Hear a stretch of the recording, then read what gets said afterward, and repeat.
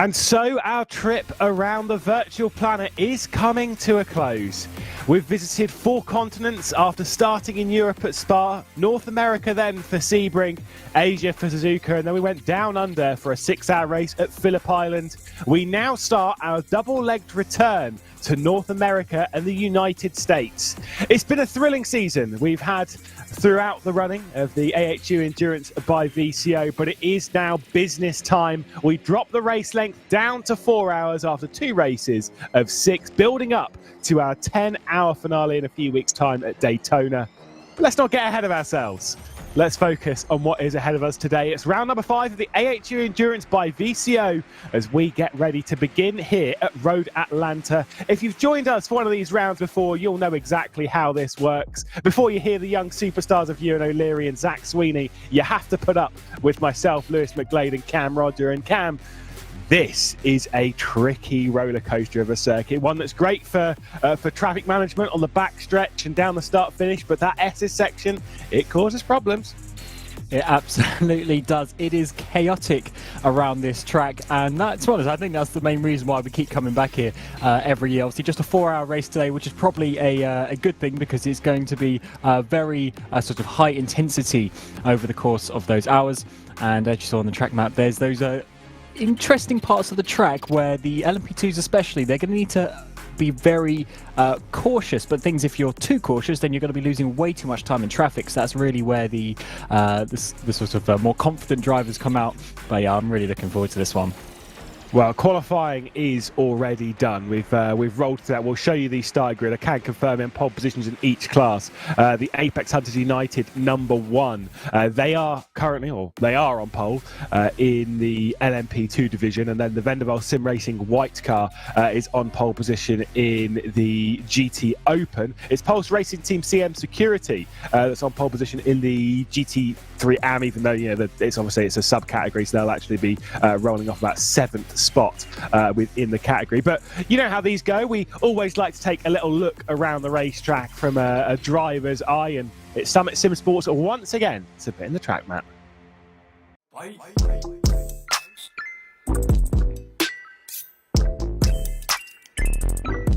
Hey everyone, Angus Cook here, driver of the number 56 Summit Sim Sports Delara LMP2, here to take you to the lap around Road Atlanta for the next round of the Apex Hunters United Endurance Championship, powered by VCO. Heading to the main straight, really important to get a good run out to set us up for turn 1. I like to ride the brake, using a bit of throttle to get me up the hill, keeping the momentum up in a 4th gear real quick.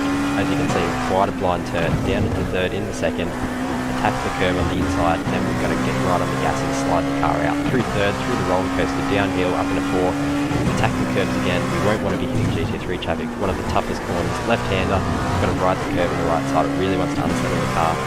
Bouncing around as we approach the double right-hander. Approach nicely, got to really ride the apex along, keep the power and momentum up as we get hard on the brakes for a 90 degrees right-hander, setting us up for the fast back straight.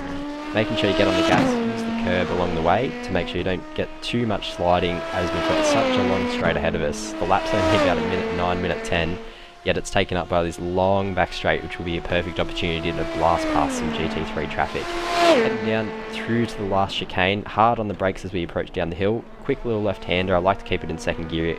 Approach the right-hander and get on the power as quickly as we can up over the blind crest. As far to the left as we can to set us up for the final corner, turning right back onto the main straight to start another lap. And that's a lap around Road Atlanta. Not much overtaking opportunity for us LMP2 cars, so it's going to be really important to stay clean. I think the cleanest car is going to be the one who is victorious, so tune in and enjoy the action.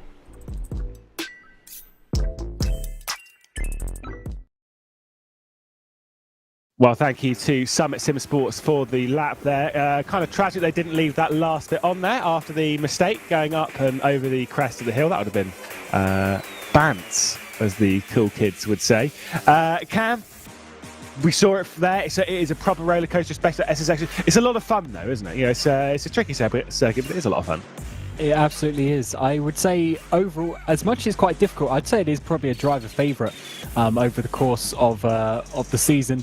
This is one that the drivers will be looking out for. Obviously, the Petit Le Mans is the big event over the year. This is slightly shorter than that, though, which is going to maybe change the driving strategy a little bit, because you can take a little bit more risk. Petit Le Mans normally sort of the 10-hour race, whereas this with the 4 hours you can really just go for it, and I think that's going to open the door to a lot of opportunities for these drivers to take a couple of risks here and there. Now, in classic Lewis and Cam style, we're rolling with the punches and figuring things out as we're going along. This evening, we're starting off fairly early in the morning, we believe, and it's on 2x on the time. So we're rolling through to kind of capture that sort of classic Petit Le Mans vibe, where you start in the morning, you run into the evening, you run into the night. So we might expect some difficulties with the sun later on in the race. We could do, and that is as you say, it's the challenge of these longer races that sometimes you don't necessarily think about, especially this race. In the real world is a bit later on in the year, so obviously the days are a lot shorter and that sort of thing. So the night is really something that you have to factor in those races, and it's good to see that looks like we're going to see that sort of the ×2 simulated sun travel. So hopefully we should see some nice sunrise and sunsets, and that is, as you say, it's going to be difficult for the drivers, because when you're coming into a corner where you're having the sun right in your eyes, it can really sort of take away your reference points and make the driving just a little bit more tricky. This is a nice camera angle, isn't it? Flying over the circuit. There you go. You can see 10A and 10B. But no, obviously you can see it's nice and early. We're in warm-up right now. We are in warm-up. We'll be done with warm-up in about 2.5 minutes, and then we'll roll through onto the starting grid, which they will start on this section of the track before they roll around to the start-finish line, and then away we go. The calendar that we've had before, alluded to it before, we started with 2 4-hour races at Spa and Sebring right at the start of the year. Crazy to think we started in January, by the way. Then we did 2 6-hour races, the 6 hours of Sucre, and then the 6 hours of Philippine, and that was a competitor-voted round. That goes to the track and the length of the race, before we've shortened things down for the 4 hours of Road Atlanta, and then that 10 hours of Daytona. That 10 hours of Daytona is going to be so good. It's going to be a long day. It's going to be a lot of fun. Yeah, it certainly is. The 10-hour race is a nice distance as well, so it's plenty long enough, but without it being too excessive. And Daytona's always fun, and that's a championship decider. A lot of things can happen there. Obviously, there's a lot of straights, but there's also a lot of interesting sections where things can happen, and the championship could be turned on its head, as there are still some pretty close positions that we're really fighting for in all the categories. So yeah, looking forward to that one, and it's not too far away either. The rounds in this second half of the championship are a bit closer together. All of our championships across the 3 categories that we've got, between the Grid Engineering LMP2 Championship, the SimLab GT Open Championship, and the Coach Dave Academy GT AM Championship, all 3 of them are wide open. So much so that the race winners from last round at Phillip Island, they have all taken the lead of the championship. In the Grid Engineering LMP2 Championship, it is the number 22 Drop Bear Motorsport SBM. In the SimLab GT Open, the Vanderbilt Sim Racing White, the car that's starting from pole position, they are leading the championship after that race win. And then, it is a full lap. Never mind. I was panicking they started on the backstretch. We're all right. I said we'll figure this out as we go along. Then it's the JWM Motorsports 286 in the Coach Dave Academy GT AM Championship. Those are leading the championships, each of their respective classes, but they aren't leading by quite like a major margin. I don't think any championship lead is actually over 50 points, which sounds like a lot, but when you think it's 300 points for a race win and 276 for second, that's not that much of a lead. Especially not, but here comes the grid. Yeah, indeed. Ben Cornett then starts from pole position for the Apex Hunters United Esports. Number 1, our champions from last year, with Synergy Sim Racing, Rival Autosport, and Summit Sim Sports inside that top 4. Rounding out the top 5, rather, though, is the second Summit Sim Sports car with the Whiteys Pies. That's, of course, Ewan O'Leary's favourite team. Bam, they led quite a lot of the last round at Phillip Island. Simrigs.com DPR car, James Glassman behind the wheel. Then the Alpha Aggressor car with the Frog Leap Juiced Racing Green, number 96, in the Drop Bear Motorsports HRS. You can see down there Sim 3D Sport Predator, and then the Drop Bear Motorsports SBM. That is your championship leader in the LMP2 category, starting way down the order. Then it's the analytical car, and then the Alpha Aggressor, the second car, rolling out of the bottom end of the LMP2 category. Start with pole position with Inside GTM. Vanderbilt Sim Racing White championship leaders start from pole, with a lot of the contingent of the Apex Hunters United team behind. The 148, the 169, and then the 197. And the Sim 3D Sport Robocop with Evolution Racing Team, Rival Autosport and the Trans-Tasman car. We saw the Trans-Tasman cars winning a bit earlier on the season before another one of the Apex Hunters United Esports car, Paul Blancvest behind the wheel with the 135 with Mach 1 Esports behind that in a trio. 24th, 25th and 26th. Pulse Racing Team CM Security starts from 27th position with a Trans-Tasman 184. The WEH E-Racing car, we've seen those run a lot stronger than where they've qualified, same as with the Cool Drive E-Racing Thomas Hinds car that rolls off from outside or just inside the top 30. Team Kraken, Apex Hunters United 155, and then Team JDR with Mach 1 Esports, and then the Simrigs.com 199 with Apex Hunters United 230s. You kind of remember how big these grids are when you start going through them like this. JWM Motorsports, the champions leaders inside the GT AM category with RSR by G Performance, Pulse Racing Team AWC, Mag and Turbo Motorsports 223, and then Bluebell Racing and International Driver Syndicate rolling off from 42nd, and not our final spot because we've still got the Pulse Racing Team West Performance. The other two cars there obviously being our safety cars, which we didn't see any of, if I remember correctly. Outside, did we have one in the first hour? We definitely have one at some point, and I think we're going to see a few today. So the drivers do need to sort of be aware of that, because it is really that type of track, and you're going to have to be on your toes with the strategy. So it's looking like it's set up to be a really good race starting in this what is it's about almost coming up to 6 o'clock in game time. So this is actually in the morning, so we'll get some sunrise in the opening couple of hours of the race. Yeah, starting at night, which does leave things to be a bit tricky. They do have, from what I was reading within the rules, there is a start zone, an actual start zone, which is on the start-finish. I think it's typically after the actual start-finish line and one of the timing gantries a bit further down. There is a defined zone, which Shane Gisbergen, Simon Black, Nick Foster and the likes behind the scenes at AHU Endurance have put out there as we get ready to go in the penultimate round of the AHU Endurance by VCO. Heading on to the start-finish straight into the start zone. It's Apex Hunters United Esports number 1, Ben Cornett, on pole position ahead of Tom Freer. And Ben Cornett has just taken off. He's just taken the lead, and he's taken off into the distance. It's the Drop Bear SBM car that's on the inside, rolling through turn 1, trying to get past the Sim 3D Sport Predator car. They'll run side by side up the hill, down towards the S's section. There's a crash off in the background. I wasn't sure who that was. I think it might have been one of maybe the Whitey's Pies, or maybe another one of the AHU cars, not sure, but someone went for a spin. Certainly did. Now the GT3 category is coming underway, and Dylan Burst has got a really good start, taking it in single file already as we come through turn number 1 and 2 with Shane Van Gisbergen and Cooper Murray following in just behind, which is looking really good for them already. A nice clean start at the front of the GT3 field, but I'm sure as we get through to the second half of the lap, the driver's going to start taking some positions. But overall, I think that's a really good start to the race from the GT3s.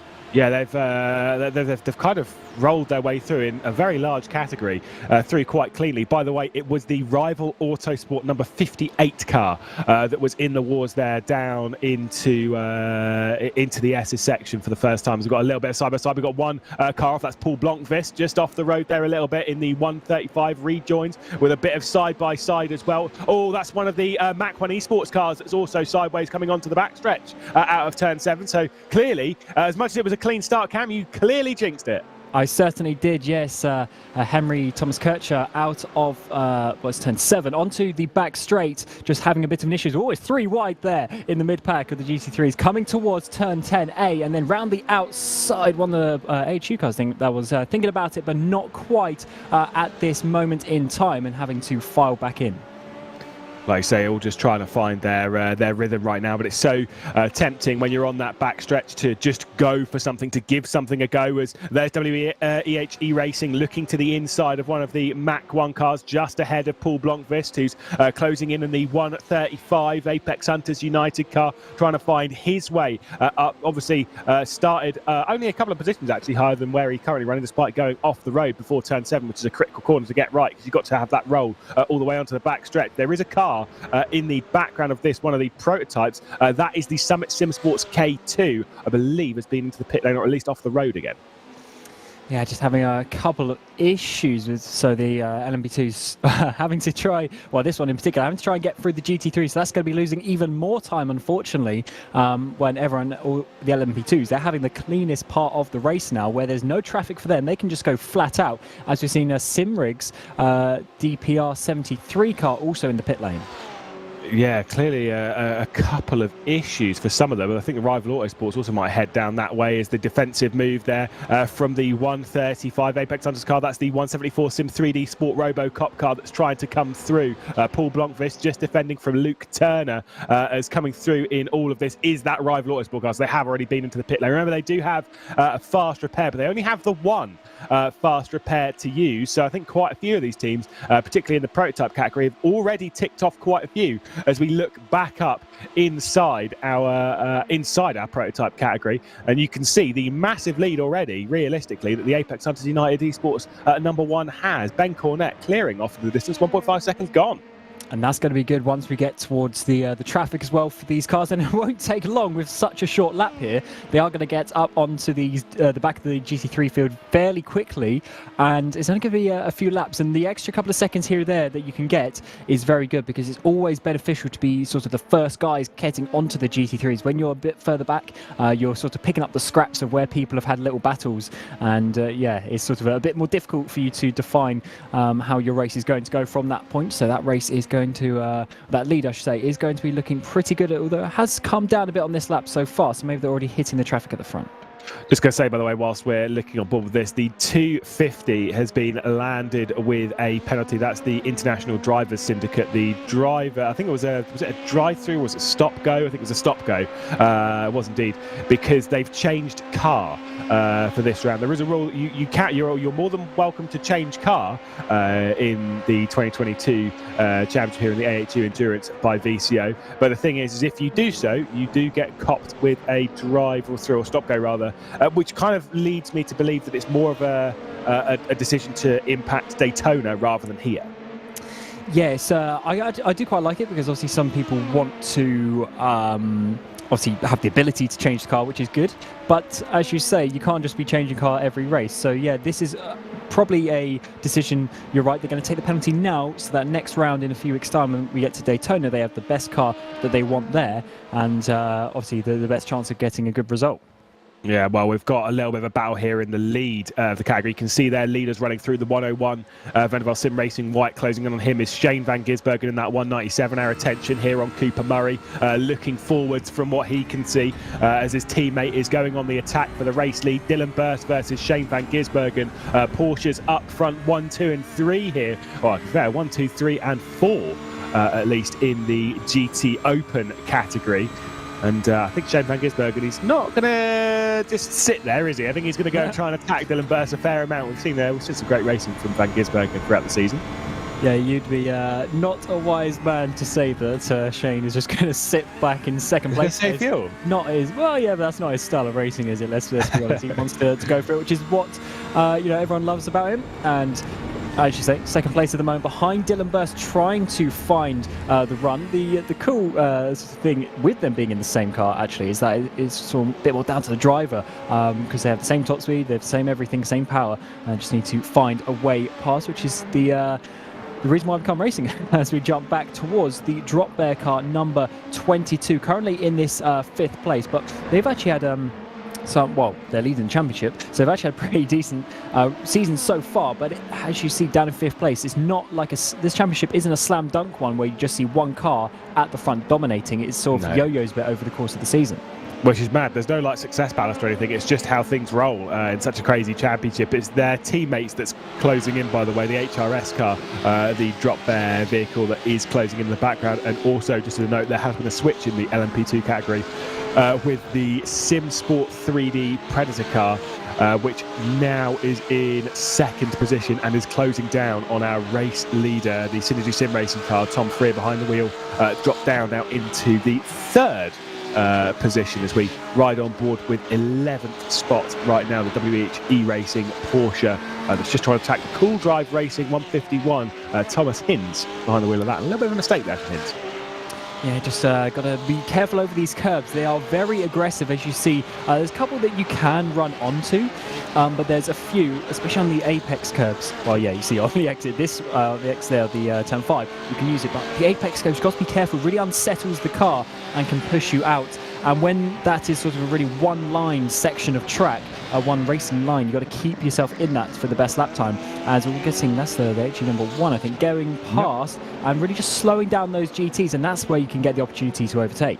Yeah, and this is where WEHE Racing, or maybe even Thomas Hinds, might fancy a way past on Michael Healy in the Trans-Tasman Racing 184. You can see closing in M4, and then Porsche. WEHE Racing, though, has the overspeed in the background, as was having a look as we're back up to looking at Sabo, who's behind the Sim 3D Sports Predator car that we saw run quite well in the first round of the season, but courtesy of Calvin Dent, who was driving absolutely brilliantly back in Spa. They had a couple of issues later on, and I think they retired from that race, if memory serves, and they couldn't race in the next one for various reasons. But they are racing now. They are looking strong, and Sabo is closing in on your race leader. Yeah, you're right. They started the season so strong. Oh, that's not a good way to do it. Through the S's. Is he going to keep out of the barrier? No, he's not. Running down the left side of that car is going to be crunched, and he's going to have some damage. That was that's a difficult part of the track to try and make the overtake through the S's, and unfortunately going wide there into the barrier. He's going to be dropping down, and he might have to go and use his fast repair if he's got too much damage. It's actually Gianni Vecchio that he made contact with. Or there might have not even been contact there, to be perfectly honest. Obviously, it might have been a bit of air between them, but I think realistically there was potentially a tap. Like you say, to be fair, if you're going to look around the outside, when you're not fully alongside, if you're going to look around the outside of a GT3 there, it probably isn't the wisest thing to have a go for, as we're back to this battle between Cool Drive, between Trans-Tasman. It's Cool Drive on the outside, left-hand side is shot. It's Trans-Tasman rolling around now on the outside of the chicane. WHE Racing might make it 3 wide in the run down towards the final corner. Thomas Hinds with the inside, and WHE Racing are also going to come through in all of this as well. So Cool Drive up 1, WHE Racing up 1, and that means that Trans-Tasman are down 2. That was great play there by the WHE Racing car, just taking the opportunity with the traffic as well. The LMP2 came past, and really it was Michael Healy in the Trans-Tasman, really just had to back out of that one in the final corner to allow space for the LMP2 as well, and that just shows you how easy it is to lose those positions. So you've got to be on top of that. Sometimes the circumstances go against you a little bit, but you just got to take those opportunities when you get them and really try and be on top of these things. It's a difficult track, and little situations like that can really make or break your stint. Wow, I mean, it's not quite as frantic as the opening 10 minutes back in Phillip Island, where it was proper crazy town. We know how these races go. Things will calm down briefly, and then things will shoot right back up again. It's just classic AHU Endurance. We'll take a look. One of the Summit Sim Sports cars that's just spun. That is really unfortunate. So he sat behind the number 50. I think he sat behind Sinji Sim Racing at the front of the field, and as the car ahead, as it might have been simrigs.com rather, as the car ahead sort of lifted off going up and over the crests at 5, it's so easy for you to sort of get on the brakes, but you're unweighted on the curbs, and you just go for a spin. Indeed, and as we've been doing that replay, WHE Racing did manage to get past down the back straight. Nice little on the brakes overtake into turn 10A, and there's now on the back of one of the Pulse racing cars, who seems to be going a tiny bit slower at this moment in time. Didn't see if they had any sort of issue, but they have their gap has come down with WHE Racing making up those positions. So let's see if they can continue their fight forward. But for now, we're coming back to that Summit car indeed, and trying to work their way back up the field. Just to make sure that everyone is fully up to speed with what is going on. Of course, it is in game time, 6:15 in the morning. Sun is on ×2, which means we are going to see that sun rising over the horizon. To be honest, realistically, we're going to at least start seeing it poking over in the next sort of half hour at least. It is going to be kind of blinding. I'm not sure which way though is east and west around here, but it's going to be rising and blinding one way into some of these corners, which isn't ideal. I believe we're if you go down the start-finish straight, you're facing east, give or take. But my geography Is it isn't really always... that way? I believe so. Yeah, I believe it's like pointing downwards if you think the start-finish straight on top and then turn 6 and 7 on the bottom. I think, but someone can correct me on that one. We'll have to see how that one works out for the drivers, though, because certain corners like 6 and 7 could be quite tricky. If that is the case, and turn 1 as well, massively fast corner where you're trying to. You're really trying to spot your apex, and it's going to be very difficult indeed as we're coming back to this battle in this GT3 category, down sort of 10th place or so. It's getting quite heated up in this mid-pack. That's also getting a little bit bigger as Lachlan Carpel at the head of this field now in the Pulse Racing Team CM Security. Let's take a look a bit further back as to what's happened to one of the Pulse Racing Team cars. Oh, it's been spun out, that's why. Yep, you're expecting something probably a little bit different there. But I was expecting a bit of racing, but then if we're going back to a replay, we know what our broadcast director Mike Yow's like. He loves a good crash. Yeah, loves it. Well, to be fair, some would say good, some would say bad, but this season there has been quite a few of them. Especially last round. Yeah, especially last round. It was pretty crazy. But then that is why it gives these interesting and unpredictable results. And then with the safety car mixed in there as well, the strategy can be good and bad for other people. It's going to be great. So yeah, nice to see that as we are trying to see how this GT3 battle is going to work their way up, because they're getting very close to each other and they're going to start running into each other when we get LMP2s coming past now. Yeah, Jared Serkovic has got to the head of this field in 7th place in that WHE Racing car, back with another one, I believe, one of the Pulse Racing Team cars who's been off the road through 6 and 7. It certainly is the West Performance car. Just a fair off, will rejoin, been fairly wise with the rejoin. And I think that was okay. That was about as good as you're going to get a rejoin. It's so easy to go wide through 6, but that was a fairly smart and heads-up rejoin from one of our GT3 AM competitors, of course, the Coach Dave Academy championship that we've got here in the GT3 AM, as we return to a battle a little bit further down than the one that we were originally looking at. This one has the 144 ahead of it, the Mach 1 Esports car, with the 236 as well, the Apex Hunters United car. That's Todd Gibson behind the wheel, RSR as well, just behind this, with Matt Bailey behind the wheel, as Mag and Turbo have been off at T1. Oh yeah, and you see this track is actually quite nice in some places like here. You've got a big grass runoff. It's not the easiest to control the car, as you see, but at least you don't go into the wall. As they make a bit of contact with a Lamborghini as well, coming back on another one of the AM cars. So I don't know if I'd quite say it's a bad rejoin, because I think Lamborghini is missing his apex as well, but certainly a bit of a tricky situation for both of them. Yeah, it was suboptimal. I think that's the word we typically use. Yeah, we like to throw it out there every now and then, and that was pretty much it.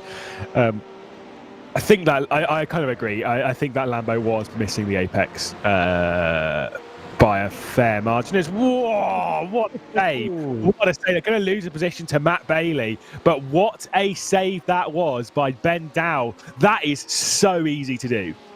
So easy, as you say. Car's not feeling great across the top of turn 5 there, but keeping it involved, especially with a Porsche as well, all the way out the back, and controlling that rather nicely, and yeah, just keeping it in the race, which is the important part. You saw what the 56 did earlier, going for a spin, so certainly not a place where you want to do that. As we get in a replay here of Sabo going towards well, I mean, this is a classic turn 9 overtake there. Huge slipstream through turn 9, and making it nice and easy into turn 10A. Nice. That was actually a decent move from Sabo, who's obviously just trying to rise up the standings. Getting word in our ear, see, Mike Yao doesn't show crashes all the time.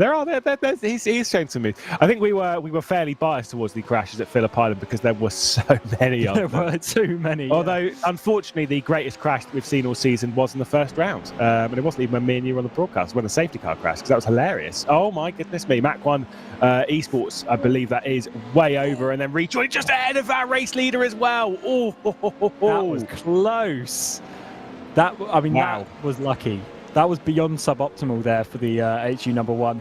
But yeah, for the 222 there, just going side by side through turn 3, not always the best part of the track to do so, and going a bit wide, losing the rear end on the grass, because it is, as we say, these sort of more old school tracks with all this grass on the runoff. You do have sort of the opportunity to save it, but it's not the nice tarmac runoffs where you can just keep driving straight.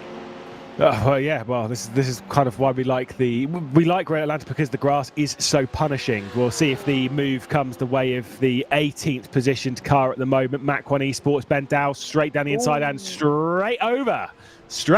Rejoin onto the apex. Careful, son. Careful. Team Kraken coming through. But yeah, trying to go for that move on our side by G Performance. Yeah, and Kraken actually ends up getting through there into the final corner as well. So a couple of places lost there for the VCO Esports. The Porsche 144 just going way too far on the brakes there, trying to take a little bit too much risk and instead just losing some positions, which is not the ideal situation to be in at this point. But you can see actually just in the background, the sun is starting to come up through the trees. Yeah, it's poking up over the horizon. So I don't know how blinding it's going to be. The thing is, there's a lot of tree coverage around here, right? And so you do kind of get blocked a fair amount by the sun rising up until it's a decent level in the sky, at which point it's not right in your eye line, right? So you're actually fairly well protected around here. Yeah, it's loads of trees. I do want to get to this track at some point in my life. It's a fan favourite of mine from the sim racing world. But as you see, just all the trees out in Georgia, amazing state of America as well, with the forestry out there. Be such a good experience, and all the hills as well. I'm sure it's a lovely landscape to be in. It's amazing that they've crammed such an amazing track into such a small place, because it is one of the shorter tracks we go to, really just in the world. Yeah, it's not a long circuit here, but it is, like I say, it's the roller coaster. It's a proper classic track in the sense that it's not had the terrain moved for it. It's just basically just like some concrete that's been dropped onto some terrain, which is the best way to make a track, because that's where you get your character. You know, you don't like flatten off bits and stuff. You just go with what's happening, and it's brilliant. I absolutely love it, and it's one that's actually surprisingly well known, and yet somehow Zach Sweeney still doesn't know where it is or what it is. Tough. He'll learn. He's learning. He's getting there. Just give him time. I really enjoyed spending 2 hours just ripping into his lack of track knowledge last round. It was really good fun.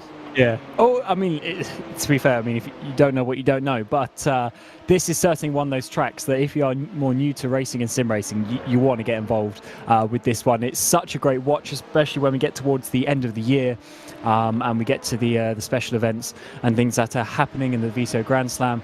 It's going to be such an amazing event for the full race, but this is just really a taster of what's going to come here in AHU.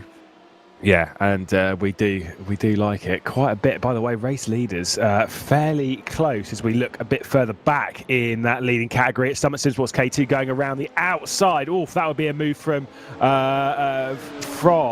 Angus Cook, but unfortunately he's been kind of balked there by a little bit by James Glasspool coming through his Drew Rutten, the rival Autosports number 58. So working his way up the order, number 58 car, and already straight back up after having issues on lap 1. Gets both of them on the straight. That was pretty well played. Glasspool making contact with Cook, and that's just allowed the 58 to be like, yep, okay, that'll be me signed my way through. Thanks, lads. Yeah, the tricky situations, the awkward situations always happen around this track. Got to remain on top of them, and these types of battles are going to continue throughout the next 3.5 hours as we get towards the latter part of the race, and as the sun comes up, we're going to start getting a bit of reduced vision, helping or not helping, I should say, those battles as well. So yeah, drivers certainly trying to get a bit feisty. It is dead feisty out there right now. The race lead. Remember how at one point it was around 4 seconds, that lead that our race leader Ben Cornett had? Not so much anymore. The gap's been closed down quite a bit by Tom Freer in the Synergy Sim Racing car and the Summit Simsports Everest car that Liam Reston is racing in right now. They've just come across a little bit of lap traffic in the form of Dylan Burse, who is leading by a fair margin, 2.3 seconds over Shane van Gisbergen within the GT Open category, the SimLab GT Open category. So a pretty tasty lead for him, but it ebbs and flows so much around here. You never have a consistent lead. You don't typically just pull away to the tune of like 10-15 seconds, because it always gets brought back down by traffic. Well, yeah, as soon as you hit traffic in the wrong place, you just lose time.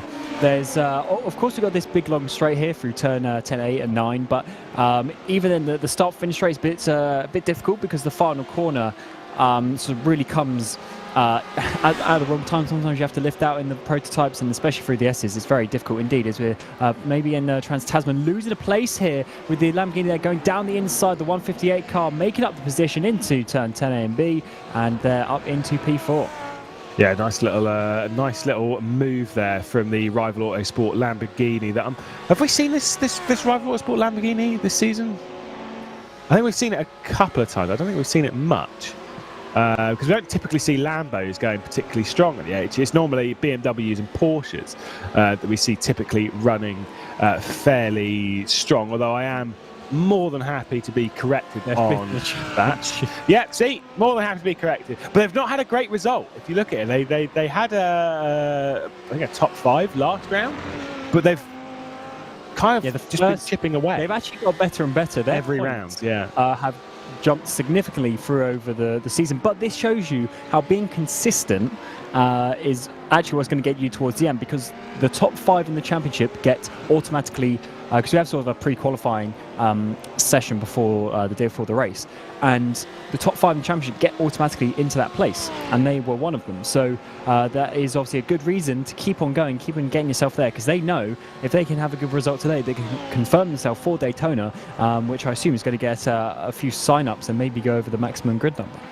Yeah, it's kind of one of those things of a championship like this. You want to be pre-qualified in. You don't want to have to go, or you want to have the auto pre-qualify. You don't want to have to go through it because you've got to deliver twice. You've got to deliver in pre-qualifying and then in actual qualifying and then in the race as well. It's like, okay, this is a bit tricky. By the way, Daniel Yeaman in the Drop Bear Motorsports the HRS has got past the analytical race on Oz car, the number 43. So a little bit of progress coming from that Drop Bear Motorsports car. There's a bit of a 3-way fight for 5th place, Daniel Yeaman, Taylor Blackburn in the analytical car, and then it is of course the Whitey's Pies car that is closing in.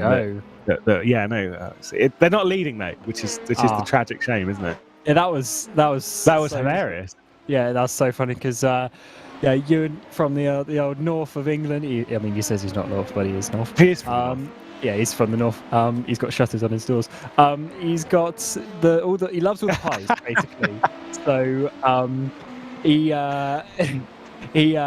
so he loves basically the pies, and they were leading the race. Unfortunately, they crashed, which is the unfortunate point because they obviously have some pace in that car and are currently a little bit low down in that sort of 7th place at the moment.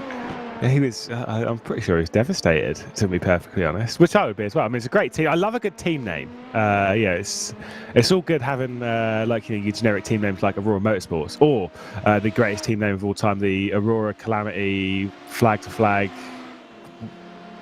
What was it? Artifact. Powered by Racebot.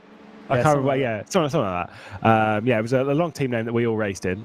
Me, you, Dan Cowell, and Arjuna Kankapati. We had great fun in that race. But I like a good team name where it's kind of like we're taking it seriously, but also we're not. Oh, absolutely. And I think that's the general gist of this championship in some ways. Obviously, this season, season 2, getting VCO involved, Racebot as well, really pushing forward the championship. But I think the base of it there is still that these people want to have more of an environment for the drivers of this region to have a really highly competitive race, and I think it's just worked so well, and it's good to see some of those drivers always again at Porsche there spun on the top of turn 5. They've just sort of come in, they're having a bit of fun, but trying to take it seriously as well, so get that balance right. I think they've done really good. Yeah, like you say, just always finding a balance. Not sure which Porsche that was. That was stationary, as I've seen a near crash between 2 of the Apex Hunters United cars. And it wouldn't be the first time this season that we've seen that in the 2022 championship, as our attention is very much focused on the battle for 11th spot at the moment. Simrigs.com DPR. There is Todd Gibson going for a spin. Oh, that is that is a horrible place to have a spin, though. Yeah. He's trying to give it a flick spin away from everyone else. Yeah, to be fair, that was the safer option for sure. You could see, genuinely thought about giving it a flick spin in front of everyone, and I am very glad that rather than just going, I'll just give it a go, actually thought, no, maybe it's not the safest, and then drove away from everyone, did the flick spin and came back. That's heads up. That is smart. It's not fast, but it shows understanding of where you're at. It's worth losing those extra 5 seconds, because to be fair, that was probably only 5 seconds, maybe 10 extra that he lost. It's worth you losing that than then ending someone else's race. Yeah, and that's what that's what would happen. If you do a flick spin in front of everyone, you are going to cause a multiple car wreck. And unfortunately, on the rejoin, did nearly crash into his teammate. But not great. I can't remember what the thing is, where it's you don't know enough about a subject to know that you don't know anything about it. I can't remember what word is, but that's kind of how a lot of racers are. Is they don't know enough about racing. Sim racing anyway. They don't know enough about racing to know how much they don't know. Whereas that was clearly like right at the bottom of the curve, where it's kind of like they clearly did know what he doesn't know, and so went for a flick spin. You picking up what I'm putting down? I think just about got there. As we're seeing now, back in this huge battle in the mid part of the GT3s, and it's looking it's looking like it's coming out to be a really good one indeed. And kind of looking at this 10th place AHU car. And you just see when the P2s come past, just slows them down just that tiny bit as they're trying to find themselves and get themselves in a good place for the exit of the corner. But we now have the Trans-Tasman Lamborghini, I believe it is, trying to get back behind this 135 car as you're getting a bit of a run down. Team JDR getting the slipstream down the back straight towards turn 9, in towards turn 10A on the outside. That's going to be a difficult place to go around the outside, but you think it might have actually been able to make it here, and he's getting there up the inside and has made it work. And that's actually an AM car going past the Pro. Yeah, that was a nice little move, and there's another one as well coming through in I think that's one of the Sim rigs or Sim 3D Sport Robo Cop car potentially that has gone through. Certainly is Luke Turner behind the wheel. By the way, it was the Dunning-Kruger effect. I did look it up and figured it out in the end. So the Dunning-Kruger effect is what I was talking about having the right amount of knowledge to actually know how little you know. Look it up. It's actually very interesting. But either way, nice little nice move around the outside from the JDR car. It was like bold and committed, but there was a lot of respect and space given. It was the kind of cutting back in behind from Blomqvist in the 135 that actually wrong-footed him enough. He wouldn't have dropped the position to that Sim 3D Sport car if it wasn't for the trying to cut back in. I think. Yeah, it worked. It worked his car into a good space there, and I think he managed to make it work rather nicely. So that's, well, fair play for that, because as you see there, managed to get past as well, making up that other extra position. And that's what you got to be on top of, especially as this is a pro battle where the one in front was the AM car. Yeah. This is the thing, though, is that despite... So the way the AM works is that it's down to like the average I rating of the team and stuff, so you can actually have a decent drive. But to be fair, the AM cars that we've had within the Coach Dave Academy GT AM category have been battling up the order. We've seen a couple of top 10s now. We certainly saw one back in Sebring from the GT AMs. They do work their way up. As the 135 there, I believe, just went off at turn number 1.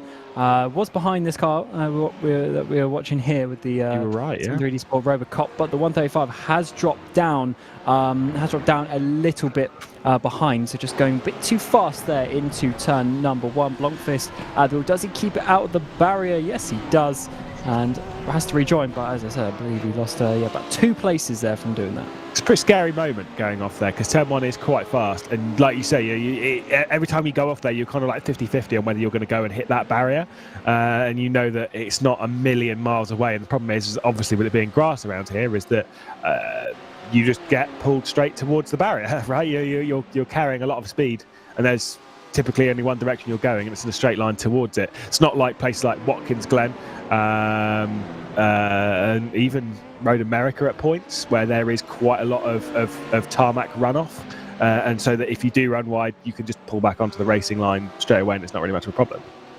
Indeed, and the thing with turn 1 as well is because you're, as you said, because it's so fast, and because you're actually turning in for so long before you get to the point of going off, as we're getting another one of the AHU cars there off at the top of the hill, just struggling. I think that's the AM car of theirs at 236 maybe, is that the car going off. Yeah, because you go so far around the corner first, you sort of get your hopes up that you're going to make it out, but then there's a bit of the wall that sort of pinches in towards turn 3, and that's always the bit that you hit if you go off. So certainly difficult corner, because you've got to commit to it, but it's not till you're about 50 meters into that you know something's gone wrong.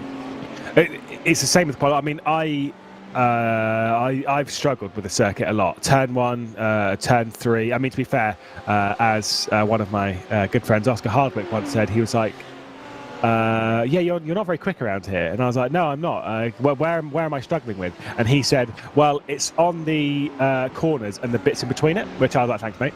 That was really helpful.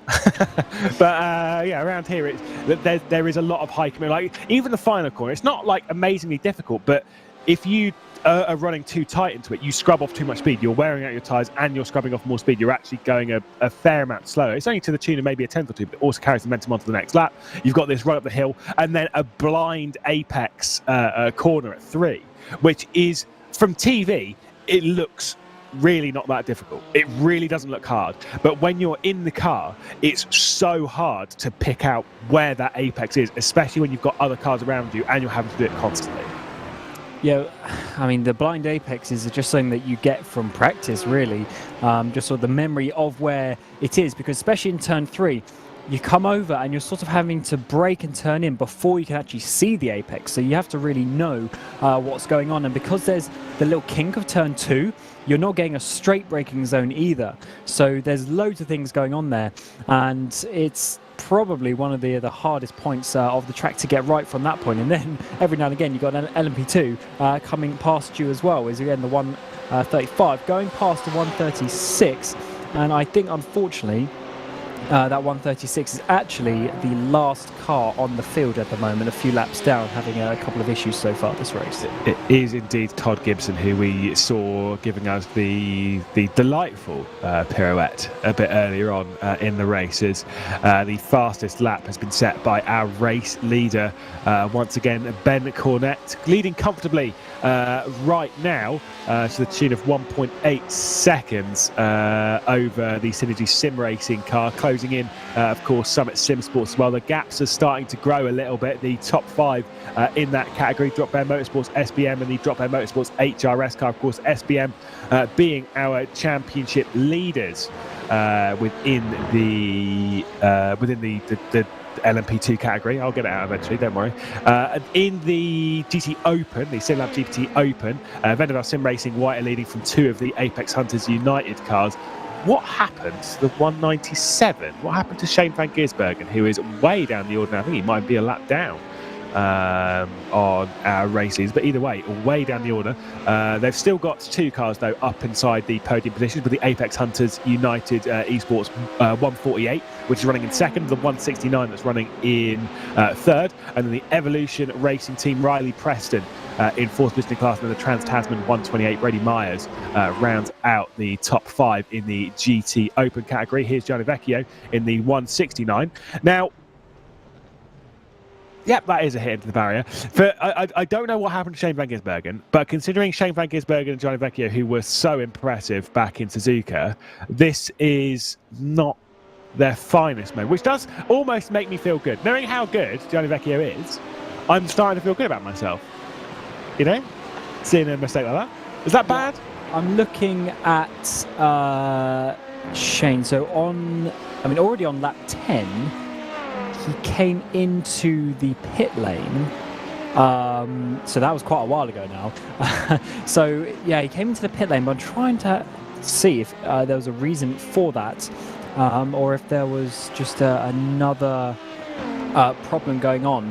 But yeah, I think they definitely had a couple of issues going on there for a moment, but that was quite some time ago, unfortunately, and he's going to have to try and come back from that, which is easier said than done, of course. Well, we're in the P2 pit stop period. Say that fast 5 times over. As Apex United number 1, City Sim Racing, Drop Bear, Summit Sim Sports Everest, Whitey's Pies, Analytical, and Alpha Aggressors all into the pit lane. The other Alpha Aggressors, number 42, also dived its way onto the lane with Rival Autosport as well. So we're in that sort of pit window period. The 88, though, HRS, did continue, and they've also just had to come across a car of Nick Pringle completely backwards at turn 7, which I've just seen. So as much as staying out is great for Daniel Yeaman, seeing car pointing backwards on the track, not so much. Indeed, and this pit stop period is going to be quite a crucial one for some of these teams, because there has obviously the opportunity to get a position here or there, and we often see some places being had if some drivers can manage to stay out, maybe on the sort of lower fuel, take advantage of that, can always be quite good, or maybe you get just stuck in a bit of traffic. We have to find out indeed, but I'm sure we're going to see some double stinted tyres as well over the course of this race. Well, just to update you as to some of the things that have been going on as well from race control, the number 42 was given a drive-through penalty for a dive bomb, the number 42 of course being the Alpha Aggressor Racing number 42 that's been to the pit lane. That was a little while ago, so we're a little bit delayed on that one. The 236 though has recently just been given a penalty, speaking of which, here we go, for not holding brakes. Oh, and that is the incident right there. yeah. There we go. That was good timing from Mike Yao. That was also, not a nice accident for that Lamborghini. Was that the 191? I think it might have been, which is RSR by G Performance. Just nowhere to go. And on the outside of turn 1 there, you've just got absolutely no choice, really. I mean, you couldn't have done anything different, and so unfortunate, because that is a huge amount of damage on that car. You can even just see from the body language, it's very much right hand down, and it is not smooth. That is going to be a tricky car to drive in back to pit lane. Now, of course, again, just to remind everyone, they do have a fast repair to use. Thing is, though, is that if you're dragged off of strategy this early in the race, in such a short race, at Daytona, I'd be like, okay, maybe you can save enough fuel to drag yourself back into the strategy. If you're only 20 minutes out, it wouldn't be the end of the world. It's not great, but you can still fight back into a semi-decent spot. Whereas around here in a 4-hour race, no.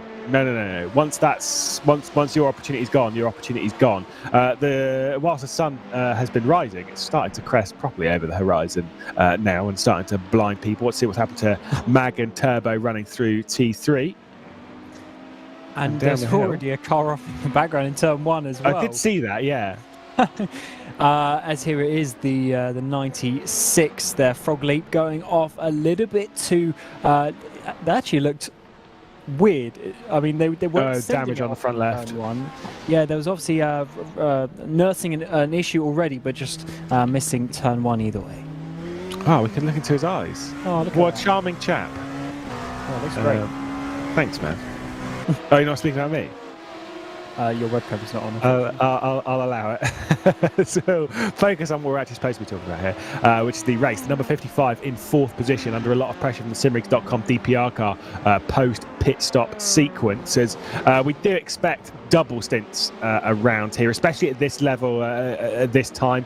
Track temperature fairly low. Comparatively, just 19 degrees, isn't it? Fairly low, 29 degrees. No, it's 19 degrees track temperature, 17 degrees ambient. You kind of say if it's 17 degrees ambient at this time, it's probably going to get fairly hot towards the end of the race. As we'll see the overtake for 7th position as the Whitey's Pies car, the legendary vehicle, passes the Drop Bear Motorsport HRS car and gets himself up into 7th. Yeah, nice clean overtake there, and just getting the Pies even closer to the top, which is, I'm sure, what Ewan O'Leary is going to be loving. Unfortunately, though, the gap between 4th and 5th has grown quite a lot. 16 seconds there. Drop Bear SBM are behind the Summit Simsport Everest car, so just a bit of time has come away from them over the course of the opening 40-odd minutes of the race. But for now, it looks like we're seeing the Summit car trying to get past some of this traffic and fight ahead, because they're actually really close to that 2nd place. Yeah, I thought we only had 3 cars for the race lead. Although no, I guess the Summit Sim Sport. Okay. Sorry, not the Summit Sim Sport. The Sim 3D Sport Predator car. That was the one that pitted earlier, of course, because of Sarbo's issues. So this car is dragging its way back into it. That's why we've got 4 cars now, essentially, for the lead, rather than it being just the 3. So we ride on board with Anto-Rafael Sarbo, who is off sequence with everyone else when it comes to the pit lane strategy, courtesy of those issues, is 10 laps out. So I would suspect, based on that, we'll see him into the pit lane in sort of 8 or 9 laps. Yeah, indeed, and the strategy could actually be quite, for those who did have got off kilter in some way, could be quite an interesting one when we get towards the end of the race, because the laps are so short here. The odd lap here or there might actually be quite crucial, because it's quite easy to get that extra lap as a 29 now. Diving it down into one. Oh yeah, to dive. It looks like pretty much gifted that position there. And they are up now into P2 there for the Sim 3D Sport Predator car. Yeah, that was just a gift from Tom Freer. I think kind of understanding that this really isn't his battle right now, and just sort of let them go, let them battle. Trans-Tasman Racing battling with Vendaval. This one happening a bit further down the order in the GT Open category. Of course, fourth, it's not Vendaval, it's Evolution, never mind. I just saw a white and blue car and I instantly just went, boom, Vendaval. It's kind of 50-50 with the white and blues. You're either going to go with Vendaval, you're going to go with Apex, clearly Evolution. There's another team in there as well that runs the same colours. It's very confusing. But either way, Trans-Tasman, Brady Myers is closing in for that 4th spot Riley Preston that presently has. Getting pretty nicely close, although just as you saw there, hitting the curb too much there through the S's, losing a bit of time. And that just shows you how important those curbs were that we were talking about a little bit earlier on, as we're seeing the Whitey Spies in the background trying to close down their gap as well, but just getting stuck behind the GTs through 6 and 7, losing a couple of tenths here and there. But Evolution now coming onto that back straight, having to probably defend just a little bit as we get down towards turn 10A, with the Simrigs DPR now also getting close to the Summit Sim Sports K2 car. Yeah, we've seen these two make a little bit of contact earlier with Angus Cook and James Glasspool. It's coming down into T7. It was not like the biggest brush, but it was a fair amount of contact. That's what allowed the rival Autosport car to pass a bit earlier on in the race, if anyone remembers, rolling through 6 and then 7. You can see it is absolutely glowing on the racetrack right now, which would be a bit distracting, like I say, down into the likes of turn 1 as the analytical car loses out to Alpha Aggressors directly ahead. We'll see if the slipstream does assist the number 73 Simrig.com DPR car that James Glasspool is behind. Is closing in massively on the slipstream as we head down the kinks towards 10A. A big lift there, big lift from the number 73. So either wasn't confident of getting down the inside or is saving a touch of fuel. Yes, as we're seeing the Analytical Racing Esports car coming into the pit lane. The saving fuel one is quite an interesting part, because generally with the traffic here, you can actually save quite a lot, because it's pretty chaotic. You lose them, I mean, even just there, going through turn number 1. You're not going flat out at all of these points. There's sometimes where you have to lift out, back out of it. So generally the fuel saving can be done in other ways. You don't have to rely on the slipstream, as you may see in other tracks. But yeah, maybe they're just more about choosing the safer option rather than diving it down the inside. Like I say, playing the long game. We've seen plenty of that, as we'll look at the number 55 car that's in 4th spot, just getting balked a little bit by traffic. That was the Vendaval car that was just ahead and then go almost straight on. That was a pretty, almost a bit of a moment there from Liam Reston, the Summer Sim Sports Everest car, which is, I'm pretty sure most of the driving around here is involved with small moments all the time. It's pretty crazy when you see a replay. It's already in other cars.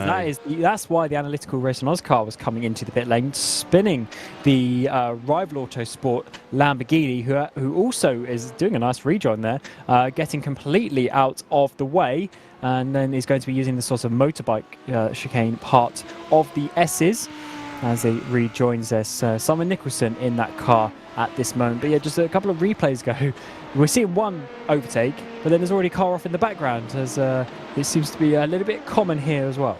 And you'll be shocked to hear that is a drive-through penalty for Benjamin Faulkner, the car that made contact with the Rival Autosport Lamborghini there. So Analytical Racing Oz will be heading into pit lane. Mach 1. Oh, that's not ideal. Oh, down the club track. He's going quite slowly though. Maybe just make sure he gets a nice position on the track for the rejoin, which is good. But then just slowing up through the S's and holding up the 148. Cooper Murray in that car at this moment. Oh, and Cooper Murray I think has just had an accident as well in that second place. Oh my goodness.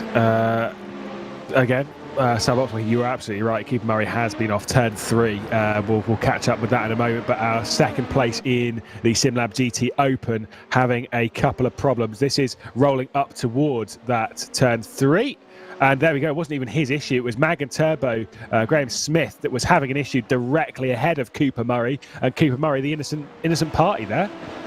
Yeah, basically just not turning the right way into turn number 3. I don't know if he was trying to let him through or something like that, but definitely something a little bit abnormal going on there. And Cooper Murray, unfortunately, getting some damage from that one, but also a fair amount of time loss from that one as well. So he's not going to be enjoying that one too much from that second place. Fortunately for AHU, they've got the 169 car up there in second place now, but for the 148, they're going to be dropping down and trying to recover from that with a bit of damage. And to kind of really hammer that one home as well as Graham Smith. I did see a little bit of connection issues in there as well, but has also disconnected from the race. So that's just sort of like Keith Murray sat there being like, right, cool, thanks. Ruined my race, so you've disconnected. Cool, good lad. So that'd be pretty frustrating as Graham Smith, as Cooper Murray rather, does come into pit lane in the 148 Apex Hunters United Esports car that was running in second position. So this battle all moves up a position. It is now for third spot as the Evolution Racing Team car of Riley Preston. Brady Myers directly behind, battling for third. The Ferrari just ahead is the Bluebell Racing car that is running a lap down, so it's going to jump out of the way of the Trans-Tasman and Evolution cars here. And these Evolution's cars doing well in this was now third place actually, with the 148 relieving a position for them, but Trans-Tasman trying to get onto that podium place as we speak, trying to get the slipstream all the way down through turn 8, and it's looking like he's getting pretty close indeed, but he has to choose now left or right. There's a little kink to the right, so now he's going to be on the inside for turn 10A. Has he got enough on the brakes? Yes, he does. Looks like Evolution not really going to fight that, and Trans-Tasman up onto the podium in the GT class. Yeah, a bit assisted there from Riley Preston, who was just, like I say, backing out there to allow the Trans-Tasman car to go. I think that's kind of important, especially at this point in the race. There is no need to fight even harder for a position, especially at this point, as kind of driven off the race. No, Riley Preston is off the road. Riley Preston is off the road in the background. Oh, and also it's a Trans-Tasman car. My goodness me. Rival Autosport have fired its way through this pack, and both cars have gone off. And now, coming back through, is the Bluebell Racing car. This is madness. And the drivers just getting to that point of the race where they're already starting to get a little bit crazy. And as you say, positions are being won and lost very quickly here over the course of these last couple of turns. And I think they just need to just calm down a tiny bit, keep it on the track, and then hopefully continue from that. But yeah, loads of things happening. Maybe a couple of replays would need to be coming of that. Wow, I mean, I didn't even know where to begin with that one. That was a bit of a slide in the background from the team JDR. I mean, if you place the R with M, then it's almost in that kind of category of drifting, isn't it? Is that how it works? I don't really understand, Cars. Yeah, he was wheel spinning a bit. Coming back onto the track there, unfortunately for JDR. And I think that's actually the car that we've got on the screen now as well, defending from the 277 car in that 11th place in class as well. So, yeah, loads of action here coming in the opening sort of 50 minutes or so at Road Atlanta. But what did we expect, really? That's just the type of racing that we've got.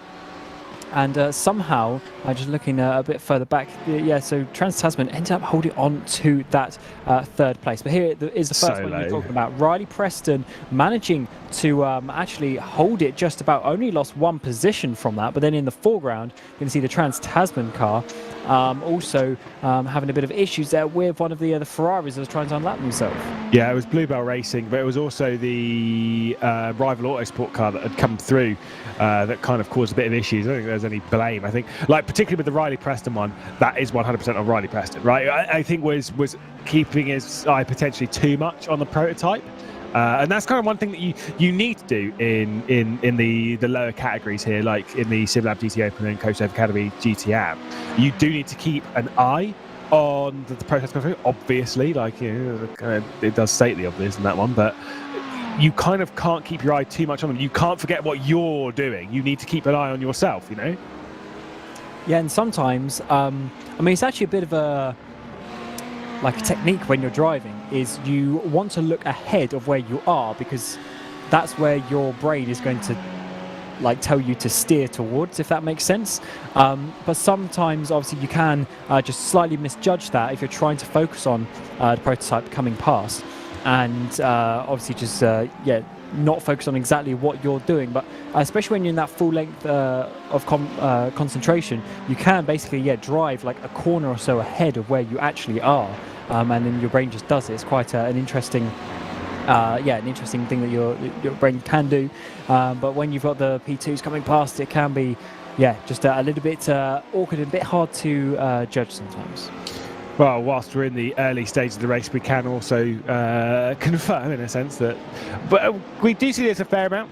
We've got two of the Coach Dave Academy GT AM cars inside the top 10. We do like to track that little bit as well, just to see what's actually happening. And now we're actually having some battle at the edge of the top 10 as well, in the form of Mach 1 Esports and Team JDR, as they were going side by side. There's not Gianni Vecchio, that is the Bluebell Racing car, the 225. There we go. Nice, just waiting for it to come around. But yes, it was the Bluebell Racing car. But we've seen having a couple of issues here. Obviously, you can see the damage on the front right, where it made a little bit of contact a bit earlier on in the race with the Trans-Tasman car. That the poke of that front wheel is certainly looking on the JDM spectrum of what you were talking about earlier, with the fender there being a bit crunched in, and certainly a bit more of a drift spec, which he did there massively in turn number 1. But I'm sure the car is a lot out of balance with all that damage. I mean, considering that drifting spec car, typically they are JDM, do you think a Lambo would fit too well? Yeah, I'm sure so. Someone would do it. Some rich boy.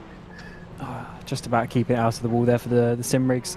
199 GT car also having a bit of trouble in turn 1. So as this damage is coming, we are seeing quite a few cars having some issues there in turn number 1. Which is expected. It's a very sensitive track because of courtesy of like some of the high speed commitment and stuff. It's a tricky one because this is actually this is why it's round 5 and not round 1. Is that this circuit is not friendly to rookies. It really isn't friendly. As by the way, some cars are coming into the pit lane within the GT3. Oh my god! I can't believe what I've just seen. The Team JDR car. Spun on pit lane entry. What? They're spun on pit lane entry. They're genuinely spun on. Poor lads. We're gonna get an action replay of that. I'm absolutely sure. But Jack Haley, poor lad, having a bit of a spin and missing his box as well for good measure. So that is the definition of suboptimal, if ever I've seen one. I don't even. Pit lane entries here is weird though, because isn't the pit line just before it?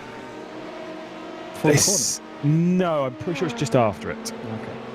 Okay. But either way, not great. That's the Team JDR car, though, the 221, that one that was running in 9th position or 10th position, battling with the Mach 1 Esports car at the back of the top 10 of the entire GT Open, the SimLab GT Open, also for 2nd position with inside the GT, and Jack Haley behind the wheel at the moment, who is in his box. Pretty sure will stay behind the wheel, but that is a bit of a confidence hit for the Team JDR squad.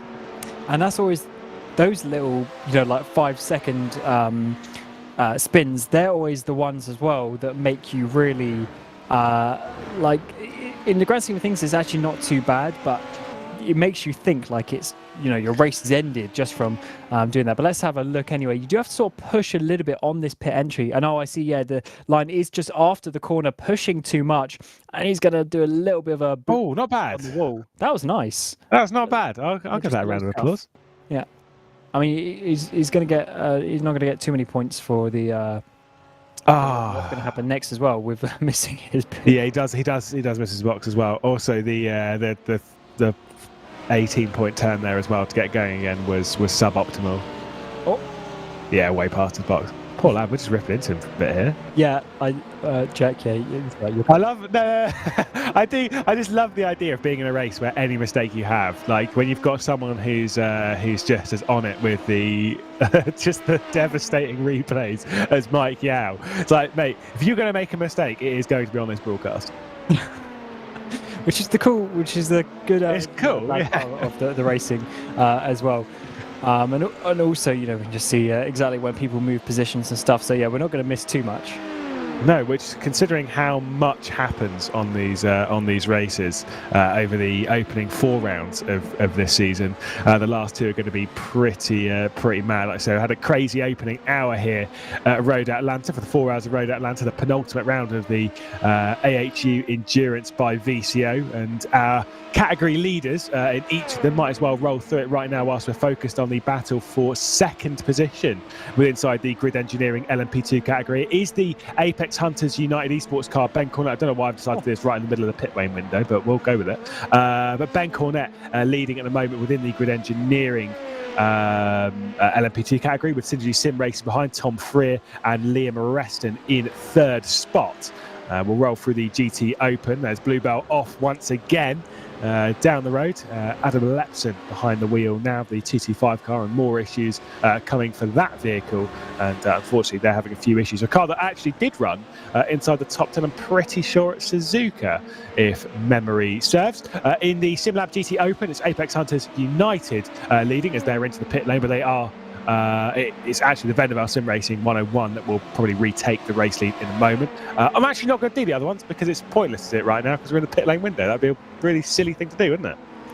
Yes, certainly is. Just before you start that as well, one of the Mac 1 cars were over off the track again. So multiple cars having issues. There's the 169 is now coming into the pit lane. They stayed out an extra couple of laps to Vendaval. So we need to see when they come out the pit if there's going to be any sort of change there.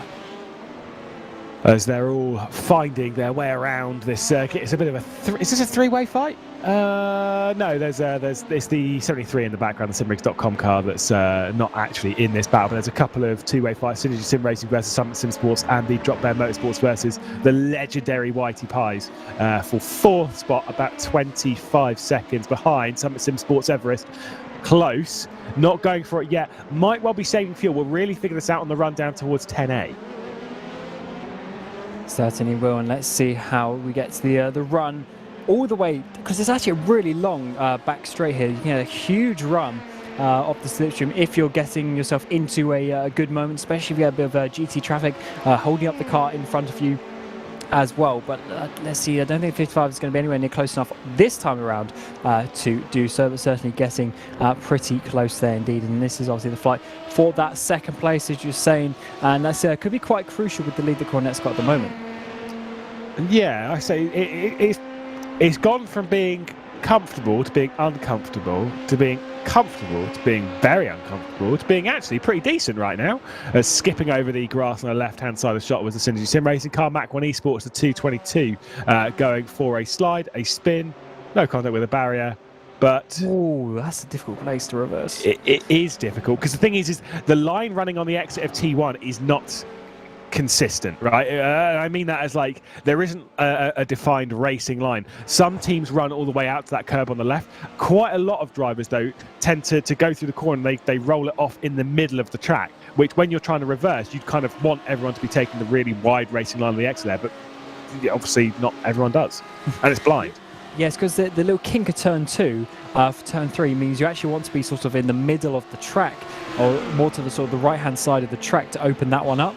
So as you say, some drivers are coming literally in the middle of the actual the racing line as such. As we see in the 225 here, Blue Bell, are they going to have another issue up at the top of turn number 3, coming down? Actually, no, a little bit later on through the S's maybe. This could be a bit more of a high-speed incident, and this car down in 23rd, as you see on their screen, basically just not having the best race and then losing another position there, which I guess is going to be a blue flag situation. I don't believe that car is driving straight. That we can kind of get the vibe running down the hill. It might be driving in a straight line actually, but it's certainly a lot more boaty, particularly through left-handers. I think courtesy of some of that damage on the front right-hand side of that car, and so it just looks less than ideal. Pulse going for a spin in front of the entire LMP2 category. Nice one. Oh my goodness, that was all right. We've seen a few close calls, and I'm sure if we hadn't, there might have been a safety car by this point in the race. But over an hour gone, and it looks like the drivers, they're having a few issues here and there, but a lot are actually single driver issues this race. Yeah, some of them, someone will tell you that I said disuse once, and we'll go with those because we've had quite a few. As another one of the Mach 1 Esports cars having a spin. That was in front of the battle for 4th place as well. Nice little pirouette from Ben Dowell, and he'll rejoin the racetrack as if nothing happened. That's all right. And that's actually on the drift track part of the circuit as well. Getting Didn't know they did drifting extra... around here. Sorry? Didn't know they did drifting around here. Yeah, that's what that little extra loop is. So they basically come down to turn 10AB, then they go around the loop and then go effectively the reverse bit through turn B and then A, and then that's the track. It's like a little loop. I don't know if it's a controversial topic, but drifting does not do it for me at all. Not even remotely. I mean, let's get you in a drift car, then you'll see. No, see, there's a thing though, is that like I'm sure doing it and being in the car is fun, but watching it, I'm just kind of like, this is people going sideways. Where's my racing? I need some racing. I mean, they kind of are in some ways, but I guess it's a different discipline. Imagine though if iRacing brought drift cars into that, because obviously they got the old rallycross stuff now. They do, the current GT3s. Hey, but Tish, they are actually pretty. You can drive these new. So this is the thing, right? With this, with us running from January through to May, is that iRacing does change things with the cars, obviously at the end of the season stuff. So the GT3s do drive differently than how they drove in the first part of the season, and the slip angle is slightly higher, which is why I laughed at it being drift car. That's not quite that bad.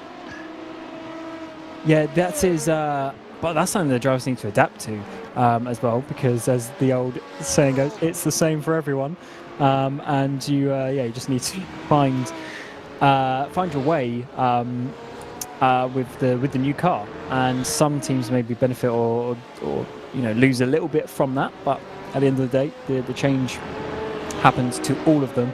And I would, I'd definitely like to in some ways, you would be quite interesting to see cars completely change through the season, like just for the fun of it. But obviously, in a more competitive championship, you want as much to remain similar as possible, so we can get a nice, consistent result. Depends. I mean, if you're, like I say, if you're semi-struggling with the car and then the changes really work for you, then you're like, no, I love these changes. But it's not an easy one. This is the joy that I'm running on a platform like iRacing, is that it's changing all the time, right? It's kind of one of those things where if we're kind of locked in, it'd be pretty boring because you already would know what the fastest lap time is around Road Atlanta, right? And so it's kind of like, right, okay, so then you know how close to get to that or whatever. And it's not quite it just doesn't have the same vibe. When things are changing, every time you go here, it is slightly different. Obviously, the weather, how the tyres work, etc. There are some slight differences and issues. We did get completely off of this topic onto what's happening within the GT3 category, the GT Open SimLab category, is that, of course, our race leader at the moment is Shane van Gisbergen. Now, I wasn't sure when we read it, but now we're rolling through and that car is leading and it wasn't earlier. Did they really forget to put race fuel in that car? Well, someone said that because his opening... It makes sense. His opening stint was, I think, 6 or 7 laps, and then he came in. and I had a bit of a look on the old replay, and I couldn't see anything happen on the lap. So I don't think there was any damage there. I think it could have just been a fill up with fuel, in which case he has made a pit stop. Obviously his pit stop was shorter, and therefore that's why he's got the lead at the front. But then he is going to be making the next pit stop fairly shortly. So it just depends how this works out with the strategy towards the end of the race, and maybe a safety car error there if he can cycle himself to the front by the time we get to the checkered flag. Do you think that's what happened to Charlie Vecchio as well in the 169? Because that's also back up in third spot. It's very hard to tell. No, he was there because he was in third spot, and then the 48 car, the 148 car had its issue, and then the 69 went up into second place. But then obviously they've both lost a place now to Shane. Yeah, no idea, mate. You'd expect us to be following this race after an hour, but I am. I just don't know why or what. Yeah, right. Like why they're doing it. If that I can tell you who's presently leading in each of the categories. It is Apex Hunters United in the 197 car that is leading, although it should be the Vedabel Sim Racing White fairly soon. There is no Coach Dave Academy GT AM cars inside the top 10 in the SimLab GT Open at the moment. Mach 1 Esports are the highest, and they are running around 13th or 14th spot at the moment in their 277 Ferrari. So clearly there's been a few issues for some of the cars in that GTM rather. They might have taken tyres, and some of the GT Opens who are more experienced didn't. Potentially, yes. I mean, again, we'll have to see how that one works out at the next pit stop. In that case, if tyres are involved, because those double stinting will then obviously have to change at the next one. Because very unlikely to triple, as we see in another one, the Mach 1 cars, the 144 car going off. They've had a few issues this race as well. They're down quite a way down the field at about 39th position at the moment. Yeah, well, to be fair, let's be honest, there's been a few teams that have had not the greatest run here at Road Atlanta, because it's a tricky circuit. It bites, and when it bites, it really bites. It's not like a nibble. Right, it's like even at Sebring, right? You can kind of get away with it with quite a bit at Sebring. Around here, no, because of the commitment. It's high commitment all of the time, and yeah, when it bites, you're going into a barrier 9 times out of 10. Yeah, there's no easy corner here. I mean, maybe 6, 7, maybe, but that's about it in terms of the easier spectrum. And even then, 6 you take so much speed into, and then 7 just pinches you right on the exit as well. Track sort of comes back towards you. So yeah, not really an easy corner here, especially for multi-class. It is a pretty crazy track from that perspective that we come here. But then I guess IMSA and that also go to Laguna Seca. So. Well, I mean, to be fair, it's no oak tree, is it? That's a tricky corner. That is very tricky. Have they got rid of the oak tree, though? The physical tree? Yeah, the actual tree. Yes, because it's not on any track that I've raced. That's a good point. Yeah, no, I don't recall it being there. Obviously, the oak tree corner is what we're speaking of here at VIR, which is another racetrack. Zach Sweeney, get on it. It would be quite unsafe, let's be honest, especially as obviously IMSA still go there with like the GT category and such, and LMP3. So certainly, I mean, I think that went quite a while ago now. Wouldn't it have been on the would it have been on the outside of the circuit though? Was it on? It was inside of the hairpin went around the oak. Really? Yeah. Yeah, that would have been unsafe. Yeah, exactly. Especially as with the cars getting so much faster, and also if you think the corner before it. The left, the fast left kick, yeah. I mean, do you remember in a series we did a few years ago, Alan Terzic, when he went off there and he went onto the other side of the track because he went so far? Imagine doing that and then hitting the tree. Yeah, it's definitely unsafe. I can't remember who did it in your Indy Pro Championship as well in that year. But someone got beats on that curb and then got spat up into the sky quite a bit. So not great. And yeah, it probably was unnecessary, but it's always fun to rip into people about circuits I don't know. A bit of a big weave there from the 22 car. That one obviously being the Drop Bear SBM. That's a big weave. Don't quite know why. Yeah, weaving is not nice because first of all, if you're doing it to defend, then that's really not the way to go racing. But also if you're doing it just on the straight, maybe to tell someone, the metaphorically how you feel, then that's also maybe just a little bit too aggressive for the likings of the style of racing that we want. I'm assuming like this thing is that oh my goodness, Pulse Racing going for a bit of another cheeky spin out of T3, but it always with this style of racing when it comes to weaving and stuff, there's always a bit more to it. Bluebell off again, rejoining. Please don't. No. Okay, no. All right, we're okay. I thought they were going to hit the pulse car. Yeah, so did I, because there's a pulse car coming through and we saw one backwards. I was genuinely, I was starting to have a heart attack there. No, we're okay. Bluebell, what a race they've had. They have been off so... I know we've said, Mikey, I don't miss a replay, but they've been off quite a lot. And there's Pulse going for a spin on turn 3 and somehow going through the avoiding snake. Everyone. And not making contact. But once again, such a difficult place because everyone coming over the hill can't see you there. And he can't see them either. So that's, I think, just really taking this time. But again, this is what we really need to see. Oh, there's so much clear track though. Yeah, we've seen so many bad rejoins over the course of the season, and this is starting to get a bit cringy now. Yeah, there was so much clear track there. It's kind of like sat at a junction on a road and you're sat behind someone and you're just like, can you just go, please? Like, please. No, there's so much clear space. Can you just go? I don't want to rush you, but also, can you just get on with it? But to be fair, the only person who was on that was himself. So fair play on that one. I've noticed how people, at least they're fairly aware of it within the GT classes, that if you're going to do a flick spin, do it on the grass, don't do it on the tarmac, because the traction control will kick in and then you'll basically just understeer across the circuit, which will cause a crash. Yes, you don't want to make the situation worse by trying to do something smart. That's for sure. Which is typically what we do, to be honest. Frequently making every situation worse. Sinji Sim Racing into the pit lane in the number 89 starts the second sequence of pit stops within the LMP2 category, the Grid Engineering LMP2 category. They're the only ones coming in at the moment.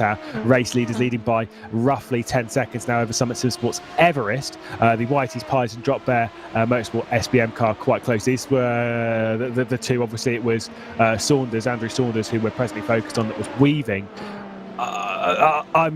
Like I say, you wouldn't weave like that for no reason, and it wasn't for heating tyres. It was to send a message to someone, either to the category, like the classes that's around, like the GTs, to be like, I'm going through at the next opportunity, or actually, I'm slightly irritated by what you've done, Mr. Whitey's Pies Racing.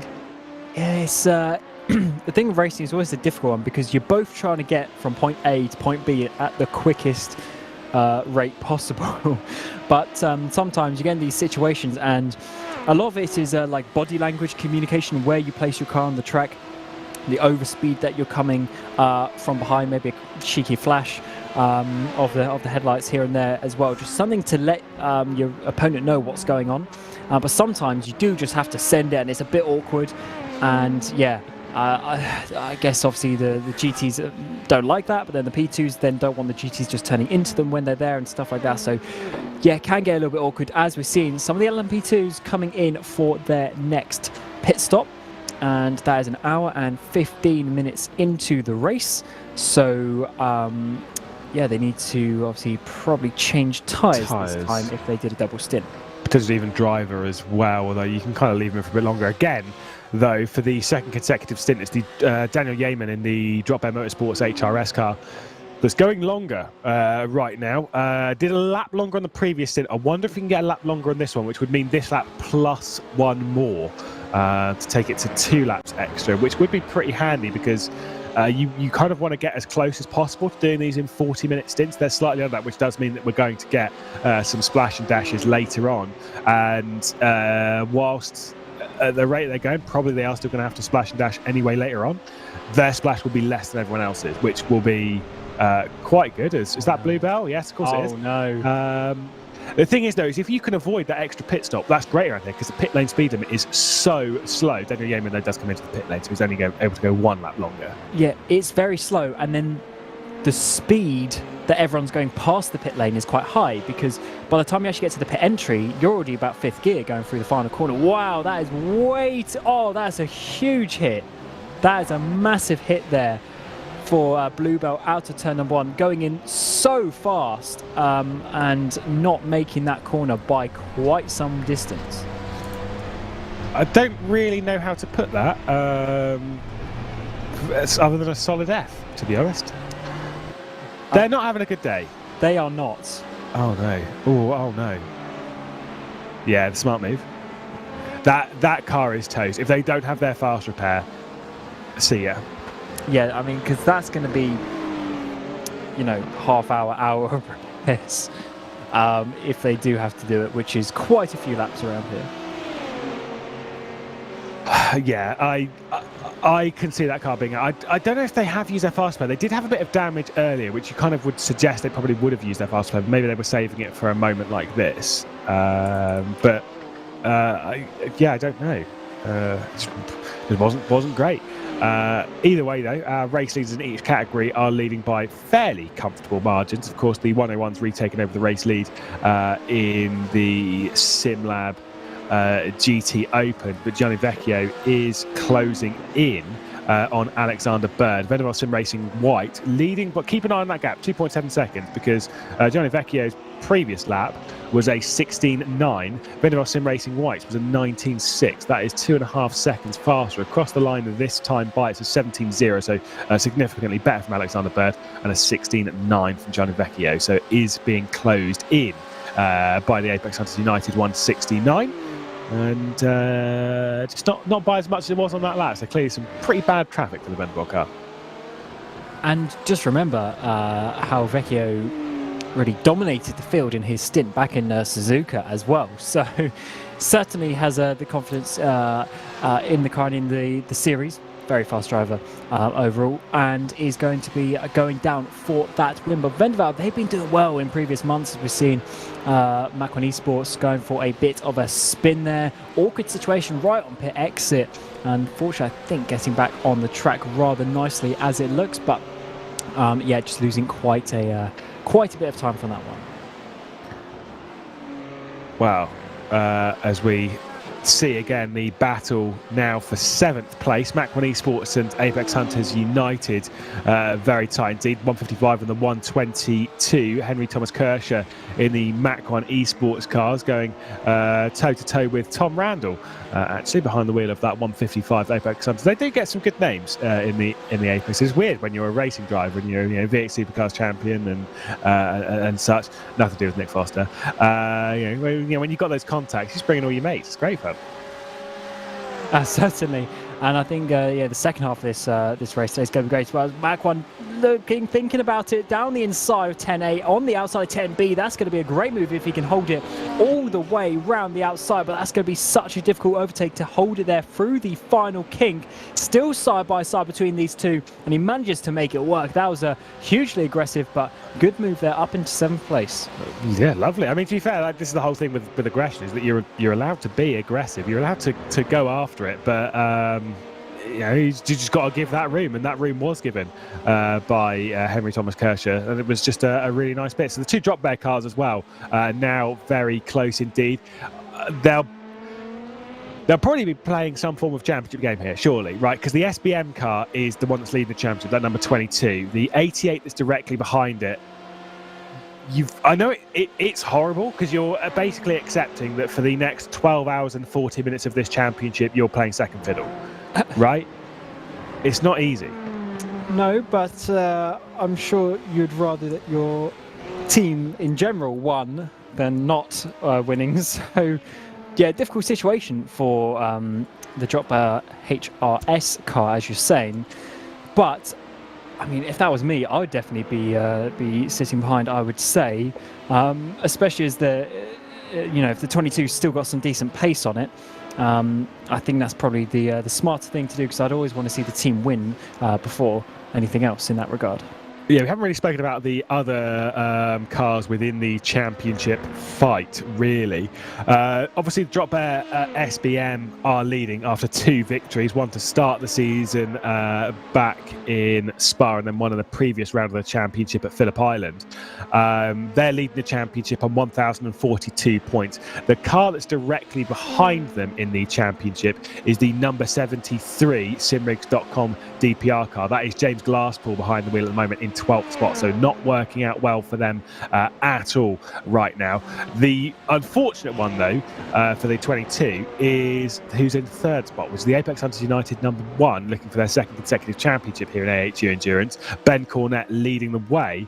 Of course, Rafael Sabo is closing in, but we remember that that car is on a different pit sequence, so they'll be pitting in a couple laps time. So whilst it's not great, it could be an awful lot worse for the Drop Bear Motorsports SBM team. Yeah, they are definitely a little bit too low, really, for championship contenders. But as you say, there may only be 2.5 hours left today, but there's a whole 10-hour race at Daytona to come as well, and that can really, just shape the course of this championship. I do think it's going to come down to that final race with the amount. Yeah, no doubt. Obviously, in terms of points, it will, but also in terms of reasonability, because you just never know what's going to happen in a 10-hour race, and I think it could all turn on its head quite easily. Yeah, to be fair, and we've commentated on enough of these now, Cam, over the last couple of seasons. Where nice pulse. There is the incident itself. That was behind the JWM eMotorsports car. That's a weird one. That is a weird one because there was more than enough time to steer away from the wall. And I kind of want to see it from on board, to be honest. And they were going off very slowly as well. Yeah. And this rejoin is suboptimal as well. So not the best place there for that Pulse Century battery car. Yeah, that was not great. But I was going to say, we've commentated enough of these to know that with 2 hours and 36 minutes left in a race like this, that still anything can happen because these championships are mad. So we'll ride on board now with the Pulse Racing Century Batteries car. So it's down the inside. Obviously, it's going to take a bit of the curb on the left here, and then has a little bit of correction here. I can see he's starting to speed. I think he's keeping too much on the throttle. Yeah. It's hard to tell, but there was no real attempt. I didn't feel any. I know it's obviously gravel and stuff. I didn't feel there was much of an attempt to slow down. Yeah. The little spin was a weird one as well. Not spin, but slide, I should say. For 10B, it was a bit of a weird one. So just a pretty awkward situation there for the BMW of Pulse, and manages to get back on, but that was a big time loss and decent amount of damage because that was a hefty bonk into the wall. A hefty bonk indeed. Nice words there, mate. Love a good on track bonk there. So I'm a touring car driver, so I'm kind of used to a little bit of car contact and stuff, and that's either car to car or car to wall, to be perfectly honest. So I've probably done that one myself. It's just a bit odd to see, even at this level. I know obviously the Coach Dave Academy GT AM it's an AM category. It's designed to be for the newbies to the sim racing world. Championship leader. Yeah, now the last 2 races, our championship leaders, the number 22, have walked away with 10 penalty points apiece. 10 penalty points from round 2, 10 penalty points from round 3. Nothing from round 4, ignore me, I was talking rubbish there. But from 2 of those rounds anyway, 2 of the 4 rounds have picked up penalty points. It's for doing things like that, which, as much as I'd say, the GT has to kind of, if you're alongside, give a room. But to me, I don't know about you, Cam, wasn't alongside. That was, coming in way too late. Lamborghini did try and cooperate a little bit, but there's only so much you can do as a GT. They're already braking, turning into the corner. They've chosen their braking pointers. We've seen Summit getting a bit wiggly there with the JDR car through the S's, just having a tiny touch on the barrier. Jack Haley again He slightly touched the ball coming into the pit lane, and now slightly touched the ball through the S's, and that is an awkward place to reverse onto the track. But I think he's just trying to be wise with it. Trying to be wise with it. Like, like that one was painful. That one was a super unnecessary hit into the barrier. Top tier. By the way, 2 drop bear cars. Here we go. They are going side by side, and Daniel Yeaman has been released and nearly. I was going to think that the 22 was going to drive straight in the back of them, which would have been very typical. But no. So the HRS car has now been released. Is now up into 6th position on what has become a very glorious day here. Nice sunshine. At Road Atlanta. Of course, no rain in iRacing just yet. That'll be on the horizon itself. That'll make things very, very interesting when that rears its depending on how you feel about wet weather racing. Ugly head. A bit of a moment there though from the number 88, Daniel Yeaman. Kind of when you got ahead of your teammate like this, now's the time to be like, right, okay, I really do need to go now. Like I can't waste time here. I've got to run. I wonder if that was planned as such, because maybe the 22 is like, oh, I'm going to be getting a penalty, so I'm going to be behind you anyway. So maybe it was a situation, as we were mentioning earlier, maybe the 88 was sitting behind championship wise, but now is, as you say, released and has got 6 seconds to get down to the Whitey's Pies for that 5th place. So maybe that's what they're thinking of now. But I mean, we'll have to see. But I would say if that is protested and whatnot, and it has Andrew Saunders there has got a black, yeah, that's him, isn't it? Yeah, has got a black flag. So he will be coming in, which he is as we speak. So that's probably why they released. I mean, it's rough, it's unnecessary, but it happened. By the way, there was a drive-through penalty as well, dished out to the 29 as well. So Ante Rafael Sabo also got a drive-through penalty. It was a shame because that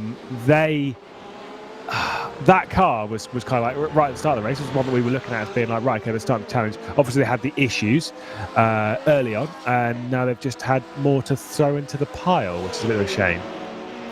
Yeah, and they served theirs on the same lap, so they have both gone down. And as we were mentioning earlier, the drive-through here is a very long time compared to some other tracks. Always side-by-side action there through into turn 3 between Synergy and the AHU car, getting a little bit closer for a second there, as we're now focusing on this battle. So it's actually 169, Gianni Vecchio got past into the lead, and Alexander Bird dropped down to 2nd place for Vendaval already on this lap, because you can see by the number boards they haven't updated yet. So that obviously happened there just through the first corner. Yeah, and so on an absolute charge. Did wonder as to when Gianni Vecchio would be able to catch up to the Vendaval Sim Racing car. We did say that Alexander Bird's pace in comparison wasn't quite as much as Vecchio's, and it's sort of been a couple of tenths here, a couple of tenths there, but clearly the switch has finally happened, and the 169 car takes over the lead of the race, at least for now, because Bird's closing back in again. It would take a monster lunge down into the first corner, and that is a solid no. You've got to watch out for the Trans-Tasman racing car of Brady Myers as well, directly behind, because I believe that is also for position as well. So Myers right in the battle as well. 3-way fight for the lead. Indeed. How lucky are we? Getting very close, and obviously a BMW getting involved with the Porsches as well, just showing that it's not all about the old Porsche Cup in this championship. If you can master that BMW, that Trans-Tasman have been doing so far, up into this 3rd place, as we're saying, the 128 car, and Bradley Myers getting closer as we get through the S's section. And Vendaval would not, as we're seeing another car there in turn 5 on the Mach 1 Esports at the top of the crest, going a little bit too wide, but let's see if the Vendaval car can go down to 3rd place, because they're not going to be too happy with that, because they've been leading for quite some time. I could take a couple of guesses as to how that Mach 1 Esports car has been off there. I'm assuming it's to do with the curb on the right-hand side taking too much of it, and then going for a nice cheeky spin that brings you over to the left. It's so easy to do. And I've done it about 3,500 times. Every time I go racing here, it happens. In fact, actually, one time, me and a couple of mates, we were like, right, skip barbers around here. We should give those a go. That'd be really good fun. And we gave it a go. Because we decided to do it with no practice, and also after having a decent week on gaining iRating, and all of it was lost. Because you kind of think, you go one race, you think, oh, well, that was bad. It's a lot of fun though. But you're like, that's just rough. That's just how it goes sometimes. I'll give another race a go. More iRating lost. Oh no, it's fine. It's just look. Just one more. We'll give one more. We did 5 races, and I don't think I gained iRating any of them. It was horrific. It was so bad. So, yeah, if you're not practiced on a circuit like this, don't drive it. Oh, it's Vendaval into the barrier there on the top of turn number 5. There was definitely some contact there, I'm pretty sure, and that is not going to be what they wanted. Just saying, they could go down to third very easily, and they have just done that. Leading the race for so long, but now down into third place with some damage as well. That is completely changing the outlook of their race. Thing is that you don't get a small tap on the barrier at that point as well from Alexander Bird, so that would have been a pretty stonking hit. Unfortunately, by the way, you have to put up with our voices for another about half hour longer before we hear the young, fresh superstars of Ewan O'Leary and Zach Sweeney. Of course, Lewis McGlade, Cam Roger in the commentary booth at the moment for the next 28 minutes, and we can talk you through this incident for Vendaval sim racing up and over the crest. It's too much curb on the right-hand side. That is some sick air. Just you don't want it in the middle of a race. Yeah, I'd love to see a screenshot of that. I think we will. I think we will. Yeah, I'm tempted, mate. Definitely had no steering there for a good amount of time, which is not what you want when your car is made to be on the tarmac. And unfortunately, down to that third place, which is going to be very difficult to come back from with that damage that they've got now as well. Yeah, that's not pretty. Obviously, they can tick off the damage repair in the pit stop if they've still got their fast repair, which I'd assume they do. Problem is they're going to lose a fair amount of time over the next 20 or so minutes before they jump into the pit lane for their second stop of the afternoon. And it's just whether they can wait that long. There's another shot. That is a lot of air. The thing is that contact, it's kind of lucky that the barrier is actually solid rather than it being the correct material. Because if that was, that car would be out of the race. Because that barrier would have basically just pulled it in. Oh yeah, you mean because the car was sort of dug into it and then probably dug into the tyre barrier, yeah. Done a spin coming on, and that was the Mach 1 car that we saw on the exit of turn number 5. Join the list. There's been quite a few there at that corner already. Join the list. Yeah, right. There has been a few. Although, to be fair, it's not quite as many as turn 5. Turn 3 rather. Sorry, courtesy of Bluebell Racing. Remember turn 2 at Phillip Island? Yeah, no, I do every time. Entry or exit. I mean, to be fair, it's a really difficult corner. So on the circuit we've been to some very, very difficult circuits. Of course, we started with Spa, we went to Sebring, then we did Suzuka, Phillip Island, and now here, and then we're going to Daytona. We're ending with arguably the easiest track. Yeah, they are. That is a difficult calendar, actually, when you. It's a very tricky calendar, yes. And also, for instance, like Phillip Island, it's not used very often, if at all, for endurance racing like we did as well. So, some of the drivers may not be a little bit more used to compared to some of the others. As it actually looks like Vendaval here getting a bit of a run back, so maybe that damage isn't so bad, and maybe they can fight for this second place. Although it looks like VCO is off into the distance in the lead of the GT category. The car looks okay. The car does look okay. Of course, it's this side here. You can see there is some. It's pretty scuffed, but it's not like awful. It's not completely broken. It's one of the drop bear cars that's just dropping between them. The 88, I believe. So that'd be Daniel Yeaman just firing between the two battling for second position at the moment in the SimLab GT Open over the curb at 3, and then descending down through the S's before we head back up towards 5. I'm going to bring it up now, mate. I love how that's turn 3, that's turn 5, which means the entire S's section is turn 4. What? Yes. But then there's 10A and 10B. And then there's also 2 corners on the backstretch, which are kinked, but they are corners, apparently. I don't understand this logic. I love it, to be honest, because the arguments and the disagreements that it causes are... Yeah, like this one right now. Like through turn 8, I mean, that was an amazing overtaking potential through there Yeah. as we're getting Menval. Once again, maybe for them actually, their issue is going to be their top speed with the damage that they've got, which could make it a little bit more Shouldn't difficult, I should affect them say. too much. But they are staying close enough, so it's not too bad. Thing is, it's not going to damage the engine because, of course, where they hit. So it's just the aero, and I don't think that is going to slow them down at all, to be honest, aero-wise. Realistically, it might just make the car a little bit more boaty, but I don't know. We'll have to catch up with Venable in a bit and sort of figure out what's going on. I don't think they'd be down too much. I would say that the M4 is probably faster in a straight line from memory than the Porsche. Like just generally, not Yes. like not damage included. I think it is just a faster car in a straight line.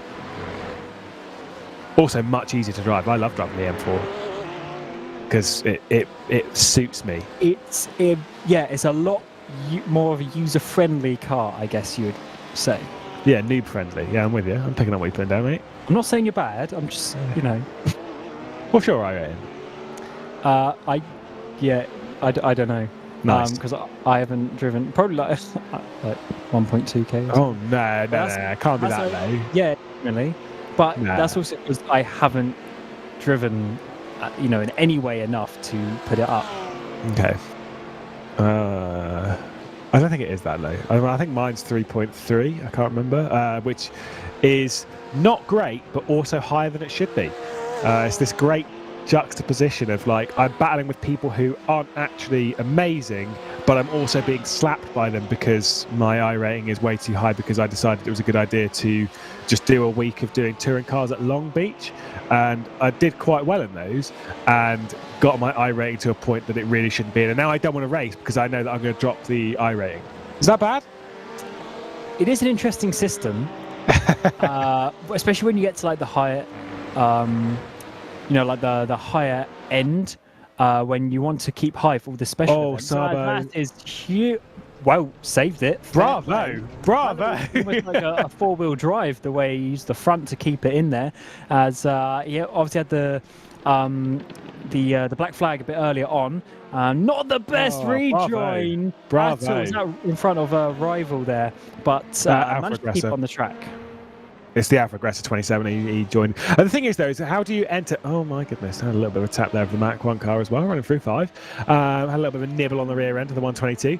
The thing is, though, turn 1. How do you enter turn 1 at that angle? Surely with braking on the grass. It's the only way that I can think of entering T1 at that angle at that speed. Yeah, true. Probably, unless the rear tyres were done. Yeah, but surely not. Not that much. Not by this point yet. They don't typically do so. Although to be fair,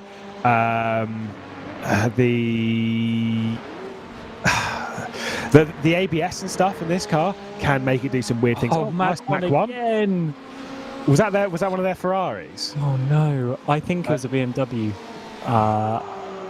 But that's the thing, they've got 3 different chassis. Oh, it's a BMW. Damn it! Yes. Oh no, Green Tree. He crashed there on the other side of the track. Here we go. We are getting a requested tow from the 222, which means that Race Control are taking a look into this now. Remember, anyone who's just jumping into the championship and stuff for the first time, how things work here in the AHU Endurance by VCOs, we do have a safety car, a manual safety car. And basically the ruling is that you, if you have a crash where you can't move the car anymore, you request to Race Control. We are getting a safety car. A safety car has been deployed here with 2 hours and 20 minutes to go at Road Atlanta. So we do have safety car joining the circuit for the first time in the afternoon. Obviously, it means the field is going to bunch up. It means we're going to get a couple of wave rounds and stuff in here. It means that 20-odd second lead that Ben Cornett has in the Apex Hunters United number 1 is gone. GONE, see ya, have fun, enjoy the rest of the pack. As Synergy come into the pit lane as well, trying to get a bit of a gain from that one. And this, it could be quite an interesting one for the strategy. You were saying before about you need about a 40-minute stint, and the reason why is because in 2 hours you can then do 3 stints. So in 4 hours you do 6 stints, but we're before the 2-hour mark, which means we are basically going to be pushed into that extra stint. But then because the safety car sequence will obviously take a period of time and laps to do so, it could be getting quite interesting for the strategy, depending on what some of these drivers want to do. Also with their tyres as well. With them being on the first stint of these tyres at the moment as well. It's always my goodness! Oh my goodness! Wow, we just had to be watching at that point, didn't we? Ben Cornett spinning on pit lane entry. Wow, that, I don't know if it's going to be the lead gone, but that is a pretty embarrassing moment there from our champions, drivers battling for the championship, and race leaders. His main luck is that second place car already went into the pit lane, so there was a huge gap behind him, so those few seconds should be okay. That was a for top Cornett. cut. That was bad.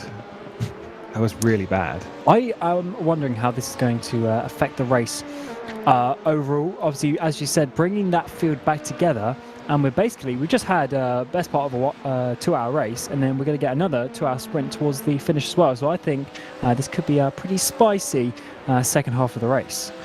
Well, the safety car had to come out now, because if it didn't come out now, it was going to come out just before Ewan and Zach jump onto the broadcast. So that's typically how these rounds go, isn't it? They normally join when we're doing the restart. Literally and it's hectic. Straight away. Synergy Sim Racing, as an FYI, running down towards 10A at the moment. Of course, they have already pitted Adam Briggs behind the wheel right now. And the number one has just left the pit lane, which does mean that they hang on to the race lead, I do believe. So I think all things are fairly good on that one, at least for our champions of races. You can kind of see there at the top left, they're leading by 12 seconds, so they're just going to rejoin the train. So despite that spin, despite missing the pit lane entry call as well for the first time, they're still leading. Which is the comfortable position that they were in, and obviously the safety car will go around and find Rougier, who's now Justin Rougier, who's now in that car at this moment, which they have coming through turn number 7, and they are going to be slowed down, and the safety car is actually quite slow. So the lap counts don't go off too quickly, and then everyone will bunch up, and we will have to see how it is going to work. But remember, we don't necessarily have the pit lane entry closed, but we do get the pit lane exit closed when the snake is coming. So some people pitting a bit later do need to be careful that they don't then have to drop to the back and potentially lose part of a lap from that. Yeah, indeed. So this is going to be very interesting as to how it throws about. Actually, speaking of teams that it will go well for, of course, Castro in the 197, that's the car that Shane van Gisbergen started in, the car that decided to start on slightly less fuel than was required to do a full race stint. They're back in the lead of the class, but this should probably drag them back onto at least a corrected strategy with everyone else, or at least a semi-corrected strategy, right? Maybe. Well, if everyone's going to fill up, then yes, because obviously they all have the same fuel. The same fuel from that, but I guess the tyres could be an interesting point for that if they're going to stay on this set of tyres for another stint. Yeah, it's not an easy one to decide. The thing is, this is why we love a good safety car in this, because it makes things a bit interesting when it comes to the strategy. You've always said before with endurance racing, I do like the iRacing special events where you are allowed, you run the strategy from start to finish. You run it from beginning to end, open, corrected, however it runs. Whatever issues come your way, fair enough. If you don't have issues through the race, then you kind of figure it out as you go, right? Which is interesting in itself. However, I do like the idea of a race like this where we do have safety cars thrown out there and you have to adapt on the fly. You can't just roll through with, like, this is the strategy we have from the start of the race. You've got to be able to figure things out as you go and make it up as you go along. Castro, by the way, is into the pit lane, the 197 Apex Hunters United car, which will relinquish the lead back to Gianni Vecchio in the 169. Where is Vendaval Racing White? They're way down the order. They've dropped quite a lot of space. Yeah, they have.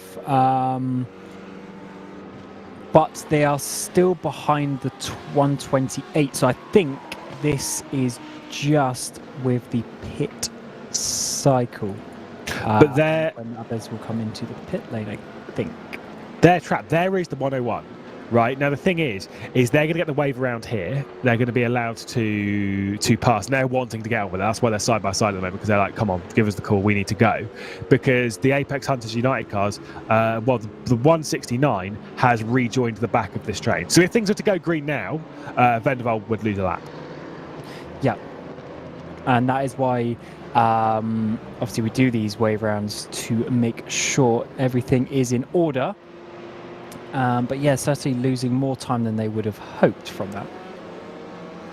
This is why it's manual, right? And we don't leave it as an automated system. It's done manually.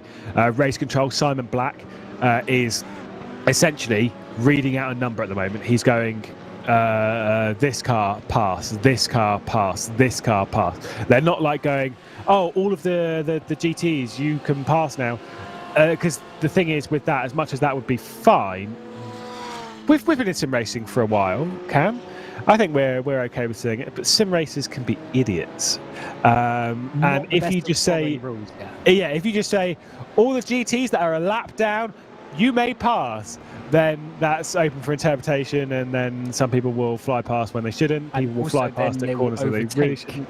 When trying to catch up as well. Whereas if you called it one by one in that order, then obviously that confirms the order that they're supposed to be in, because they're not supposed to race while they're coming around to catch the train back up.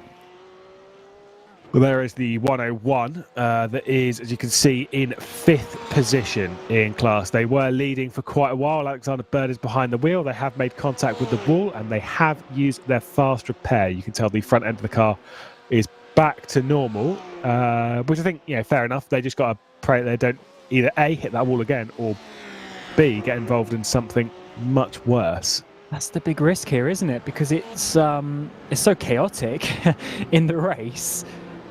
When do you use that? If you only get a little bit of a brush, do you risk it? Enough to slow you down a bit. Do you then risk it? Or do you obviously continue with that and then maybe get it later? But then if you then don't have another incident, then that's lap time lost if you had used a fast repair. So it's a difficult situation, especially in a track like this.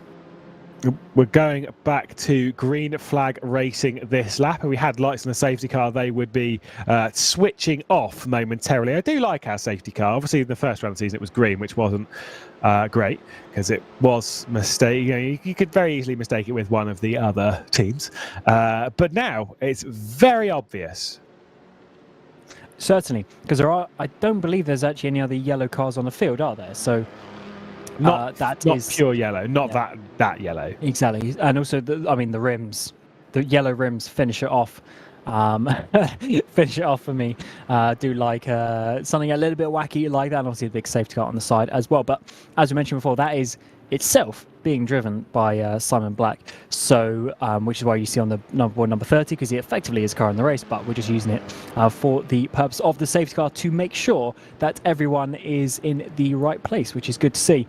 And you see the P2s there trying to weave a bit, trying to get a little bit of heat back in those tyres. So this could be quite a hectic restart with just over 2 hours to go.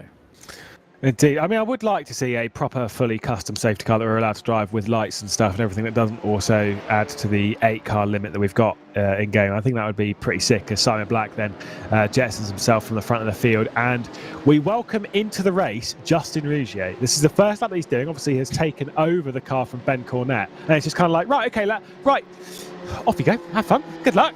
It's a bit rough, like just to throw straight into the deep end, isn't it? Oh, it certainly is, but also Jackson Rihanna, I only think has one stint under his name there, so it's going to be, a difficult one for Rougier, but he certainly knows what he's doing. They're in the number 1 car for a reason, and let's see how this restart goes. I mean, Surely it's got to go well. It needs to. Already taking away then from 10B down the hill. Race lead taken away. Number 1 holds at the front of the field. And Justin Rougier back out front. SimSport Everest with Jackson Rihanna directly behind. Then it's the Synergy Sim Racing car. You've got the drop there. Oh, look at this from the 65. Whitey's Pies going around the outside of Synergy Sim Racing. That could be a superb move. Gets to the outside of 3. That was brilliant. Absolutely on it was Stefan McCartan. That was brilliant work. And the Whitey's Pies car, Ewan O'Leary goes wild. The 65 onto the podium. Amazing move. Obviously, oh no, huge crash with, is that the 22, your championship leader, LMP2, Summit SimSport getting involved as well. All these cars need to be watching out because that is huge crashing. Also a bit further down, Summit SimSport continuing to crash a bit further down towards turn number 7. And that is a huge game changer, not just for this race, but also for the championship. Oh my goodness, it is continuing. Oh. There is more happening. Whitey's Pies into the barrier again. This is a terrible, terrible restart. Kraken have done Olympic level gymnastics over the top of Stefan McCartan's car and now launched onto the barrier. Wow, that was not the restart I was expecting. Great bit of racing into absolute carnage. That was all of everything that happened in the first 2 hours mixed into a couple of corners, and with the championship implications of that as well, that is such a horrible situation for some of these drivers.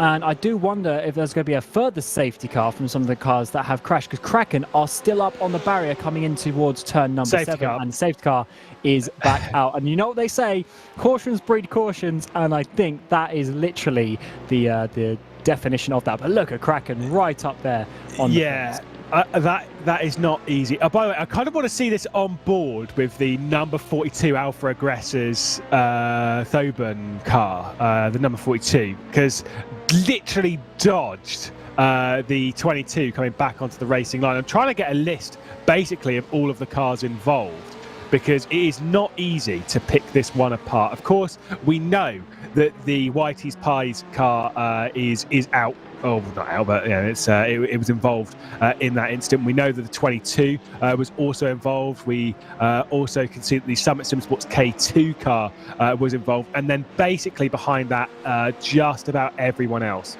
It was pretty ridiculous. We've kind of spoken about this a lot within sim racing. If there's one thing that irritates me quite a lot, it's rejoins and people seeing an instant ahead and keeping the right foot pinned, which is why that instant went on for so long. Certainly. There's a lot of people that need to be slapped. Yeah, people want to obviously make up every last position and whatnot that they can, and obviously in sim racing there's a lot less self-preservation needed, because obviously the risk in that regard is a lot lower.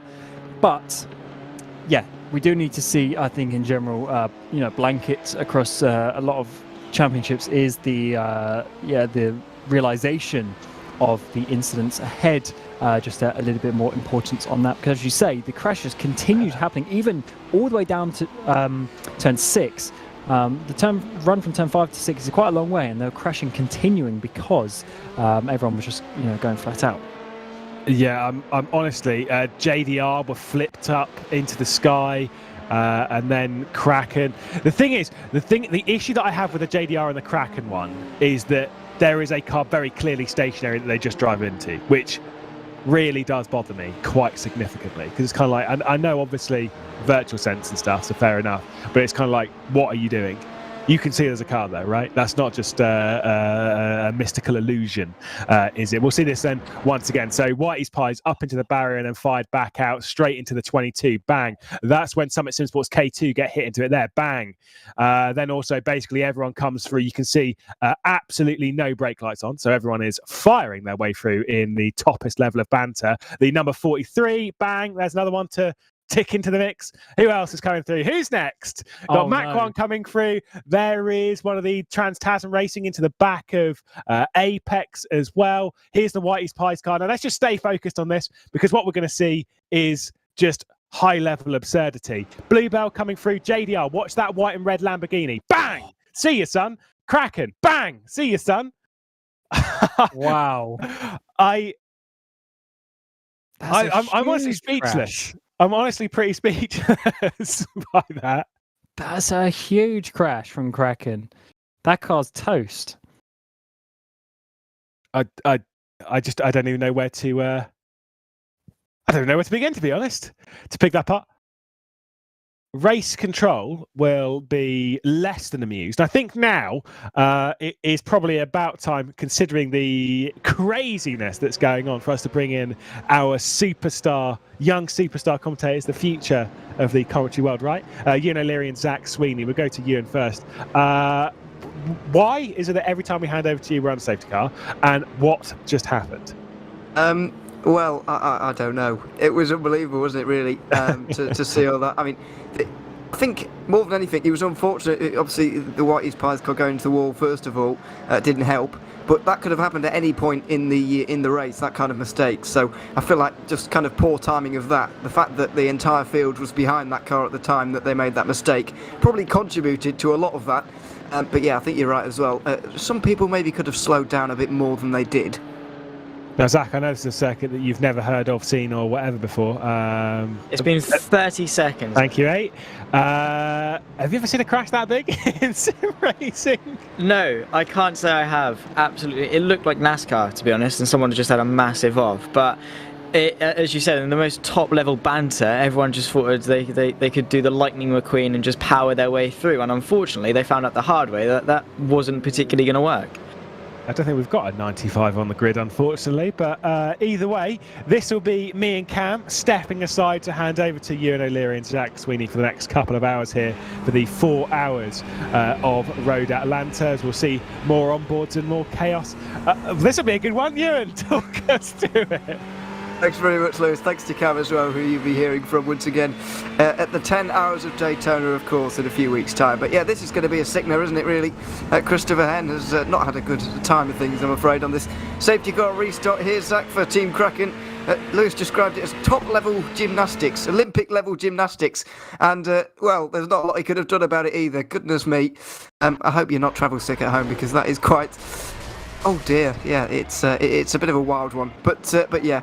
One of the biggest incidents we've ever seen in sim racing, I have to say, and I'm afraid a lot of cars are going to be out, or at least heavily, terminally damaged after that. It was an absolutely huge incident, and not a lot that Christopher Henn could have really done about that, looking at that on board.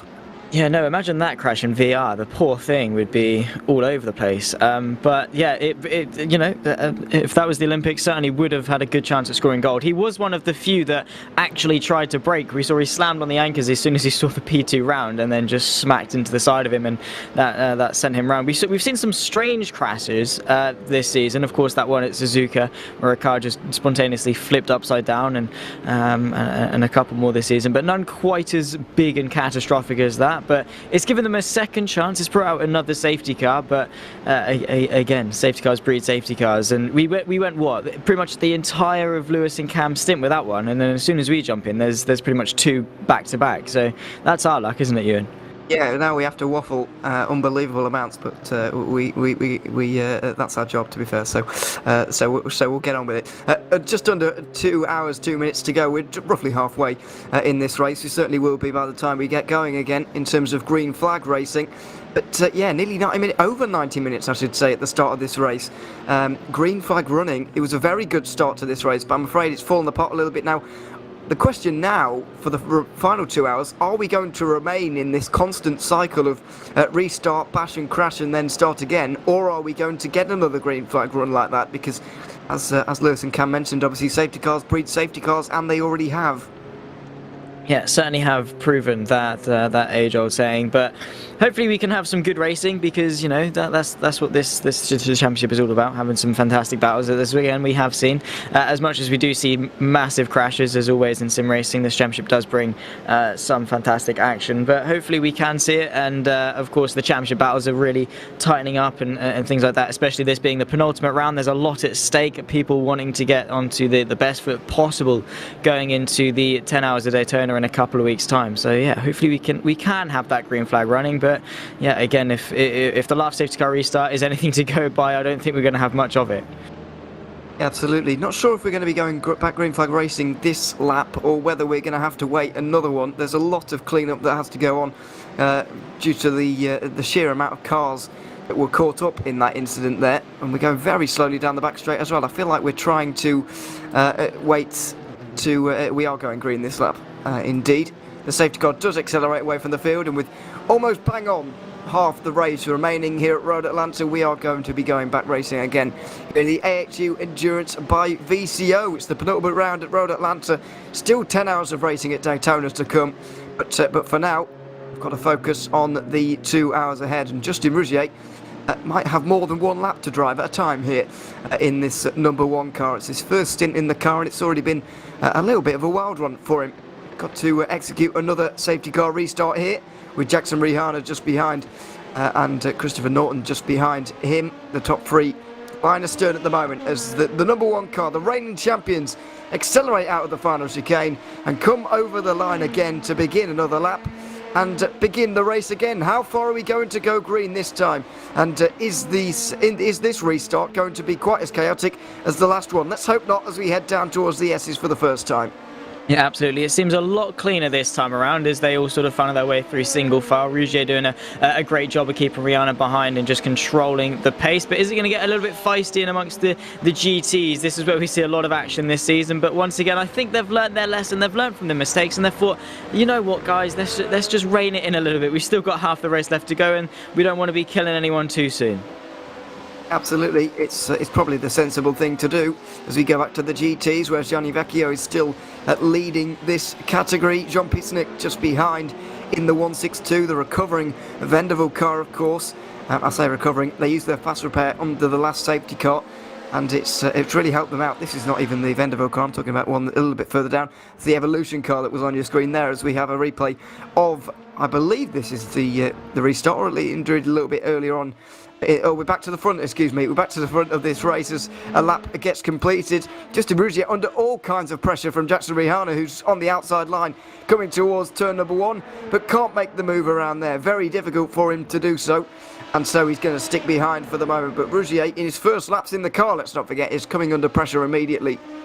Yeah, really getting thrown into the deep end, isn't he? He's not having any time to adjust in some clear air. He's straight under the pressure from Jackson Rihanna behind. But yeah, turn one is just a little bit too quick in order to send one around the outside. You've got to take an air of caution and you've got to be careful. But look at the run Rougier took through the S's there. Managed to pull out a decent gap, a couple of car lengths just to be able to have a bit of a cushion. But again, Rihanna is very good at closing that gap back down. It's just about for Rougier just not making mistakes, just taking it in a little bit, just making sure he can get adjusted and not letting the pressure get to him too quickly. Down the back straight once more towards the final chicane at 10A and 10B. We've already discussed that earlier on today. In here, probably the best overtaking opportunity on the circuit, but Rihanna nowhere near close enough on this occasion in that 55 Summit Sim Sports car. Team currently 5th in this championship right now. 2 second places in a row for these guys. They're looking to not make that 3 in a row and maybe go one better on this occasion into the first sector of the lap again. The interesting part, though, as ever, is going to come once again when they get into the traffic once more. We haven't seen traffic for a little while in this race because of obviously the restarts, the safety cars and whatever, but they're going to be expecting it soon. There's a lot of GTs out there still, and they'll have to negotiate them all. Of course, this is when the real race will really begin. Road Atlanta is not an easy circuit to negotiate traffic, as we've already seen, and it's going to be the first time in a little while that those leaders are going to have to come through. The likes of these guys. This is the Vendevel car, currently down in 5th position in the GT freeze at the moment. It's all very close, especially back here in the second category.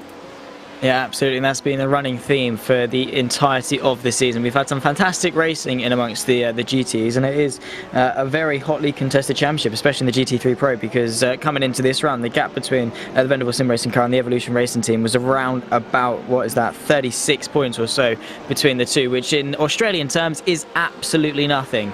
Of course, the Aussies do like their fairly strange and abnormal point systems, but yeah, that is a very close, and with only 2 rounds left to go, I say that, 1 round left to go after this one, very, very hotly contested. So yeah, I can't wait to see how this one negotiates, as they just have to funnel their way through and try and negotiate this restart as best they possibly can, because there's a lot of cars going on and there's a lot of things to take in. I can't call it strange. Point system. Yeah, I'm not going to be on for Daytona now. No, I actually quite like it, but yeah, it's certainly unique. As down the inside for Vanderbilt Sim Racing, this is for fourth, all over. All three cars involved in this battle. Down the inside for the 101 car, getting through on Mach 1 Esports and their BMW. That was a nice move into turn 1 and then going into 2 and 3 as well. The green AHU car in the background wasn't quite able to follow through. The 197 AHU car currently being driven by Pablo Arujo Castro at the moment, just in behind the BMW. But yeah, nice move from Vanderbilt, and they needed to make that move really. Obviously, Evolution Racing Team are currently in second place, up the road, gaining points. Well, they've actually been demoted to third because of Trans-Tasman Racing, who are also involved in the fight, although they are a few hundred points back at the moment. So yeah, that was important for Vanderbilt to get that move done, and it's all setting yourself up for Daytona, of course, where things do get very interesting. And obviously, the maths is going to be all over the place in this championship, but very important for Vanderbilt to just set themselves up for this one in terms of the final part of this championship. The final 10 hours, of course, coming up in a few weeks' time, and that was an important move there to get themselves up into fourth place.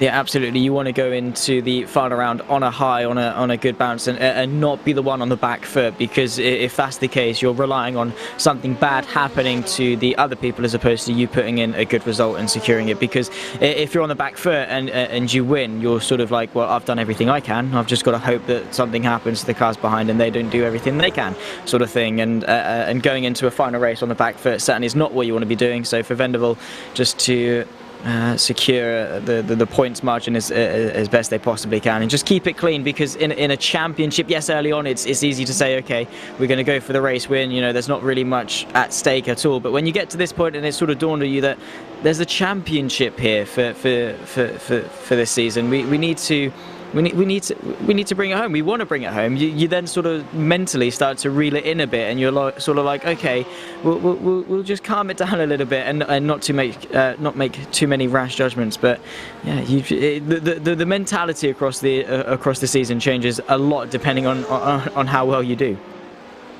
Yeah, it certainly does. Still 1 hour 53 minutes remaining. Let's have a quick look at those top positions in the standings, because we've got the class splits up now on the left-hand side. AHU Esports leading, of course, in the prototype category. They have been for a little while.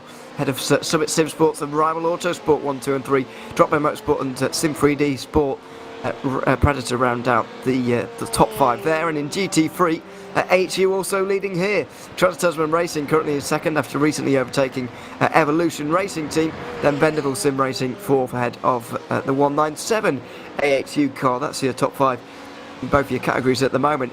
As things stand right now, Evolution Racing Team would be slashing into the 36-point disadvantage they have in relation to Vanderbilt in the GT3s.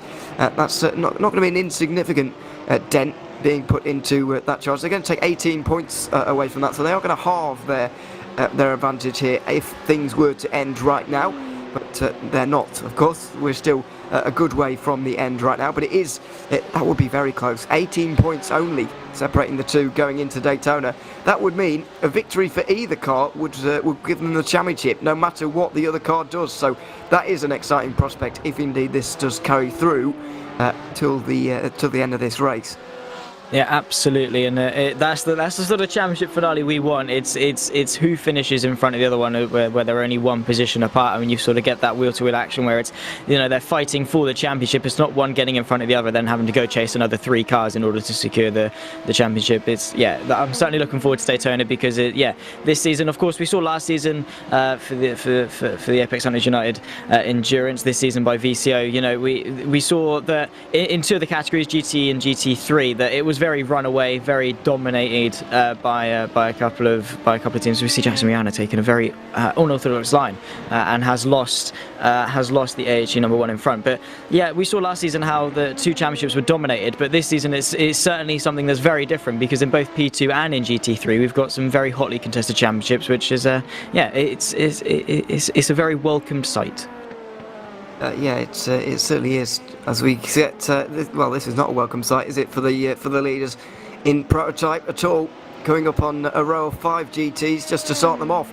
got to come through the rest of the field as well here right now. Still overall in this race, I make it about 38 cars still running at the very least. There might even be one or two more, and obviously over half of those are GT3s, so it's not a nice place to be for the prototypes, and we're already very much embedded within the traffic coming through the final corner right now for Summit Sim Sports, making their way through and losing out a little bit here. The leader, I should say, making his way through quite nicely, really, for AHU. Dustin Rougier, of course, restoring that 2-second lead, but that's what it's all about. It's almost as much luck and judgment where you catch the traffic, of course, and yeah, that 2-second margin has been restored because of the traffic now.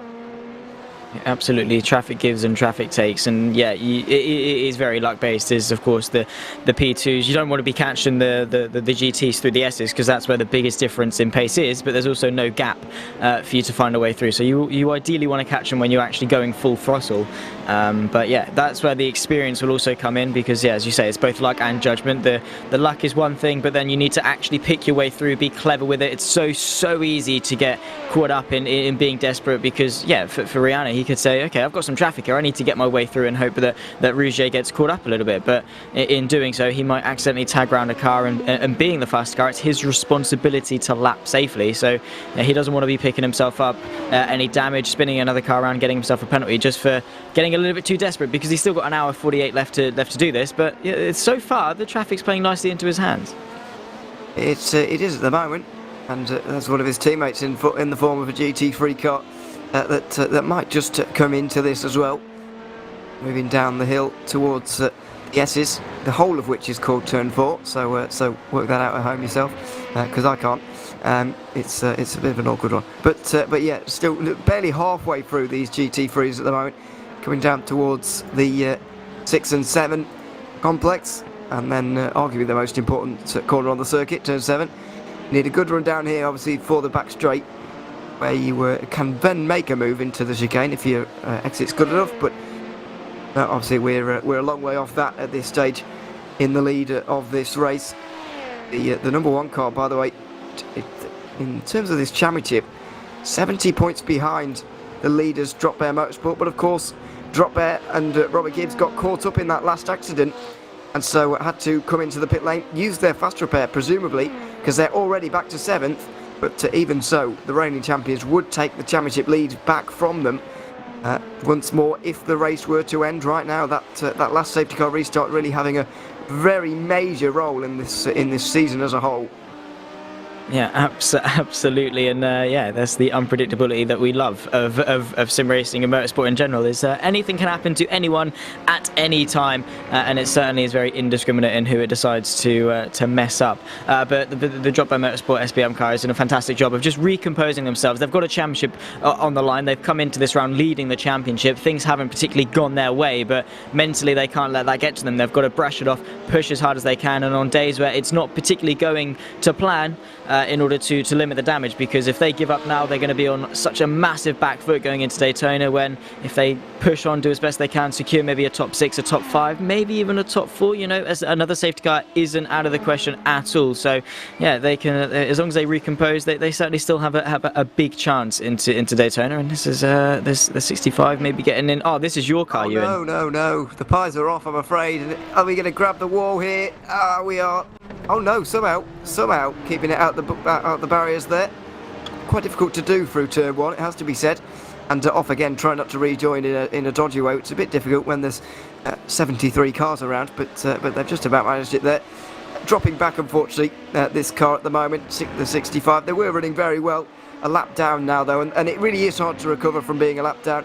Normal, as Lewis was mentioning earlier on, it is interesting, it's especially the special events where we obviously have no safety cars, and you can let the strategies run out and whatever, but it doesn't really matter if you're a lap down or not. You kind of still where you are. But in this series, it really does matter when you go a lap down, because of course safety cars don't even help you at that stage if you are indeed one lap down, as this looks very interesting, and I'm afraid it's turned out quite badly for a Mach 1 Esports car and one of the Lamborghinis, RSL by G Performance, who give that Ferrari a bit of a nudge. I feel like there's a bit of, yeah, a bit hostile between those two at the moment, but There's a lot of cars going down towards that chicane there, and unfortunately 2 of them have gone around.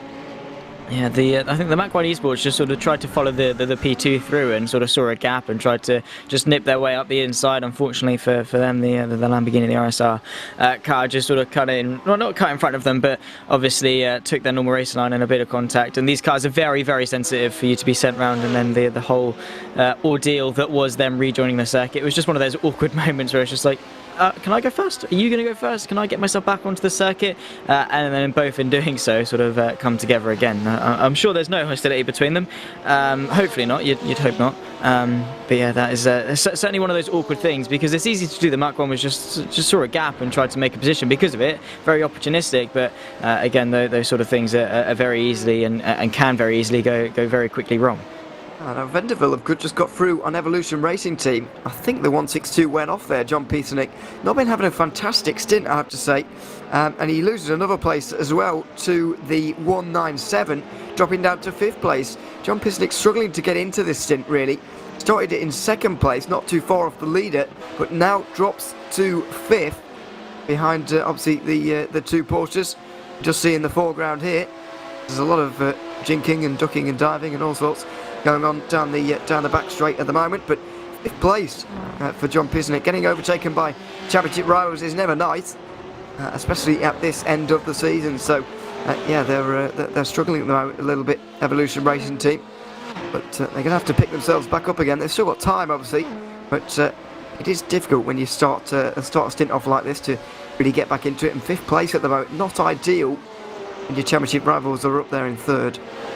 Yeah, no, not at all. It's one of those disheartening things where it's just like you need to set into the rhythm, absolutely, especially at a circuit like Road Atlanta, where it's very flow and rhythm-esque, and to fall out of that rhythm, very difficult to get back in. You just have to sort of like get into it, have that consistency, as the 197 runs a little bit wide. But yeah, it's just so disheartening to see, especially this late on in the championship, to see your championship rival up the road. You have the determination to try and pull it back in, but at the same time you feel demoralised and that everything's going wrong. But then again, they still have sight of them. They can still see that 101 just in front for 3rd place. So not all is over, and they've still got an hour and 43 minutes in order to bring it back. So you know, it's not over, and at this stage, because they can still see them, it's certainly going to be more determination as opposed to demoralisation.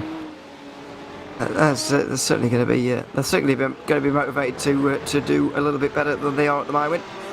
So let's see where they can get up to later on in this race. Also going to be interested to see what the GTs really do about their pit stops here, because I reckon because of the first safety car when everyone came in, I feel like they might try, or they might have to do a bit of a short fill maybe towards the end of the race, a bit of a splash and dash, quite possibly. We'll see how that pans out. Also noticed that the LMP2s really haven't been going that far on stints, to be honest. Only about 31, 32 laps, which translates to about 36, 37 minutes, which is not far enough, you would say. They need to be going 40, really, but they've not managed that so far. I know a few have been in more recently. For example, Cameron Dance, Scott Zieslowski and Robert Gibbs, for example. They might have taken on a bit of fuel more recently than some of the others, but it's still not great news. It's all to be calculated in as one of the LMP2s there off in the background. Not sure which car that is. I think is it Sabo maybe, who was off the road in the background there? Not entirely sure. It is, yeah, that's Sabo. It is, yeah. That is crabbing as well. That's a very awkward ordeal for them, and luckily for them, they're keeping it off the circuit and waiting for everyone to come through. But that is, yeah, not particularly what you want, especially as you've got to call it your way back to the pit lane.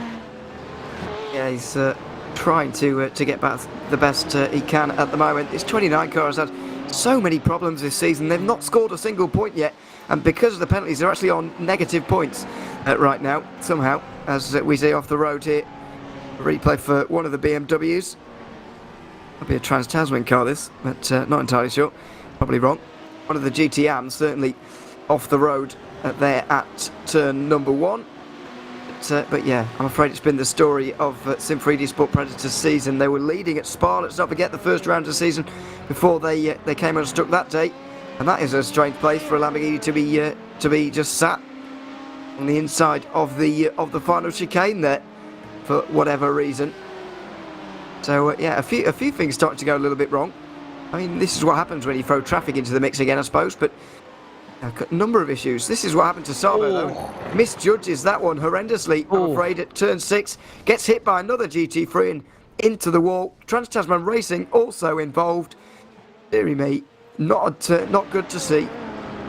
Yeah, no, not good to see, to say the very, very least. And yeah, that is not at all what you want to be seeing. And it was just a slight misjudgment going through here. And then this is the Vendaval sim racing car, just having a front row seat to it. So thank you very much. And passes their way through. I think that did actually promote them into second place, if I'm not mistaken. So they're not going to be complaining one bit. But yeah, it was just a misjudgment. Of course, the P2s are a lot quicker and a lot more capable aerodynamically. But the Lamborghini just rolling back, collecting the Trans-Tasman car, which is just wrong place, wrong time. They really couldn't have done much more there. But for Sabo, it's one of those clumsy mistakes that happen. But again, it's very easily avoidable just by taking a little bit of extra caution going into there.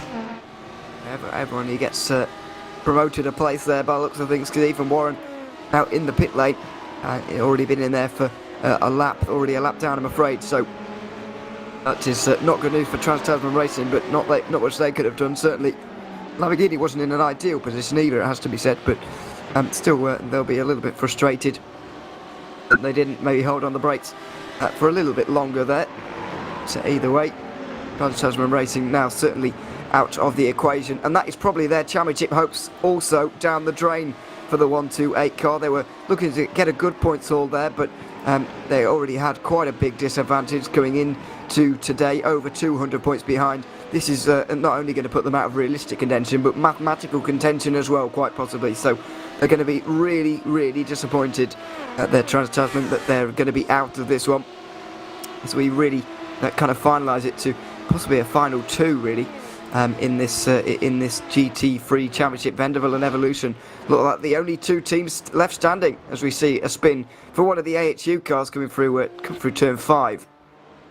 Yeah, very easy mistake to make. Again, this Road Atlanta circuit, Paul Blancfist, unfortunately, going round. But yeah, for Trans-Tasman, they really were relying on a miracle, clinging at short straws, really, for a hope of the championship. But again, they were still pushing on, they were still doing the best. But unfortunately, any hopes of those miracles happening have been completely squandered by the poor points haul that will be today. But I mean, you never know. Could still maybe salvage some stuff, but we'll have to wait and see. But yeah, it certainly is now going to be probably a 2-horse race between Vendaval Sim Racing and the Evolution cars, both of which are separated by just around about 2 seconds on track. So both of them fighting, and hopefully we can see some championship important battling between the two a little bit later on. That would be lovely to see. But at the moment, unfortunately, they are separated by the AHU 197 car. But Evolution Racing team only 3/10 back. If they can get through, get onto the podium, not only are they minimising the amount of points they're losing, they also have a clear sight of the 101 in front. Yeah, that is helpful, certainly to see. To go a little bit further back in the prototype category, it's the battle for 10th place. Synergy Sim Racing coming under pressure from Frogly Juiced Racing Green. These guys are both a lap down at this stage, and multiple laps down, I should say. At this stage, over 2 laps down. We currently have 7 cars on the lead lap right now. The 65 YG Spies Racing currently the first car 1 lap down, but it's not NASCAR, so they're not going to get given a free pass back to the lead lap again. If you're the first car a lap down, a little bit of a strange rule, but I guess it works in NASCAR, but not here, of course. If indeed we do get another safety car. It's been a good half an hour now. We've got a nice bit of green flag racing here. We've had a couple of incidents. Maybe even a little bit more chaotic than the start, but it's certainly less chaotic than the first restart, as that is not good for the 155 AHU car. They do scrape the wall as well, and I'm afraid Sean Lindsell is 27th overall at the moment, about 12th or 13th or so from the GT3s. I'll be a little bit frustrated with that LMP2 diving down the inside of him, going down into the first turn.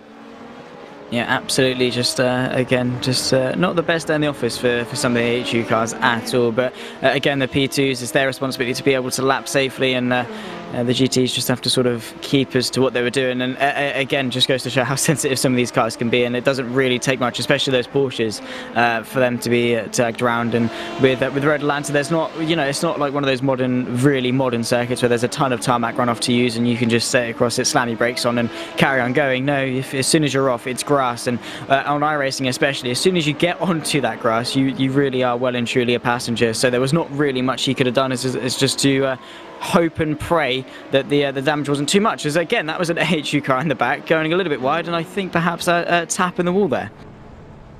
Yeah, looked like it. Off the road for one of the Ferraris and Bluebell Racing, I'm afraid it's Adam Jepson. Not been their race, not been their day, I think it's fair to say, for the 225 team. We've seen multiple times that they have been off the road here in this one. We have another look at the 65, the 155, excuse me, off the road into the gravel after that little bit of contact. I just want to touch on GT Am briefly, because we haven't really talked about it so much so far. The 286 car is leading the championship at the moment. They're all the way well outside the top, nearly outside the top 20 in the overall standings, which is a really long way down, especially considering their lead at the minute, which is 45 points ahead of the 280 Pulse car. But they're not too far ahead of them right now, so neither of those cars doing fantastically. But the GTMs are a long way back today for whatever reason.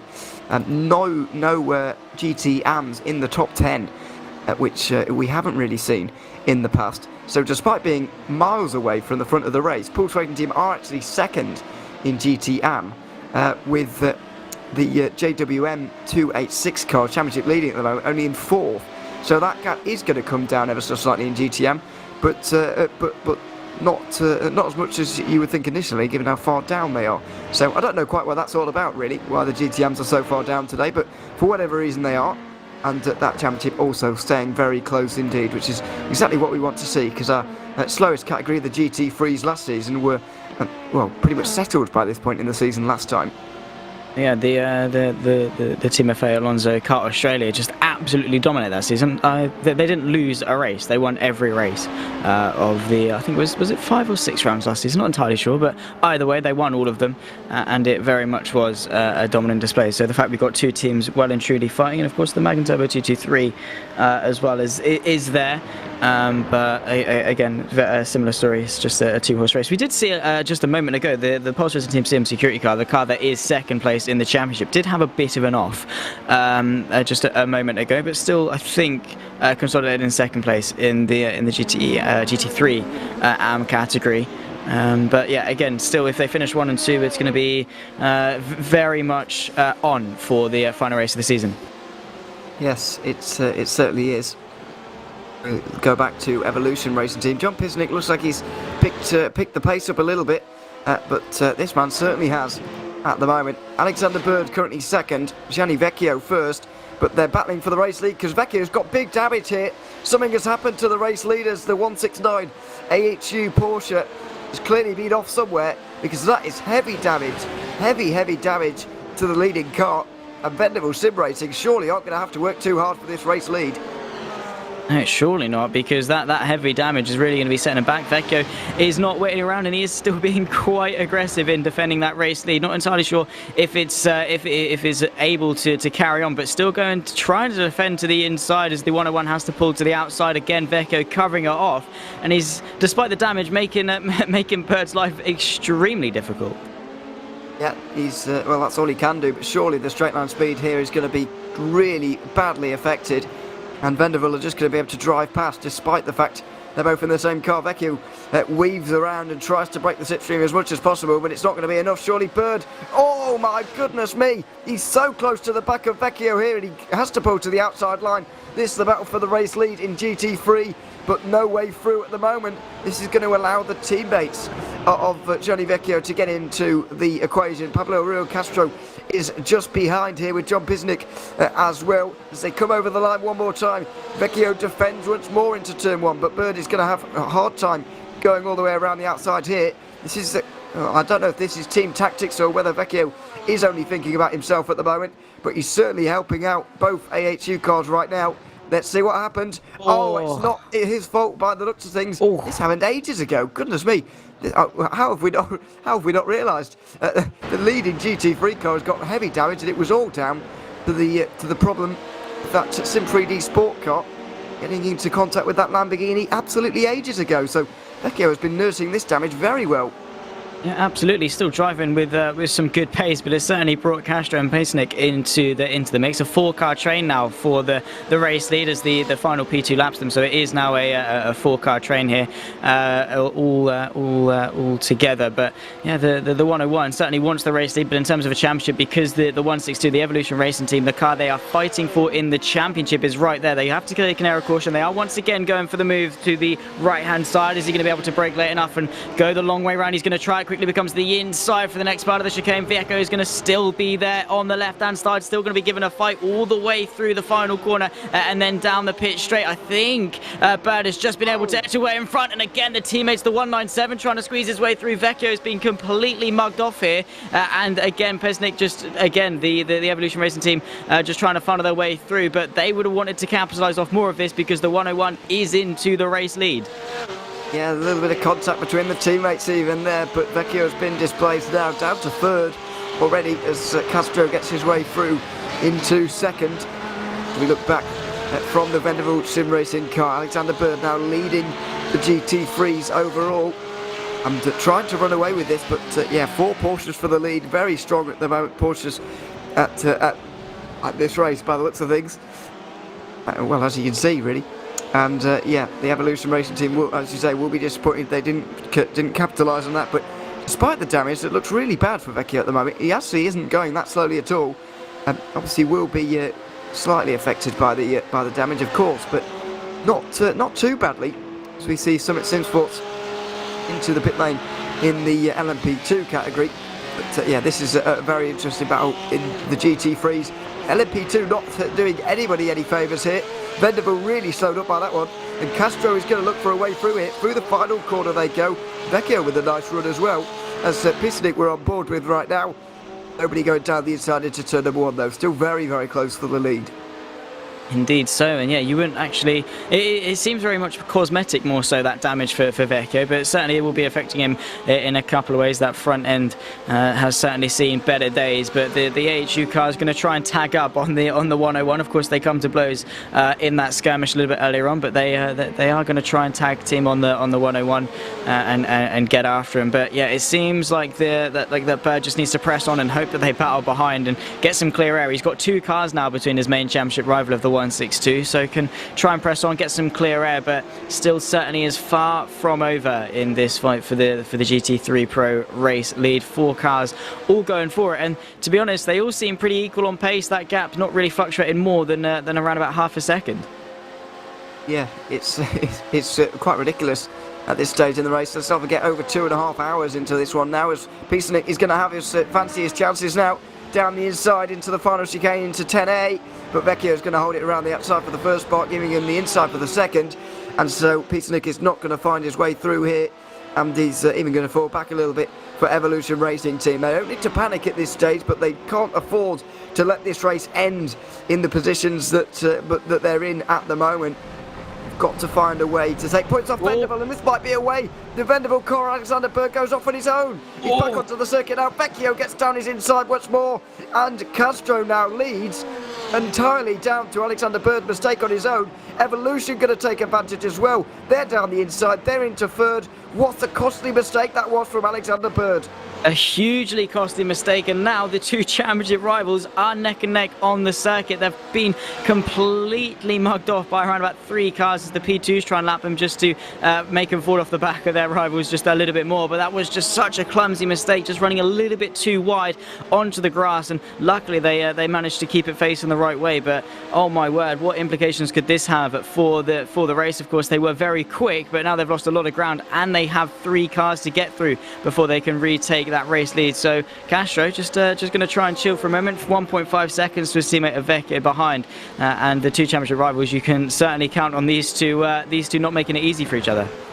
Yeah, I think Johnny Vecchio is going to become the ultimate teammate here in the next few moments, because he's going to try and let Pablo Rio Castro run away with this race lead in the AHU Esports 197 car. Evolution and Vanderbilt obviously pose the biggest danger to them not winning this race, if you see what I mean. And so Vecchio is going to defend for his life here, as if it's his race that depends on it. John Pizarnik is going to try and obviously get this pass over and done with as quickly as possible, but it's not going to be easy. Vecchio's done very well to defend it. As we've already mentioned, his pace is not that bad. It really isn't that bad. Last lap time, an 18.0. Obviously, that is 1.1 seconds slower than he was going before, but the pace of those around him is really not that much quicker at the moment. They're probably able to dip into the mid-17s on a good lap, so they probably are able to go a bit quicker, but that's not a huge pace advantage. And when you're this difficult to overtake, then you know, it's not that difficult really. So it's not that difficult. It is difficult, excuse me, for Evolution and Vendavel to make their way through, as we're seeing right now. Pisnik closes onto the back of the 169, has to lift off. Vecchio defends, so this is going to go on for a long time. Absolutely, Vecchio giving everyone a bit of a headache, but yeah, he's keeping the pace and he's keeping it safe, so there's no reason why he has to come into the pits. He's not obliged to come and repair that damage. He's keeping it honest, he's still safe, and he's defending his position for second place. But the 162 again all over the rear end of the 169. Vecchio still keeping John Pesnick behind for the time being, but I think it is only a matter of time as he might fall victim to the pressure. But Vecchio, a very composed, very good driver in sim racing, so he can certainly withstand the pressure, and he's doing a fantastic job for his teammate. In fact, gaining on his teammate by 0.2 on that last lap. A 17.4 for Castro, 17.2 for Vecchio. So still the pace between these guys fluctuating around about a couple of tenths or so. The quickest of the train is Bird. He's in 4th place at the moment for the 101, trying to recover. But yeah, 4 Porsches, 1, 2, 3 and 4, and all 4 of them separated by absolutely nothing on the track at the moment. Yeah, absolutely. It's very close. And they're very close to the back of Evolution, most pressingly right now. They all close on Vecchio. Down into the chicane. Is Pisnik going to have to defend here? Is Bird going to make a move at this stage? Does he want to? Yes, he does. Down the inside, trying to make amends for his mistake. Oh my word, that was close. Nearly goes straight into the side of Johnny Vecchio, but he does get the move done. Pisnik wasn't able to defend in the end. He's going to go on the outside line through the final corner, which is a long way round. He might have a sniff into turn 1. He's forced on the outside line once again here. Bird shoves into the outside line, and he's not going to be able to make a move there. So Bird does make his way through, still under pressure as they go into 2, but not able to make his way through. Here is John Pisnik, so he stays behind for the moment as they go down the hill at the S's. Very important for Venable to get through, and yeah, very important move indeed. As I say, Pisnik demoted to 4th, and Bird making amends for that mistake back into 3rd.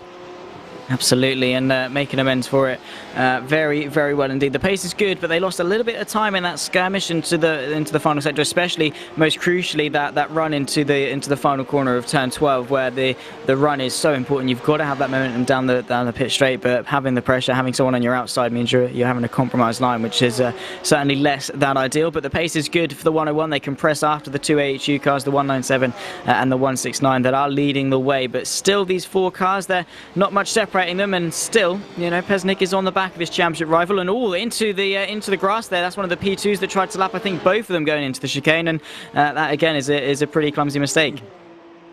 Yeah, it's closed this battle up once more as they have 1.5 now up to Vecchio, who's be loving this. Now on the defensive again is Pisnik, trying to get around the outside through turn 1, but it's a long way around. He does like this narrow exit off turn 1, though, giving it the inside for 2, although not quite good enough to take 3rd place back away from Alexander Bird. Meanwhile, we've gone through a whole cycle of pit stops in the LMP2s.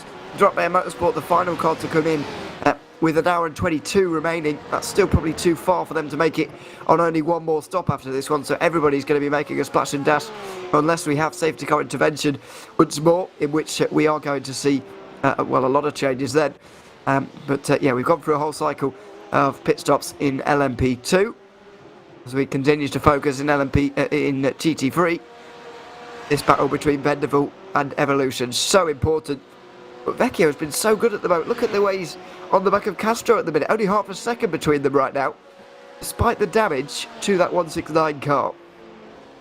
Absolutely, is making inroads on his teammate, and again the pace absolutely sensational for him. Is of course getting a whiff of that slipstream, keeping him in tow, and again maintaining the gap behind the 162, having a bit of a mare through this final sector, which might drop him off the back of that 101 in front, but in fact actually doesn't have too bad of a run as the two groups, the top four that we were seeing, are now breaking off into sort of the 2-horse races that we have for first and second, and for third and fourth. More crucially is the 3 and 4 we want to look at, because these two are 1 and 2 in the championship, so massive inroads in that. The Evolution Racing team, the 162 we're focusing on at the moment, does want to gain a couple of points, because yeah, while it's only 36 points between the two at the moment, into Daytona that's going to be crucial. Off the road in the background there, one of the Ferraris for some reason found itself off the road on the outside of turn 5, that is. So don't know what that's all about. The Porsche Racing Team car has got a lot of damage there. That's one of the AM cars. Is that the 280? Because that could be very crucial for this championship. Can't quite see at the moment. Can't get a number on that because it's got no number on the front because there's no car basically. Meanwhile, Bird is coming under a lot of pressure from Peacenik. Outside line into the chicane once more for Evolution. Squeezed as much as possible into the corner. He's going to hang it round the outside through the first spot. Inside the second, and there's contact. Bird goes around and the championship leaders get into contact. My goodness, that is going to be a controversial incident. Bird is able to get back onto the road without too many problems, but he is down to 6th position now. Can Trash Tasman Racing get through? That is going to be controversial.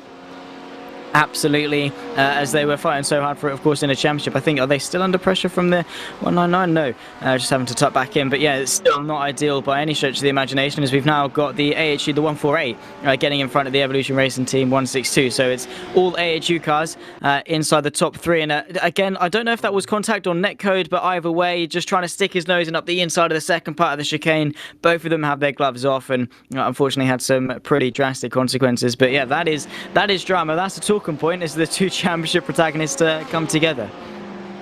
Yeah, goodness me. Now 5 or 6 seconds between them.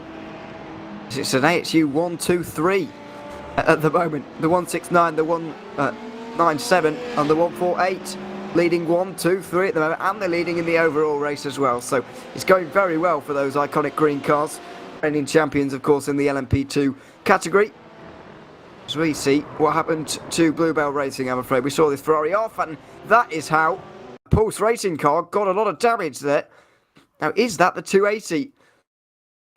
I think it might be the 281 of Reese Morgan, actually, rather than the 280.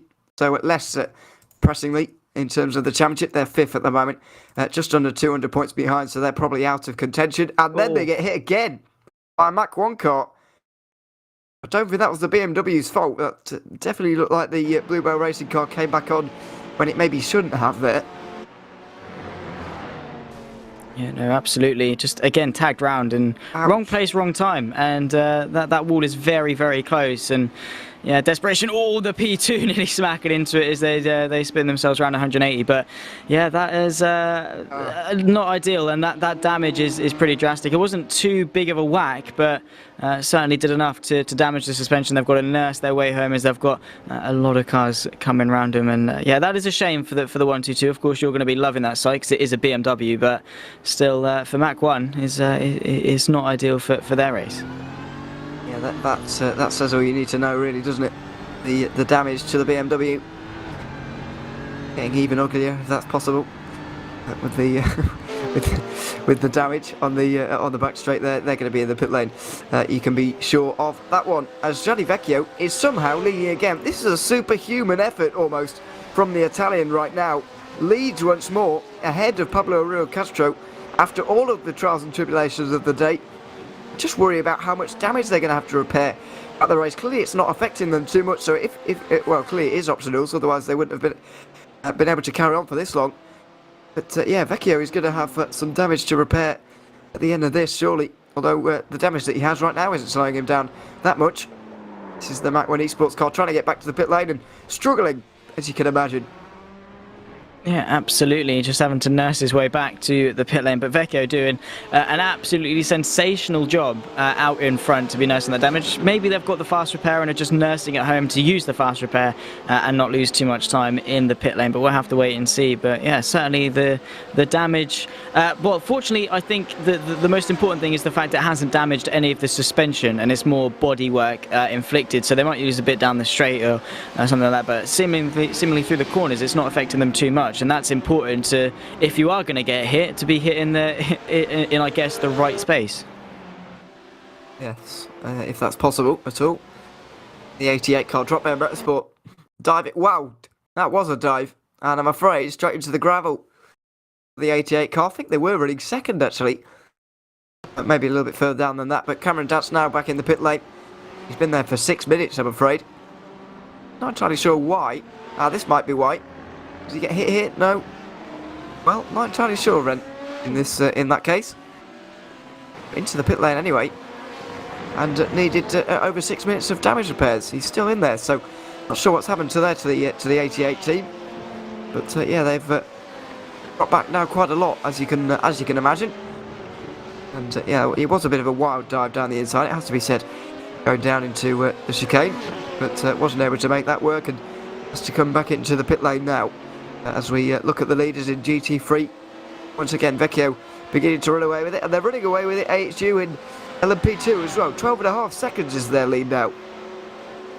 Doing a great job. 1, 2 and 3 in the GT3 category, and of course leading the way by 12 seconds in the P2. The reigning champions did a fantastic job, and in terms of their championship, coming into this race were third, 10.42 for the Drop Bear Motorsport, the SBM car, which aren't having the best of days. Well, I say that, no, P4 still a decent day, but AHU being only 70 points behind to win going into Daytona would be an absolutely massive feat if they want to have a chance at defending their championship, which, you know, it seems like they've been running away with it, but this season has been so hotly contested. And once again someone going round. That's the 43 going round as they dip down the hill. But yeah, for AHU, very much is a good day in the office. For a couple of their cars it's not been the case, but certainly for their front running ones they can't complain at all. That is very close going through turn 5 there for Vecchio. He's on the back of the 280 there. But as we go free wide indeed into turn 6. But yeah, number of cars off the road I'm afraid at turn 2 and down the hill at 3 there. So not sure how or why, but we're about to find out. This is the analytical car and goes for a spin out of turn 1, but this is not over yet. Awkward place to rejoin, whichever way you do it. And they're going to reverse here. Get back onto the road again. So this is all fine so far, but I have a feeling this LMP2 might have something to do with it. And the inside, and oh dear, doesn't really see them coming there in the 43, does he? And unfortunately gets spun around for the second time in 2 corners. No, certainly suboptimal, as Lewis McGlade would say, for them, as to be tagged around twice. And yeah, that is not what you want to see. Castro on the back of his teammate though, Vecchio and the 2 AHU cars, very, very close indeed. They've got about a 4-second gap as Pesnik is putting some pressure on to the 162. In fact, does get in front of the 148 of Boyd there. But yeah, the 2 AHU cars getting feisty. Is Vecchio going to make this difficult for his teammate, or is he going to fight it? Because we've seen how good Vecchio can defend around Road Atlanta, but how long can that last, especially because they're teammates? And the golden rule of motor racing is do not crash into your teammate. Yes, it certainly is. There's a lot of teammates for these guys though to be worried about, so that is easier said than done for some of them out here. Like the team at AHU, of course, plenty of teams out here at the moment. They were 1, 2, 3 not so long ago. John Pearson-Nick has got back into 3rd now for Evolution, so he's put an end to that. But it is still 1, 2 at the moment, and they've got a 5-second lead as well, with the 1 hour 12 remaining. The problem coming for the GT3s though is pit stops. How far are they going to be able to go here, and are they going to be able to make only one more stop before the end of this race? I have a feeling that, judging by the way everybody's been using fuel so far in this race, that they might not be able to do it on only one more stop. We'll wait and see, of course. It all depends when they make this next pit stop. Indeed so, and it's usually pretty clear cut in the GTs. It's 1 hour stop, 1 hour stop, 1 hour stop, because the fuel can take it. For the P2s, it's a little bit more complicated because that's around 40-45 minutes. But today has been a certainly different story. Ooh, that was close to the P2 just tucking him in front of Castro there, and that certainly was dicey, but could have very quickly ended in tears. And we've got the Venderville sim racing car coming in. The 101 is into the pit lane. The 158 and the 162 all coming into the pit lane. So yeah, you're very, very right. In that it will be a stretch to get to the end. 11 extra minutes with one tank of fuel. I think we might see a splash and dash. Yeah, it looks like it. Plenty of stops on that last lap there. 5 cars into the pit lane. Dylan Burst is getting into the Vanderbilt car for the final stint. Alexander Bird gets out. He'll be very frustrated with how his stint has gone here today, you would imagine, and yeah, Dylan Burst is going to be trying to recover some of those positions as we see Castro into the pit lane. So not only has he got damage here, Vecchio, but he's still able to conserve a bit of fuel as well. But with 1 hour 10 to go, as I mentioned, they're not going to be able to make it till the end from here. It is going to be a splash and dash, unless of course we get a safety car, in which case you can do it under safety car, which would be obviously beneficial. But remains to be seen whether we're going to get another one in this race. Absolutely, but the running theme is that people are very aggressive and a couple of clumsy incidents creeping in, so we might see it, but again, we had one and then we had a second one about 5 minutes, well not even 5 minutes, about a lap and a half into the restart. So if we have another one, chances are we might see 2, but it does take the step for that to happen as Shane van Gisbergen takes the helm of the 197 AHU car and is going to try and bring it home for those cars. They have been very much a front-running factor today, but what can Shane van Gisbergen do in the 197 and certainly get those AHU cars into the mix? But Rougier, he's pretty comfortable out in front. 15 seconds, of course, when we jumped in, it was very close between him and Rihanna. They had a bit of pressure going on, but since then, Rougier's just been able to get his head down and push forward in the AHU number 1. Yeah, he certainly has. Obviously, as you say, was under pressure at the start of the race, but hasn't been since.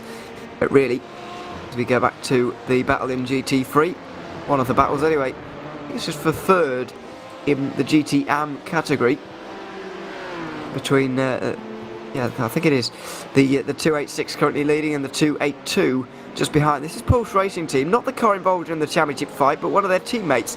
Oh, as they get shoulder bars there coming through turn 7, and so they're going to lose out of place. So that battle's going to be over pretty quickly. That LMP2 very eager to get through, and the Porsche Racing Team are going to be pretty furious about how that went down. Yeah, just a touch, but we haven't seen a lack of controversial incidents in this race, but certainly elbows out and pushing past. This is going to be a replay. This is Nathan Anderson just getting squeezed out, I think, by the P2. Probably could have left a little bit more room, but again, just on his racing line, and there was room, but I think just the P2 on the inside just got over the curb a little bit and tagged him, and then obviously pushed him around, and very easily. It's the Red Line, a very, very similar theme. In fact, it's the tiniest of mistakes, tiniest of incidents, but they do have quite drastic consequences, and just going onto the grass a little bit can be exaggerated to losing at least a couple of seconds. As Vecchio comes into the pit lane, be interesting to see if they can repair that damage. Yeah, it will really.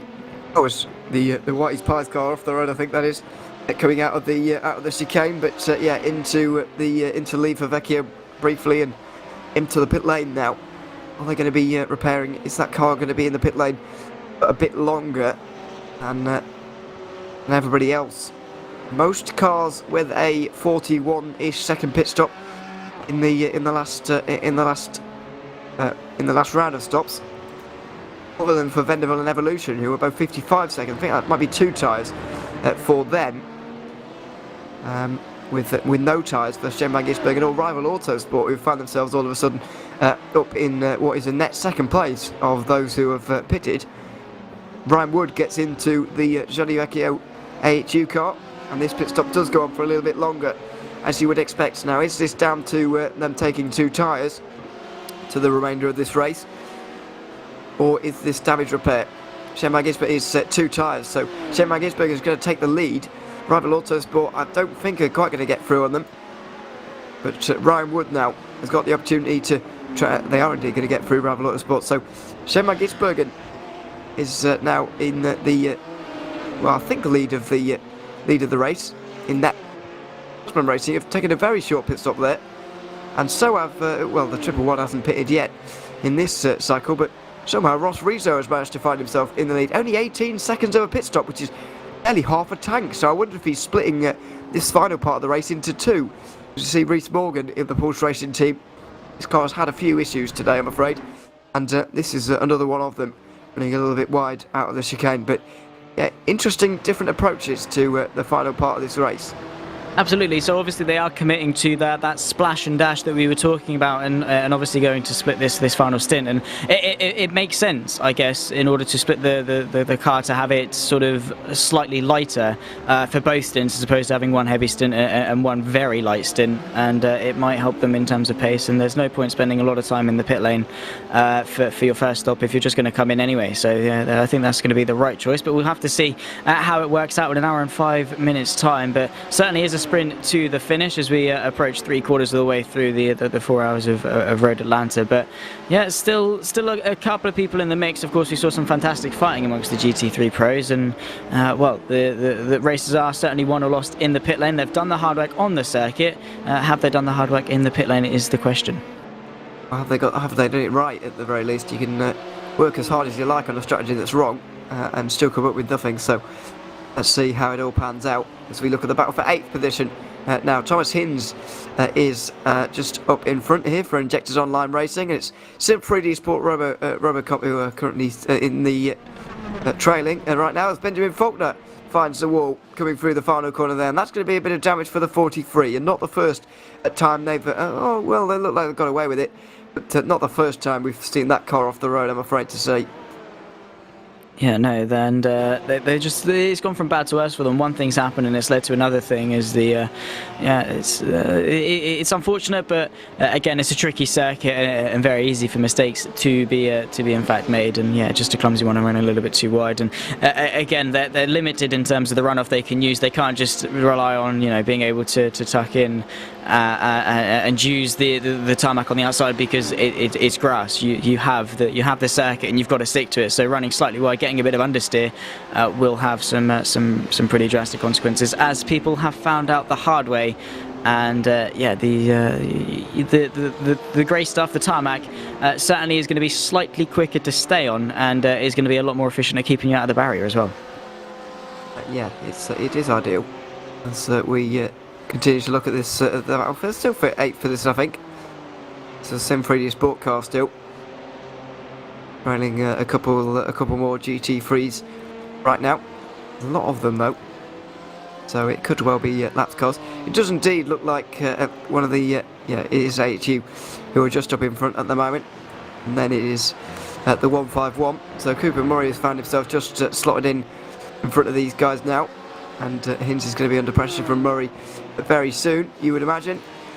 So let's wait and see what that battle has to bring. Kind of settling in now, really. Final hour of the race coming up, and yeah, it's difficult to see at the moment how GT3 is going to pan out because of all the strategy, but obviously we've got a clear leader in LMP2 right now. It's the AHU car, of course, as Thomas Hinz comes under a lot of pressure from the AHU Esports at 135, not the 135, the 148, I should say, of Cooper Murray down the inside into the final chicane.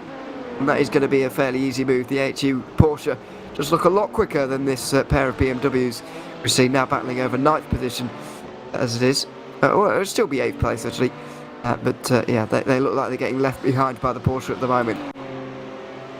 Yeah, absolutely, and that Porsche seems very quickly. It was our top 4 at the moment. Well, not at the moment, but the top 4 we had just a few moments ago before the pit stop cycle were all Porsches. So around this circuit in particular, the Porsche does seem to be very, very good in that sense. And AHU is very much dominated by sort of BMWs and Porsches in terms of GTs, and we have seen the sprinkle of the Lamborghinis and the McLarens and the Ferraris, but the BMW and the Porsche seems to be the go-to in terms of both pace and consistency. see. I know Lewis loves to drive the BMW, but I've never tried either myself. But yeah, in terms of AHU, they seem to work. But today seems to be a Porsche day. Will Daytona flip it and make it be more of a BMW track? We'll have to. Only time will tell. We'll have to wait and see. But for the championship rivals, it doesn't really matter because they're all in the same car anyway. So it's going to be equal pegging. There's no excuses really. No, there isn't. As we see the first pit stop in LMP2 for this final round, it's the Whitey's Pies racing car.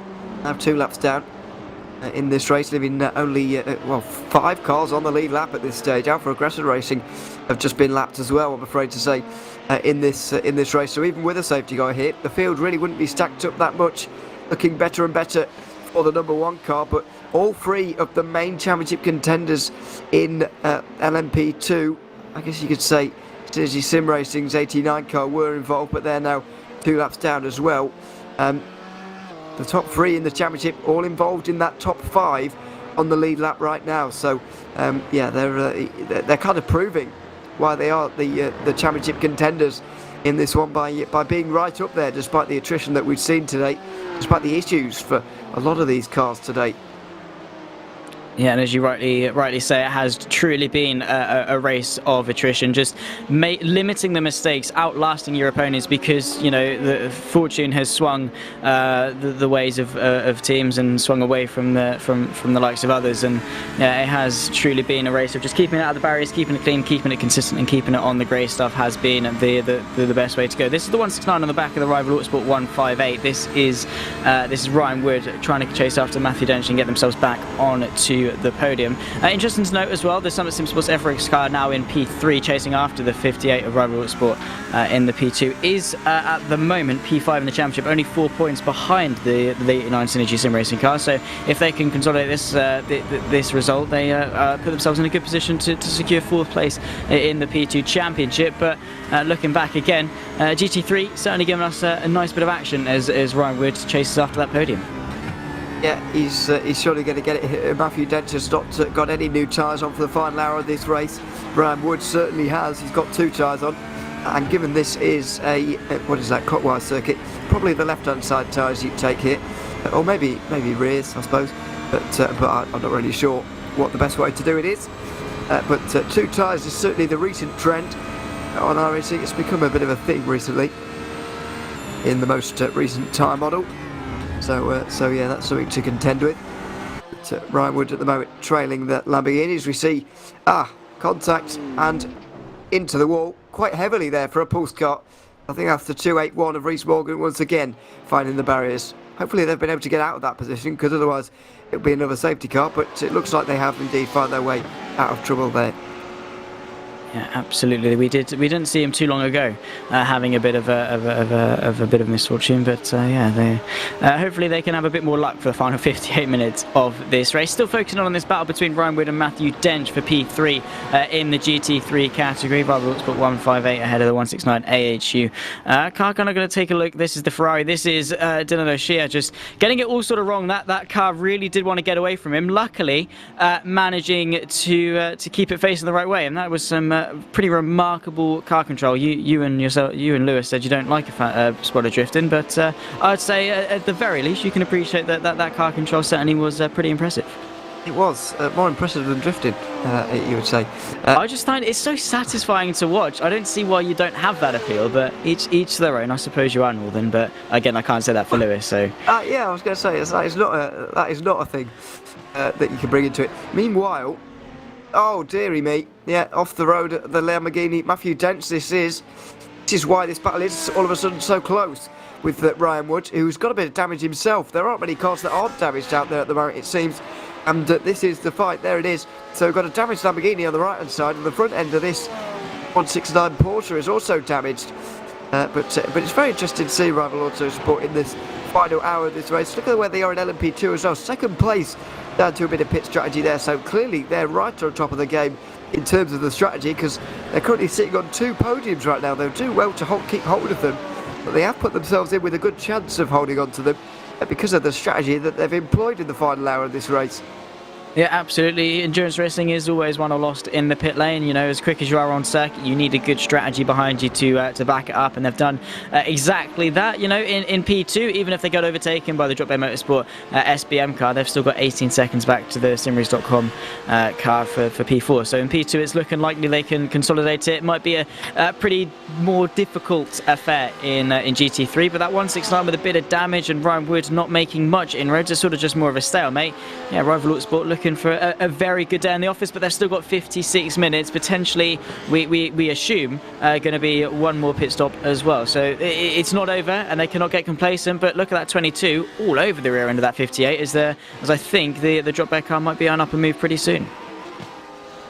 We're certainly looking for one, but can't quite do it for the moment. This is all going into the hands of the number 1 car, still leading and by an even bigger margin at this stage. But yeah, Drop Bay Motorsport really applying the pressure now as the 43's off again. Those championship leaders trying to take that second place away.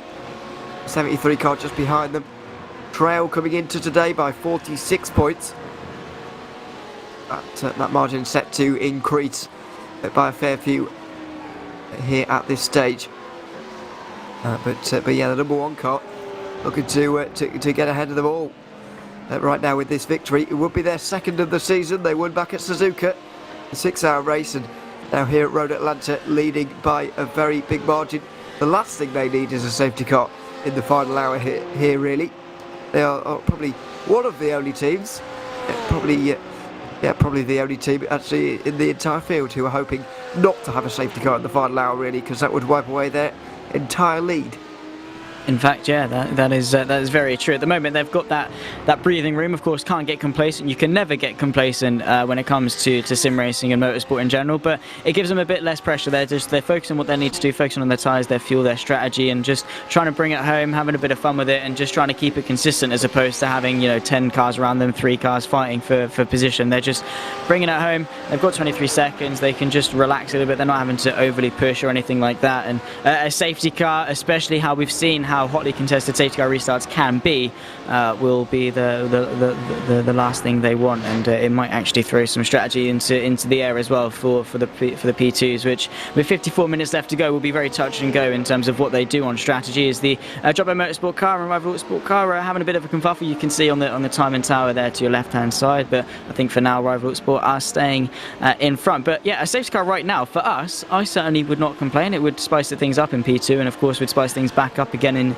GT3. Is if it was to come out and they all pit again, I presume they would get to the end. Yeah, well, the GT certainly would, yeah, but the LMP2s obviously would be put into a little bit of a headache really. Yeah, Drop Bay Motorsport certainly applying the pressure right now, and they were briefly side by side, had their noses in front indeed, apparently ahead of Rival Autosport, but weren't able to hold on to the move. We continue to look at this battle now. Second and a half. This battle for third. This is what happened, is it? No, this is Bluebell Racing again, I'm afraid. Hitting into the... Oh, that is hard as well. Hitting the bridge there. And reversing out the way as well. Nick Botterill. It really has not been their day, Bluebell Racing. And they almost can't get turned around here. That car... Are they still here?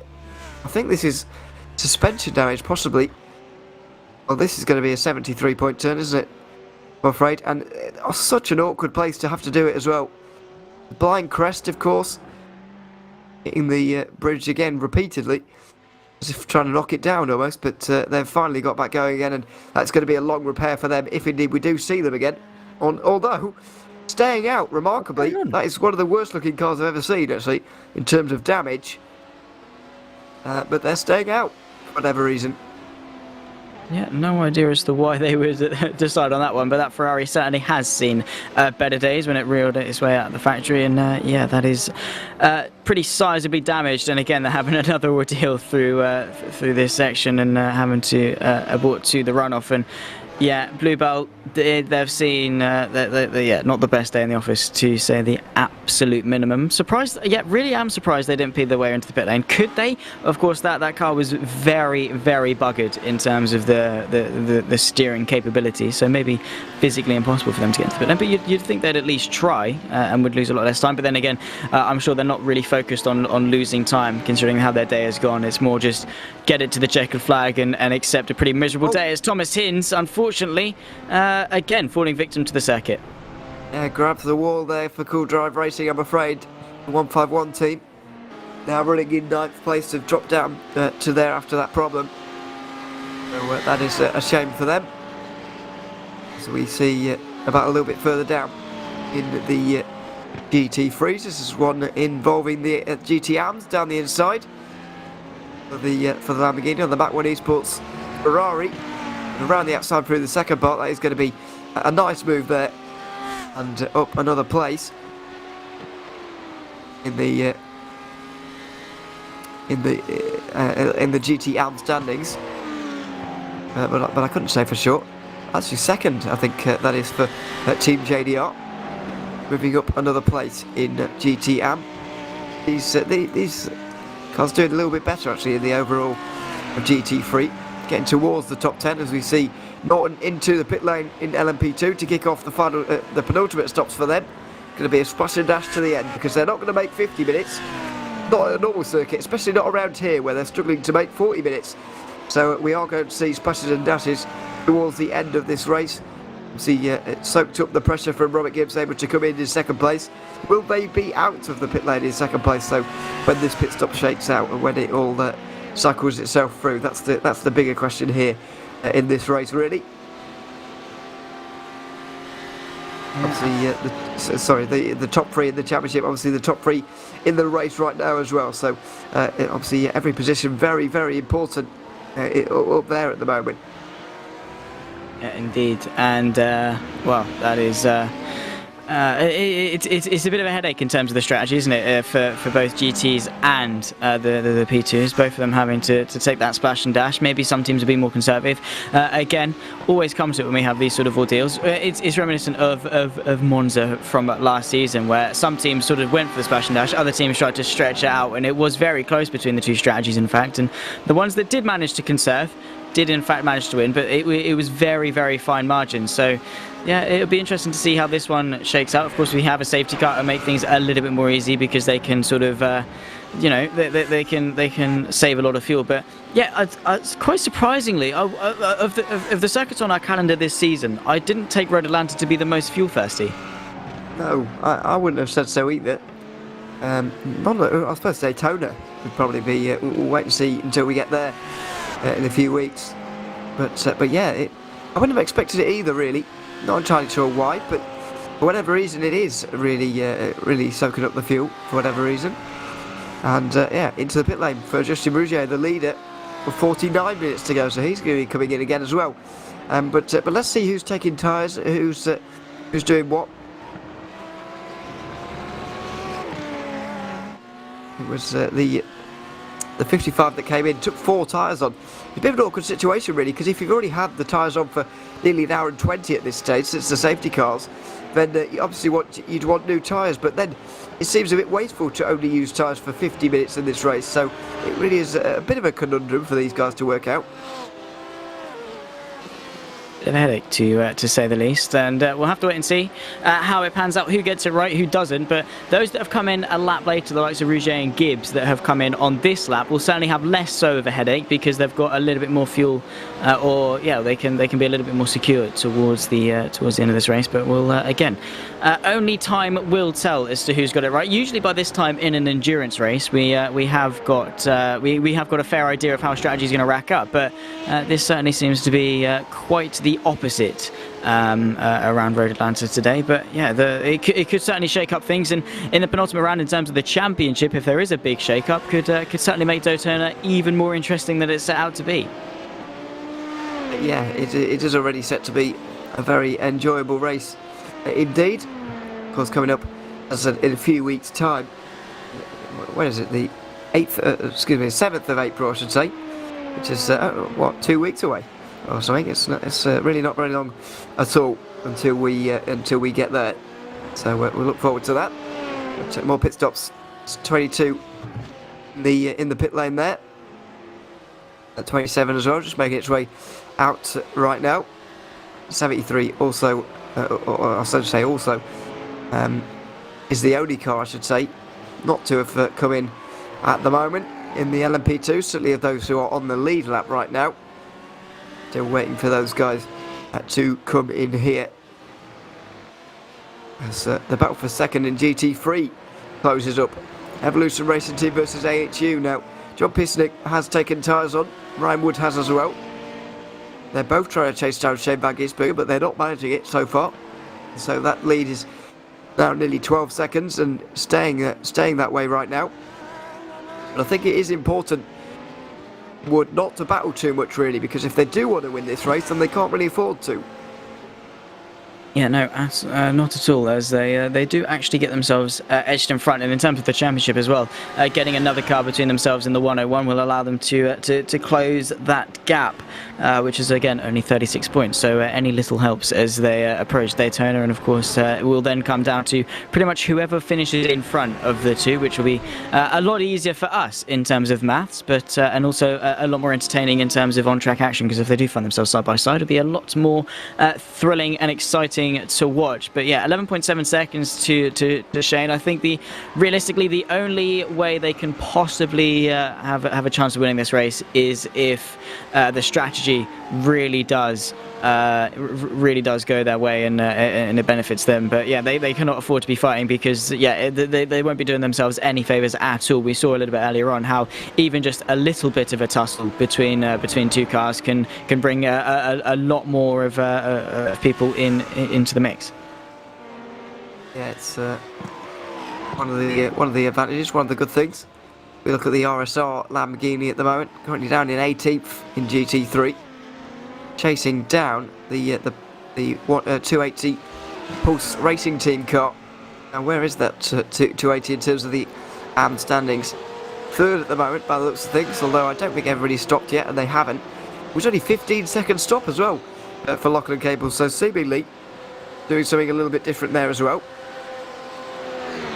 which is good to see as the leader, 73, Simriggs.com DPR car, comes into the pit lane. 44 minutes just about on the clock right now, and so yeah, they've got to make a fuel stop, or one more I should say, after this race,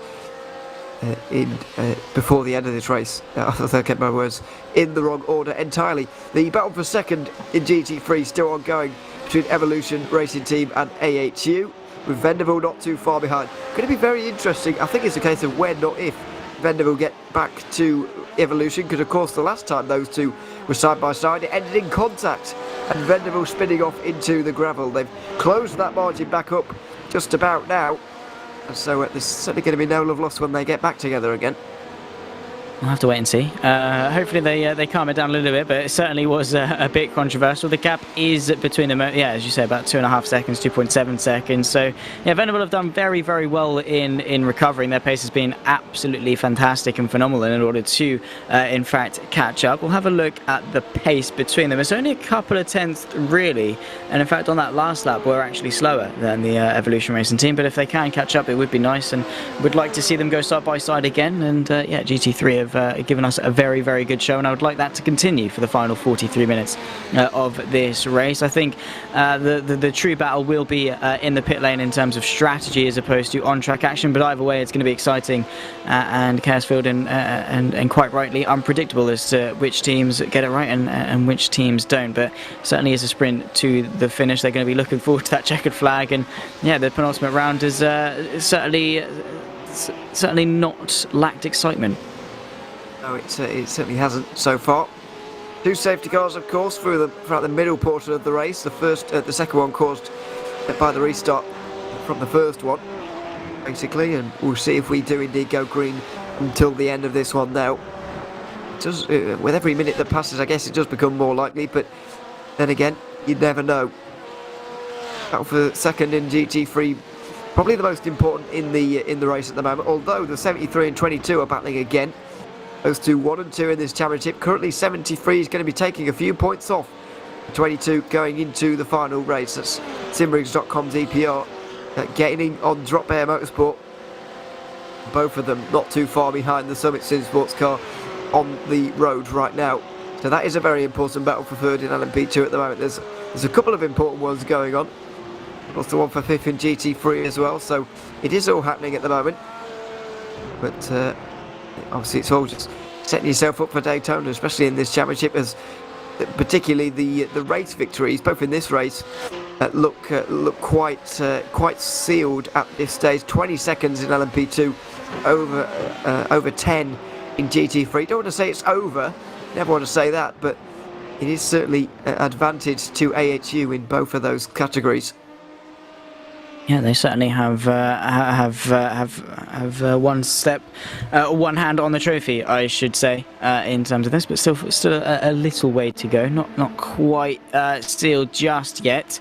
As we see the 22 on the back of the 73, the battle for the podium in the LMP2 category. This is Robert Gibbs on the back of Scott Zazowski with the Simrix.com DPR versus the Drop Bear Motorsport SBM, who did come into this race leading the way over the car that they're fighting with at the moment. So again, setting themselves up well for Daytona is what they're going to be wanting to do. And again, as we say, going into that race on the front foot, not being the chasing car, is always good, because you're then reliant on what the other car is doing as opposed to what you can do. There's hopefully for them they can get in front, but still it's not going to be overly drastic if they finish just one place behind. But yeah, for the championship battles, certainly has been very, very interesting. But yeah, unfortunately the race victories have been sealed. But certainly in the GTs we have had some exciting fights for it. It's just that Shen van Gisbergen and that 197 really has taken off with it over the course of this last stint. But yeah, 2/10 between the two, and is Robert Gibbs going to be interested in upping a move? I reckon he might be. Now, just as we were basically handing the win here to Justin Rougier, he's all of a sudden losing time at an alarming rate at the moment, down to 16 seconds. Excuse me. And his last lap time was 2.1 slower than 1.9, I should say, slower than second place. So it Sim Sports, as that is contact with the 22. Ferrari off the road there, not sure which one that was, but that was certainly contact, I'm afraid, for the 22. But yeah, Justin Rougier is now losing time quite quickly. He's in the final sector at the moment, so we'll see what his lap time is at the end of this and see if it is just a bit of traffic or whether there really is a problem for that number one car at the moment. But for whatever reason, wow, an 11.3. That is very slow compared to where he was before. Best lap time is in the 8s in this stint, so something has happened to Justin Rougier. This is what happened to the 22 car, another Simbriggs car, the 199 off the road there. That's just a bit of contact, which way you don't tend to make moves into turn 5, really. Yeah, no, not at all. That is, it's very one-line-esque, and yeah, you got to take an air of caution. It looks as though the number one was just a minor issue, as you say, probably traffic, because they seem to be back on it, and that gap hasn't changed much since we noticed the quick and drastic drop between it. So yeah, unfortunately for us, we're not going to see some dramatic. Well, we might still see, but certainly not at the moment. Not going to see any drama and chaos for the race lead in the LMP2 category. The 22, the Drop Bear Motorsport SBM car, has fallen off a little bit, a touch to the Simrix.com DPR car, but this traffic certainly has brought them back into the mix as they lap the 101 and the 169. The 22 doesn't really know where to go as they duck and dive their way through the Porsches, yeah, this certainly has allowed them to close the gap. Will there be an opportunity for them to capitalise, or are they going to work together and maybe Robert Gibbs can... oh no, in fact he is going to go for a move down in towards 10A. Gets the move done down the inside. The 73 can't really say much. Of course, Robert Gibbs is on fresh tyres, but Scott Zazowski's certainly going to come back at him, and unfortunately no pressure made into the final corner. But again, using traffic in order to maximise your run, and once again having to go defensive. That was aggressive from Robert Gibbs, and he needed to make the move, and he had the new tyres as well to make that move. Surely he's going to be able to get away at this stage now. As we go down the hill towards the S's once more, down the inside of the Evolution GT3. But yeah, that was a very aggressive move from Robert Gibbs, cutting off the nose of Zazowski there to make sure that the 73 would not come back at him into the second part of that chicane. I think it was just a bit of traffic for Rougier by the looks of things, because the gap now back to 18.5 seconds as Liam Reston hits the same bit of traffic that Rougier was. So yeah, it was just a bit of traffic, no damage to that number 1 car by the looks of things. Yeah, a nice move from Robert Gibbs, an important one as well. Let's not forget, if they try and restore their championship lead at the moment, they'd lose 44 points to the number 1 AHU car. They have a 70-point advantage coming into today, so they would continue on in the championship lead. We've got a Lamborghini going slowly under the bridge. We do indeed, and I think they've managed to sort that one out. But yeah, this is, I think this, yeah, just going slowly, which is slightly strange as to why they were doing that. Maybe a hardware issue or something, because that doesn't look particularly too damaged. But yeah, that's the thing in having a 3-horse race. You've got a couple of people to focus on, and going into Daytona, still will have those 3 cars in the mix, so it can certainly go anyone's way. And being the longest race of the season so far, Peter Hunter, the International Driver Syndicate car, the 250, pulling their way into the pit lane, so presumably a bit of damage to that Lamborghini. But yeah, no, certainly 10 hours is the longest race of the season, and it's probably, you know, it's going to be the most important race of the season as well. Yeah, it is, as we see the Ferrari off to Simrings.com again. No shape, it really has been in the walls throughout this stint, and I'm afraid I think that car might have a little bit of damage there to the rear suspension. By the way, he put the power down there, or tried to. So that's unfortunate for him, as we have a big battle going on here. Evolution versus Vanderbilt. This is what we've been waiting for. The Evolution car has been recently overtaken by the 169. AHU restored their 1-2. Are Vanderbilt going to be joining them on the podium here? Down the inside into the chicane, it almost rolls reversed as to what we saw about an hour ago down the inside for Vanderbilt. And Evolution, John Pisnick almost gave that one to him. Yeah, pretty much did. Just, you know, once again was on the outside, so didn't want to make the same mistake as last time. And I think, well, that is, yeah, into the pit lane, so didn't want to fight it too hard as they were coming into the pit lane anyway. Didn't want to risk being spun out as to only come into the pit lane on that same lap. But yeah, a good move from the Vanderbilt car just to look up the inside. This is the Lamborghini that I think we saw a little bit earlier ago, running a little bit wide over the outside of the circuit and backwards into the barrier. Again, that is pretty much a similar mistake, a running theme that we've seen for a lot of cars to make that mistake, as they pull themselves back onto the circuit very quickly, having to get out of the way for the BMW and P2 that were very quickly coming their way. And then quickly realised you around the extent of the damage that Lamborghini had sustained. But yeah, Evolution Racing Team into the pit lane there. Interesting call. But the first of the final stops in GT3 now been made, apart from the one for Ross Rizzo. This is what happened earlier to the Simrings.com car. See Dylan O'Shea now with a bit more damage than this, I'm afraid. Side by side again. This Vanderbilt car is absolutely flying at the moment. Dylan Burst outside line for the first part. Brian Wood was not going to give him the inside for the second though, and so he has to stay behind. Does Dylan Burst at that 101, but these two fighting hard now, and it's not really what either of them need. Obviously AHU aren't going to be too disappointed with it, because Gisbergen is currently leading the race. But Vanderbilt certainly will be, as we see a spin here for the 1 at 2.81, and that was a hard hit on the wall. Yeah, it was, and yeah, that BMW certainly has seen better days. At least it got rid of the front bumper, so you'll be happy to see that one. But yeah, the 101 has really had a resurgence of pace in the last couple of laps, and that's that BMW parked. Car's not moving. Yeah, that's not moving at all. Could that be a safety car? Would it be? Maybe. Could be.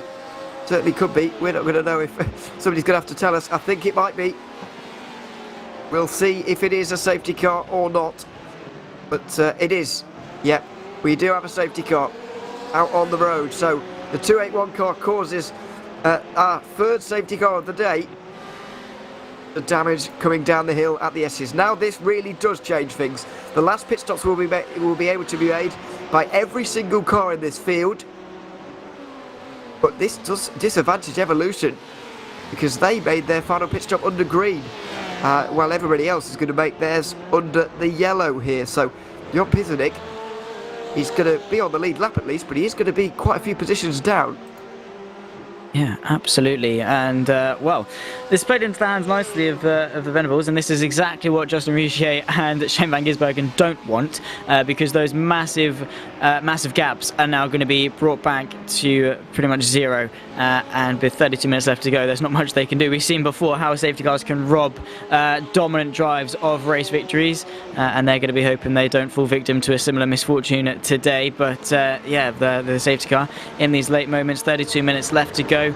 And yeah, this is certainly going to be spicy. Sprint to the finish, and everyone's close together with the championship at stake, with a lot of drivers equal on pace and a lot of drivers very, very feisty and aggressive. This is certainly going to be exciting.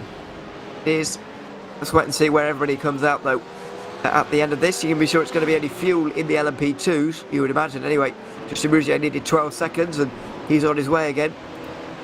In Preston will likely need something similar, as will Robert Gibbs, who's also in at this stage. We haven't yet seen the leaders in GT3 into the pit lane. Gisbergen Gisbergen does come in now. Ryan Wood will be also Dylan Burst and Cooper Murray, who's a little bit further behind. You see the two in the main part of your screen there are going to be in the pit lane very shortly, and there they go. So this is an important stop. If you can gain that second or two, it could give you a position, especially in this battle between Ryan Wood and Dylan Burst. So we'll see how long these pit stops are. But there is the cause, of this third safety car, and there is the leader. The safety car going to pick him up. Is he trying to get the AWM car to go through? I think. Oh, no, there it is. We do indeed have the leader picked up by the safety car. Wow, Ryan Wood makes a very short final stop. Dylan Burst as well. Shane Van Gisbergen's final stop looks to be very long here. 35 seconds it ticks past now. John Pisanic goes up into third place. Shane Van Gisbergen, 40 seconds. That's a long, long stop. Incredibly long stop, and well, what seemed to be a very dominant display out in front. He might well lose quite a few positions because of this. I'm not entirely sure. Maybe taking tyres, maybe, but again, why? And you know, not entirely sure what he's been thinking. But Shane Van Gisbergen certainly knows better than we do. So perhaps, you know, using the lack of time lost under a safety car in order to take that punt, I guess you could say. But yeah, certainly spicing things up in GT3, and what looked to be a dominant display to the checkered flag for Shane Van Gisbergen might be slightly more difficult for the 197. I think he has taken on tyres quite possibly, thinking that he wouldn't drop too far back, but he actually has dropped back a bit further than he thought. So in GT3 at the moment, we'll have a little bit of a run through LMP2 in a minute, but GT3, Matthew Dent is currently leading for Rival Autosport. They made their pit stop under green, but they can make it to the end, as can Ross Rizzo for Trans-Tasman Racing. They're 1 and 2. Ryan Wood only did 9 seconds in the pit stop, so he's third, ahead of John Pisanic and Dylan Burst, who's dropped to 5th. Mark Gibson in the AHU car has yet to come in. He does now, drops out of 6th position. That is now going to be taken by Shane Van Gisbergen, who's now going to be leading in that. He's going to be in that 6th position, I should say, behind Dylan Burst. So that's your top 6 in GT3. It's all been shaken up, and we've got Rival Autosport and Trans-Tasman Racing, who you wouldn't have expected at the start of the day to be up front. They're now 1 and 2.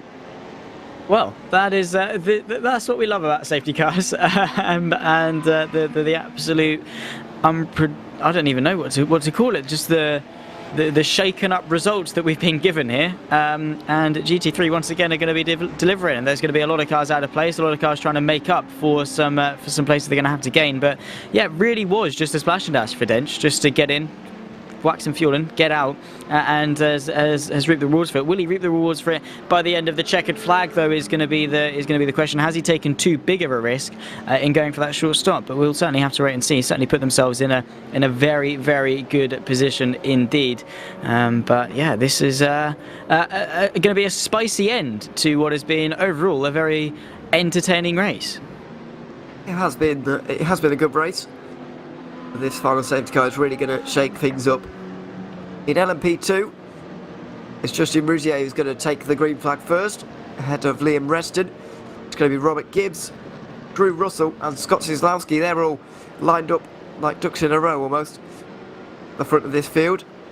Aaron Russell is here as well, but he's a few cars back. Then we've got Tom Freer, Synergy Sim Racing, the first car that is 1 lap down at this stage. So that's interesting in LMP2 as well. It's going to be a good run to the flag there. And in GTM, Lachlan Capel for Pulse Racing Team is currently leading ahead of Team JDR. It does look like MAC1 Esports, JWM Motorsport, eMotorsport are going to be in the lead lap as well. So we do have a few leaders in GTAM as well, set to shake up this championship once more. So it's going to be interesting. But I think GT3 Pro is the most exciting of them all, because obviously we've got two unexpected leaders in 1 and 2 at the minute. Where are they going to end up by the end of this? That's all remains to be seen. We've seen how easy it is for people to defend, and how easy it is for people to be able to keep cars behind before, is the likes of Vecchio keeping a lot of rivals behind for his teammate a little bit earlier on. So potentially they've got the track position. That's going to be the important thing. As long as they can keep them behind and not make mistakes, they might be able to consolidate a good place here. Do not count out that Trans-Tasman race in 184 either. But yeah, this is going to be a spicy end to this race. All eyes will be on the GT3s, of course, but of course got to pay attention to the P2s up in front as well, because we have got two championship leaders, 1 and 3, and Drop by Motorsport SPM. We want to limit the damage back to AHU going into Daytona. So yeah, there's going to be a lot for us to keep our eyes peeled for, Ewan. Certainly is, and we're going green this time as well. But it's also a case of how are you going to play this race? You know, in terms of this championship as well, because of course you've got to think about Daytona coming up in 2 weeks' time. You know, how many risks am I willing to take here is another thing that these guys will have to consider, really, because you can't lay it all out on the line here.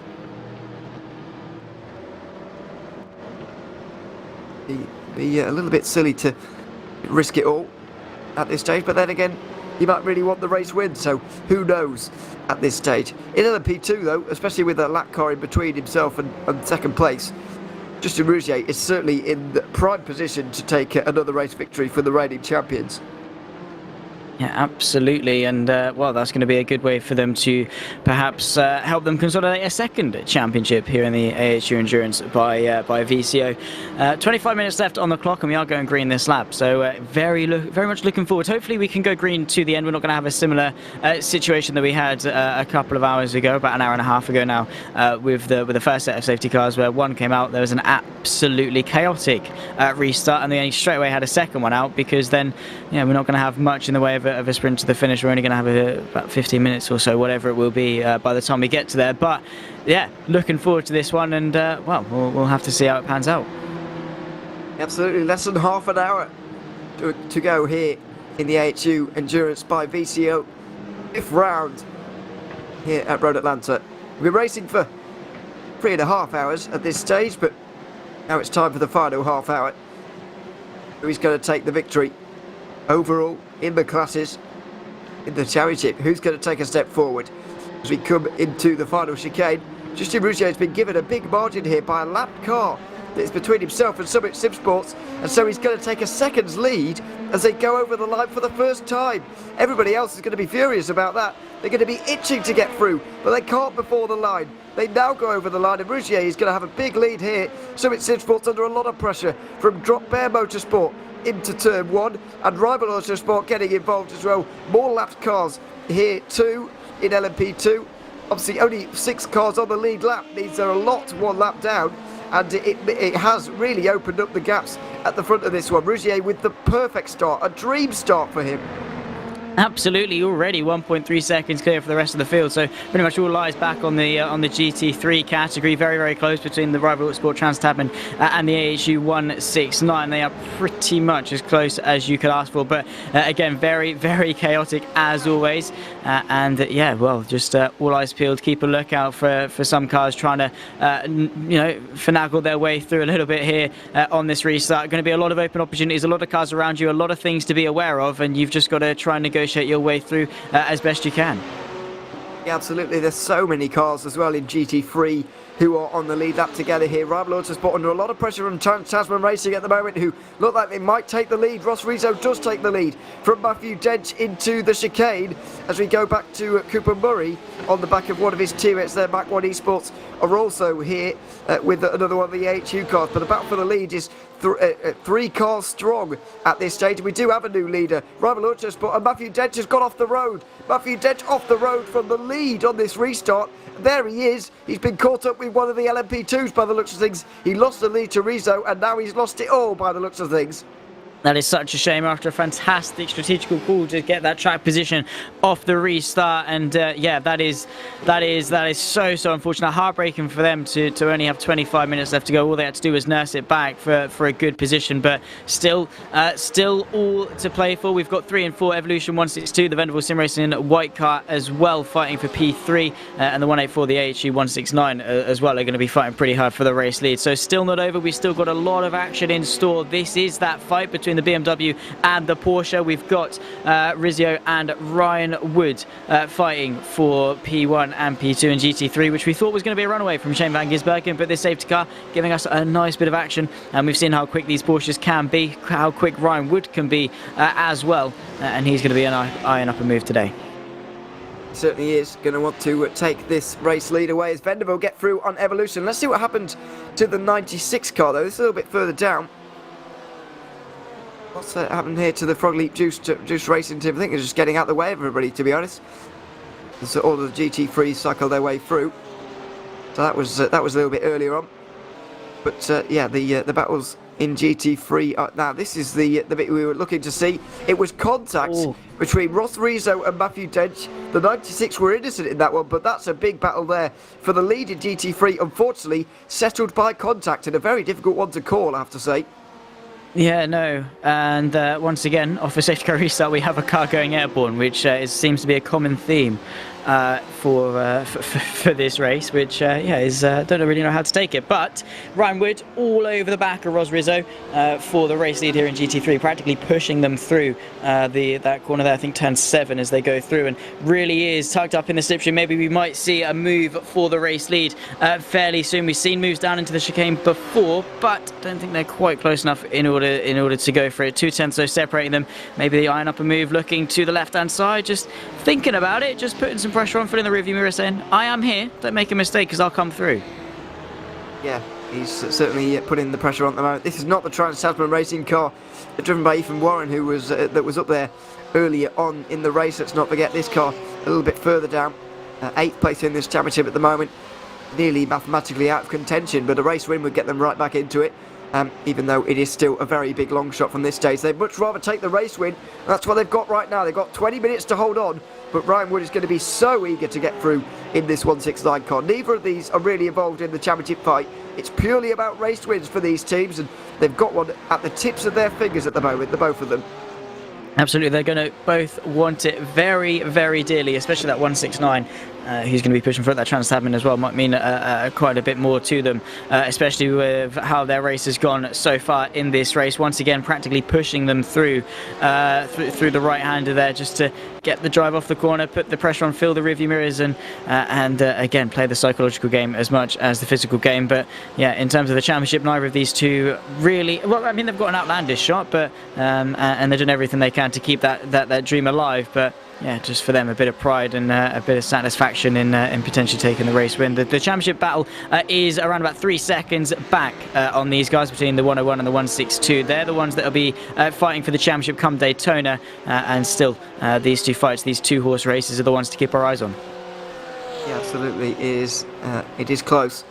3 seconds back to Vendaval. You can just see them in the background. Recently, a very important pass made by Dylan Burse on John Pisnick, who is going to drop points by the looks of things, if things stay as they are at the very least.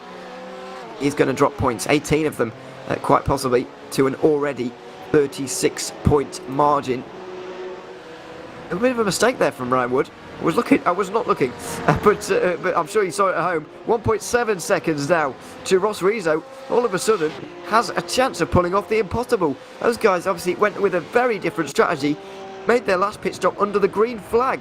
Didn't have to come in under the last safety car, cycled through to second, took the lead on the restart, and now they're looking to possibly take a race win.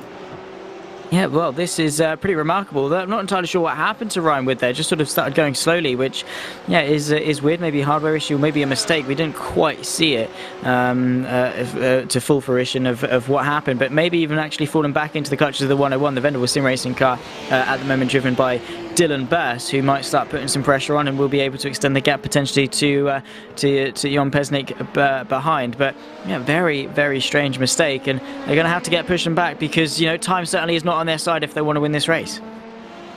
No, not really. Only 17.5 minutes remaining. This is very important for Zimrigs.com DPR as well, as this 73, previously driven by Scott Styslawski, it still is on the back of Drew Russell right now. Let's not forget this car, along with the 22, been up here all season long. Who could forget their absolutely titanic scrap at the end of the 4 hours of Spa, the very first race of this season. They've been absolutely neck and neck the entirety of the season since. 46 points separate them at the moment. It's going to extend a little bit more if things stay as they are right now as well, as we go back to GT3, because we've got a big battle going on for 4th position. The 111 of WEH Racing have been absolutely nowhere almost today, but all of a sudden they're right up here again, and they need it, because at the moment they are 3rd in the championship, looking to stay in contention, as Scott Styslawski gets a good exit off of turn 5. He moves to the outside line for 6, but it's a long way around there, and he's going to do well to get through here, especially with a lap car involved. Indeed, so going to follow the 22 through and try and the 58, sorry, through and drive off and use the slipstream as best they can. Just trying to stay on the back is Scott Styslawski, and we'll try and make that move. But that traffic again going to play a massive factor. Will potentially affect their ability to make this move. A lot of Gagler cars as well in the GT category. Looking to the inside, or is that the outside for the chicane? Indeed, it is for Scott Styslawski. That 73 going to dart back up to the inside. Bit of contact with the Ferraris. They all go through. The 58 still looking to go the long way around, but that traffic playing a massive factor, and well, Scott Styslawski making the most of it. Well, yeah, traffic was the determining factor there. Styslawski makes his way through.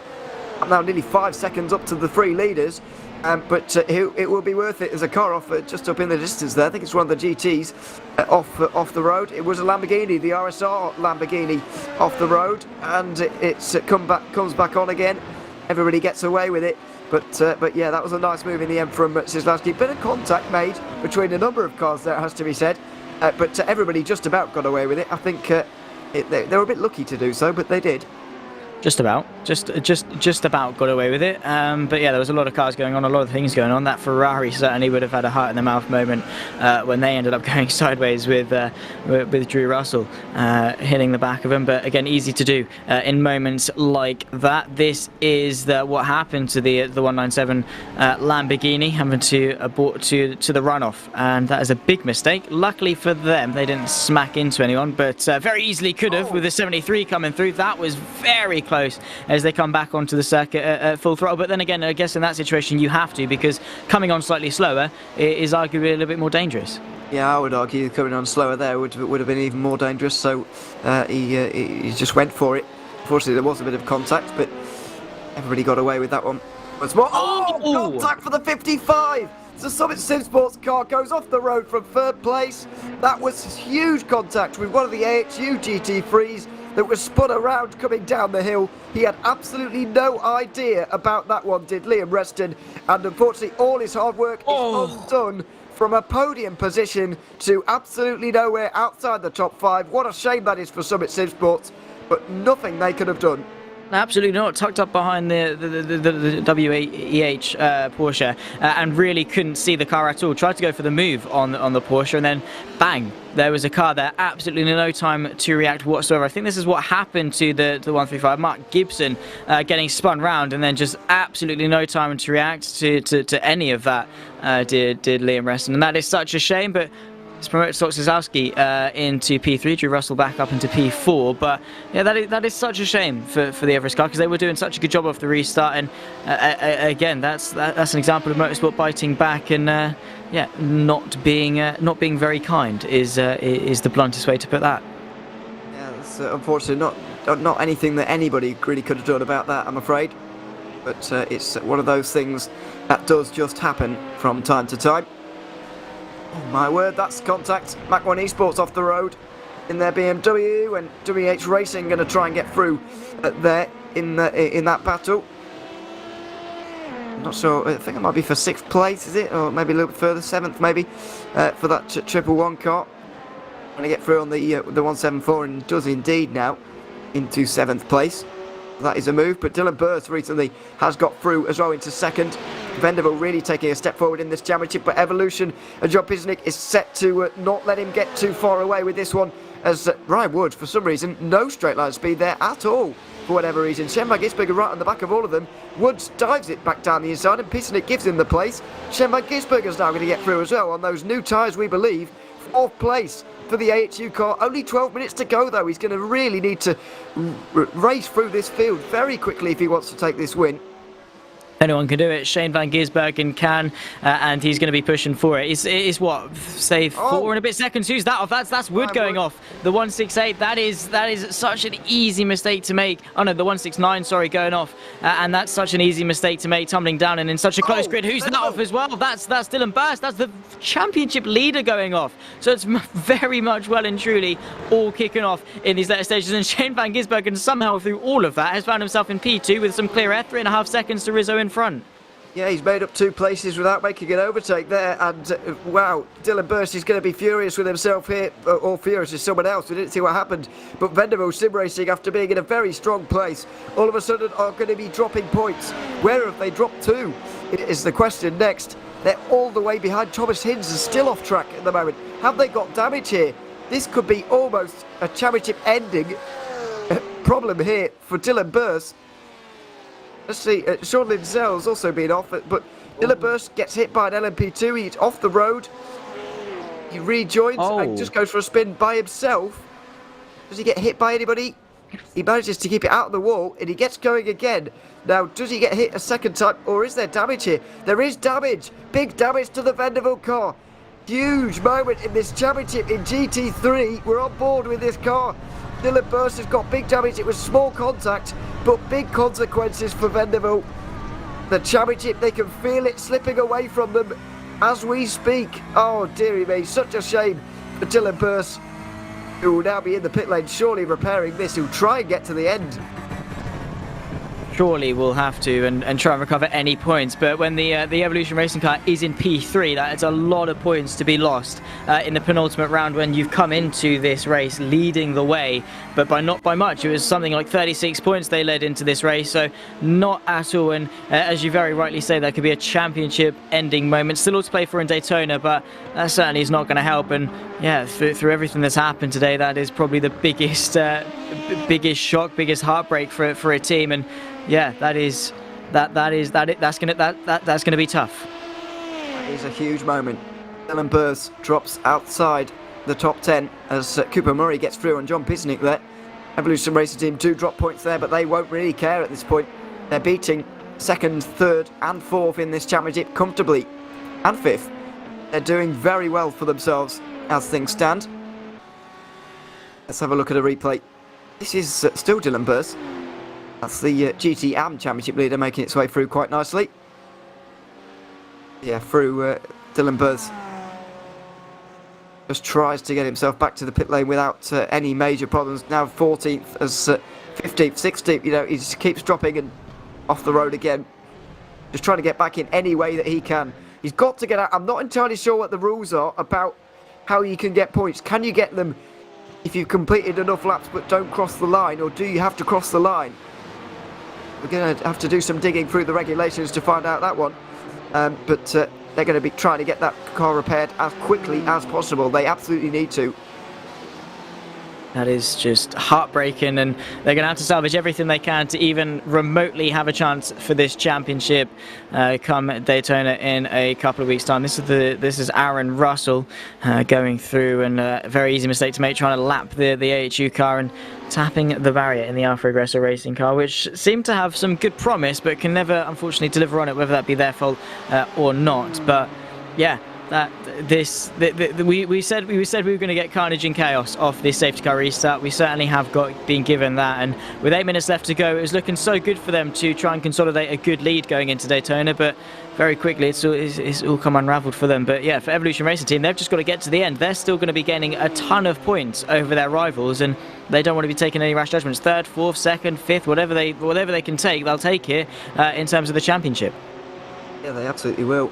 So we look at Thomas Hinds trying to make a move here on the Sim 3D Sport car. A little bit wide into the next couple of corners, but Still holding on. I think this is for 7th place in the GT3s at the moment. It is indeed. Stadler trying to just keep this Cool Drive Racing car behind. As Russell into the pit lane here. Not entirely sure why. As everybody should be able to make it to the end from here, but he is in the pit lane. Not entirely sure if there's a drive-through or what's going on there at the moment. But they do indeed pull into the pit lane. As we look at this battle down the back straight again. Only 7 minutes remaining, and the gap for the lead overall, 2 seconds and a bit. The gap for the lead in GT3, only 2 seconds as well. It's still very, very close, as the Vanderbilt car still out there at the moment, trying to nurse that back, trying to get as many points as possible. Yeah, absolutely, still just maximising as best they can. This is Thomas Hinz going up the inside into the final corner. Still side by side between the two BMWs. That's great racing. First time we've seen that, I think, today.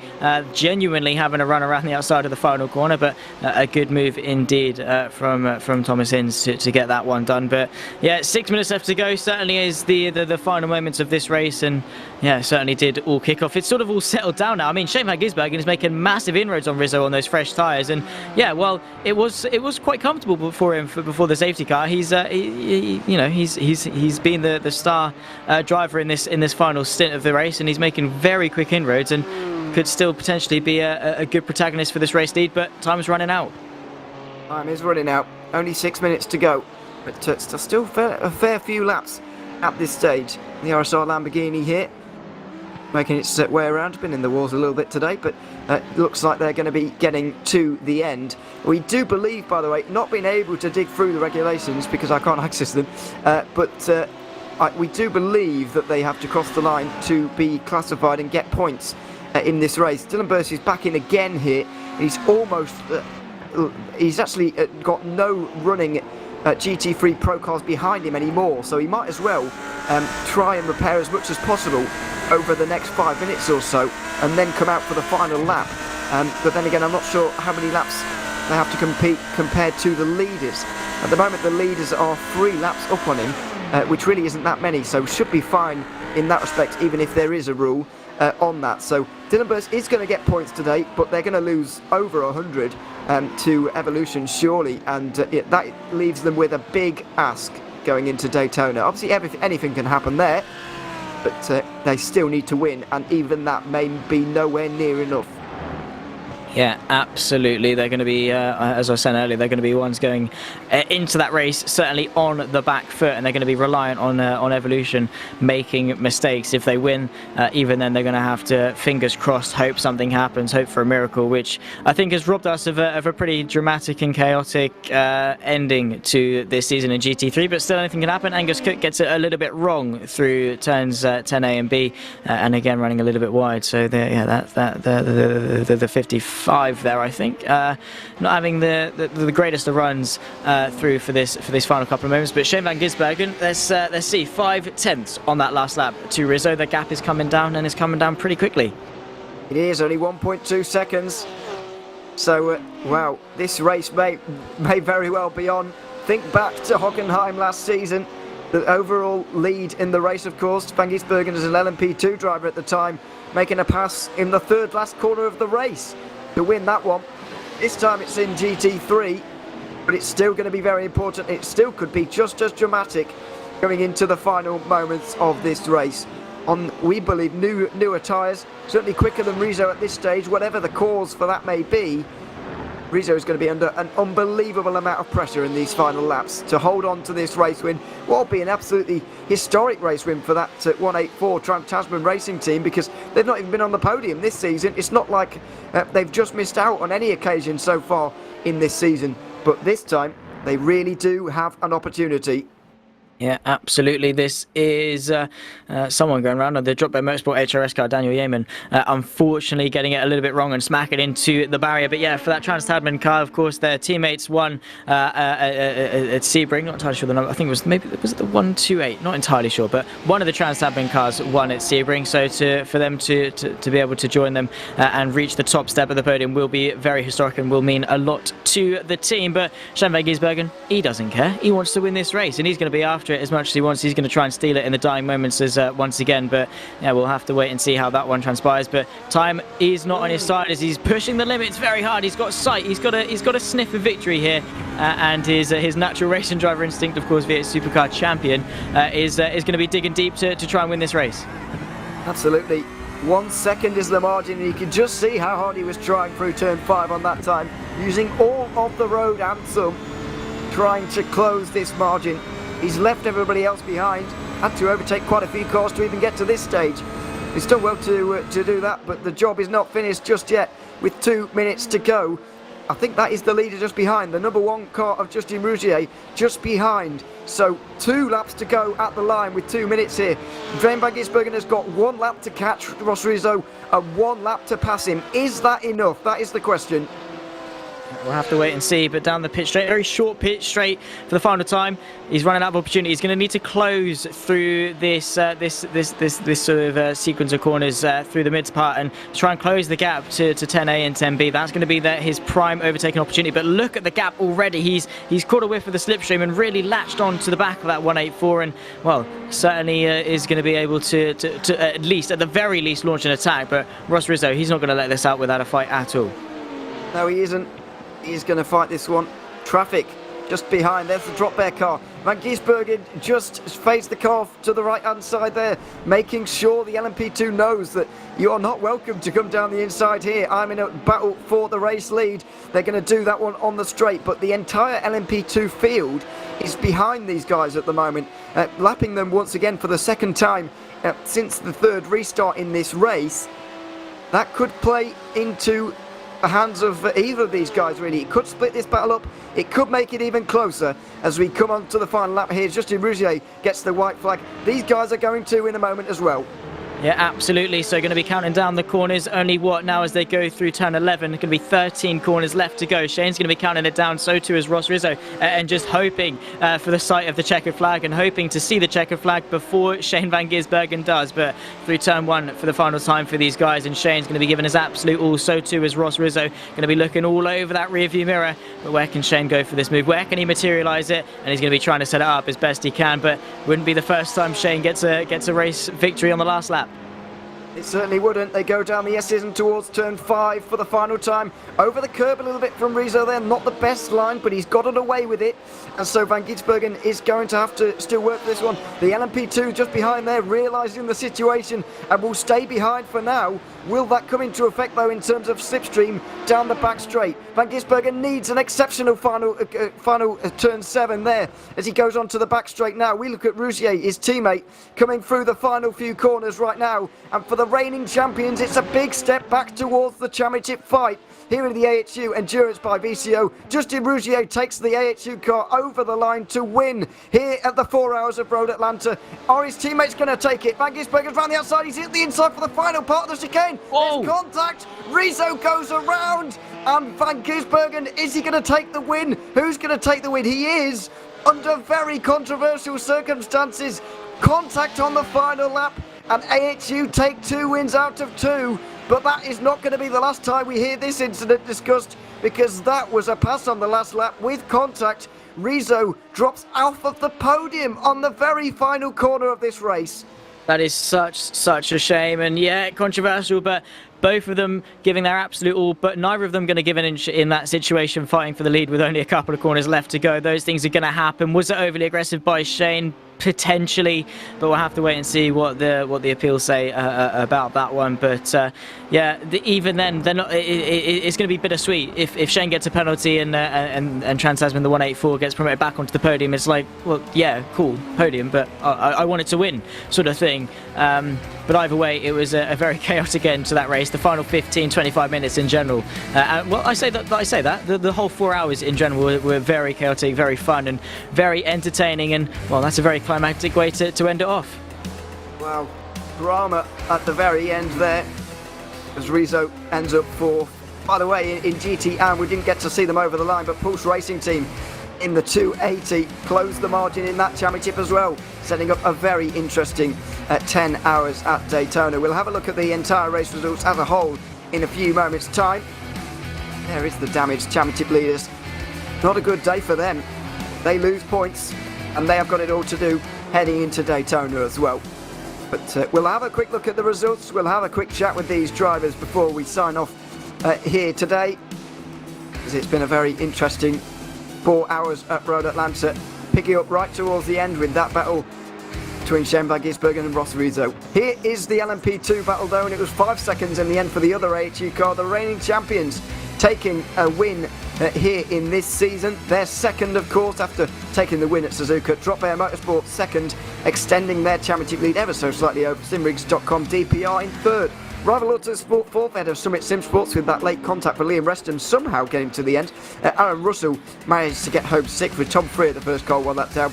Tyler Blackburn for Analytical Racing Odds Esports was 8th, and of Whitey's Pies Racing and Frogley Juiced Racing Green rounding out your top 10.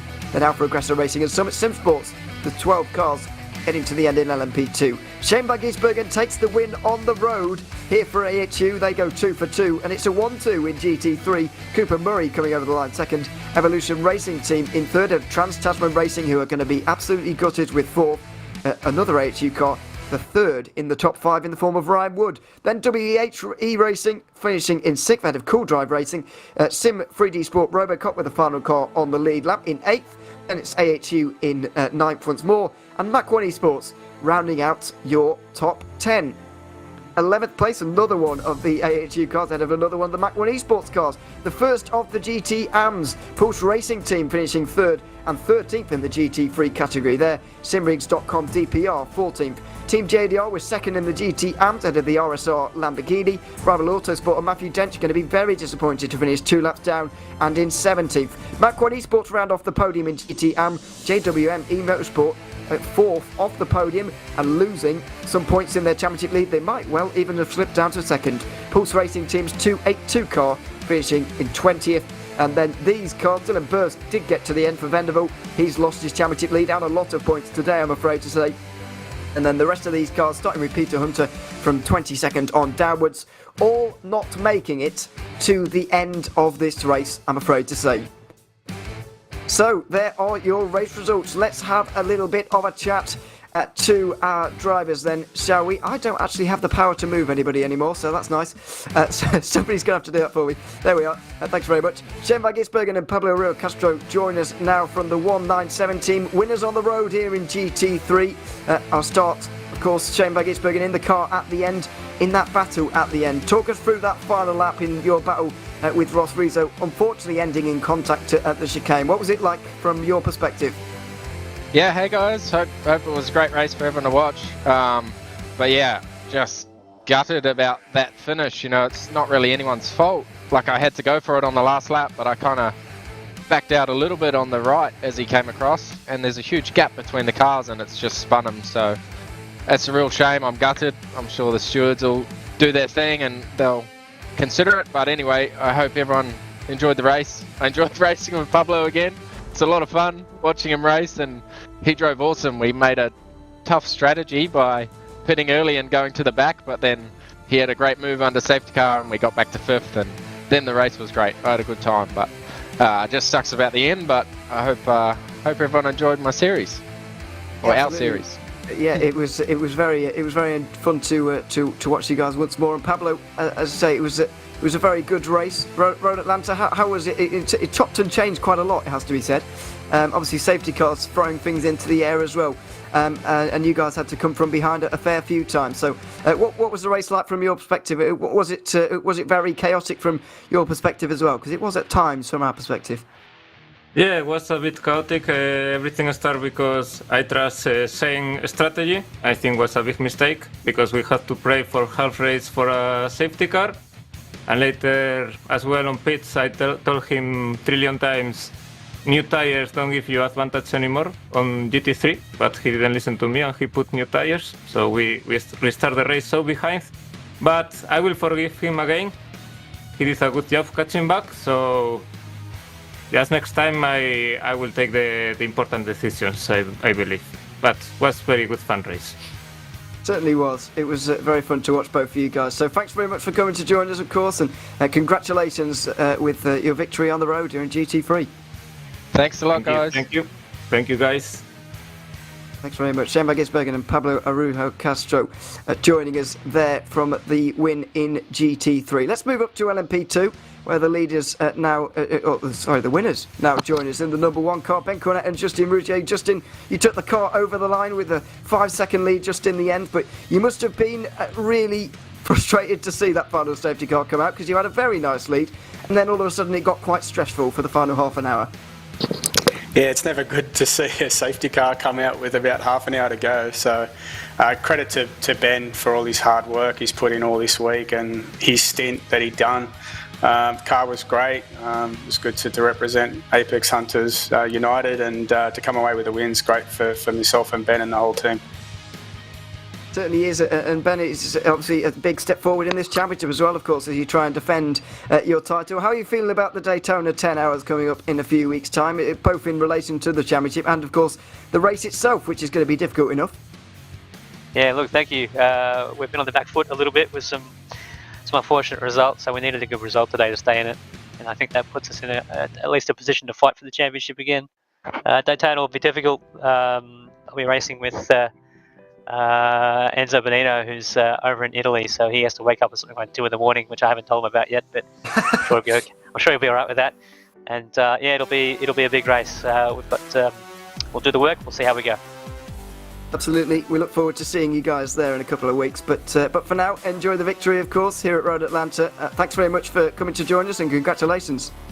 Thank you, and thanks for the broadcast. Thanks, guys. Thanks very much. Ben Cunner and Justin Rougier joining us after victory in the LMP2 category. We are getting in contact with the 280 team for Pulse Racing team to try and get a bit of a chat with them. But for now, Zach, some final words from you as the sun, as we see a nice bit of sunrise action here at Road Atlanta. Very enjoyable race in the 4 hours of Road Atlanta. Sets us up beautifully for Daytona, of course. Almost less chaotic than expected at times, but there was, of course, our fair share of incidents here as well. This morning, this evening. Yeah, absolutely, and it is a very nice aesthetic over Road Atlanta, and I'm sure you can very much agree there, Ewan. But it's been a fantastic race, fantastic 4 hours, and we certainly did get treated to a very good penultimate round. A lot of championship implications in terms of that one, but just looking forward to Daytona in a couple of weeks' time. And I think we have got the 280, so it'd be nice to see talk us through it, because we didn't see much of them today, did we?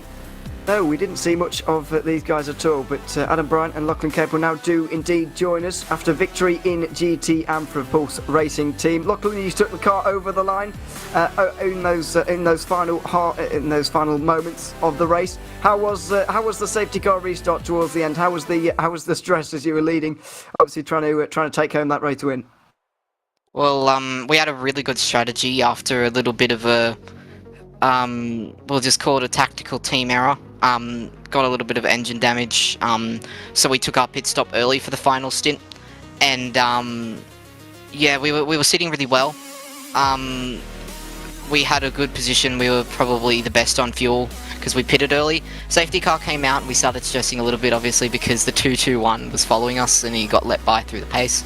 And then after that, it was a little bit stressed because we only had one car between him and us, but through the encouragement and then through my pace that I had over the night, I was able to pull away and then get into a little bit of a spicy battle with the 155 and the 144 at the end. However, I had a go at the 155, but then he just started blocking really aggressively, so I just dipped out of it because there was no really reason to, because I'm in AM at the moment, so there's no reason to fight someone that's in pro and that is too aggressive. So other than that, we had a really, really good race. Possibly an error on my side for taking tyres on the first stop with a 66% left front, which seemed to me a pretty bad tyre for the night. But other than that, we had a really good race, and thanks to Adam as well for being such a great teammate and doing his part to get the win as well. Yeah, and Adam, you obviously equally involved tonight. I mean, I believe this will actually give you the championship lead as well. How are you feeling going into Daytona? It's obviously a 10-hour race, a bit more of a challenge for everybody, and of course you've got that championship to think about as well. It shouldn't. It's not going to be too bad. Every race we're just sort of going out there and having fun as much as we can. I can only thank Lockie tonight for driving as well as he did. He's a superstar, and I just kind of did the lunchtime shift and took the car home nice and safely, and Lockie did his thing and brought it home in first. So yeah, it was really good team effort all around. So I'm very happy with that. Absolutely, as you should be. Congratulations to you both, of course, on the victory here in this race. Thanks very much for coming to join us, and we wish you luck in a couple of weeks' time. Cheers, thank you. Thanks, guys.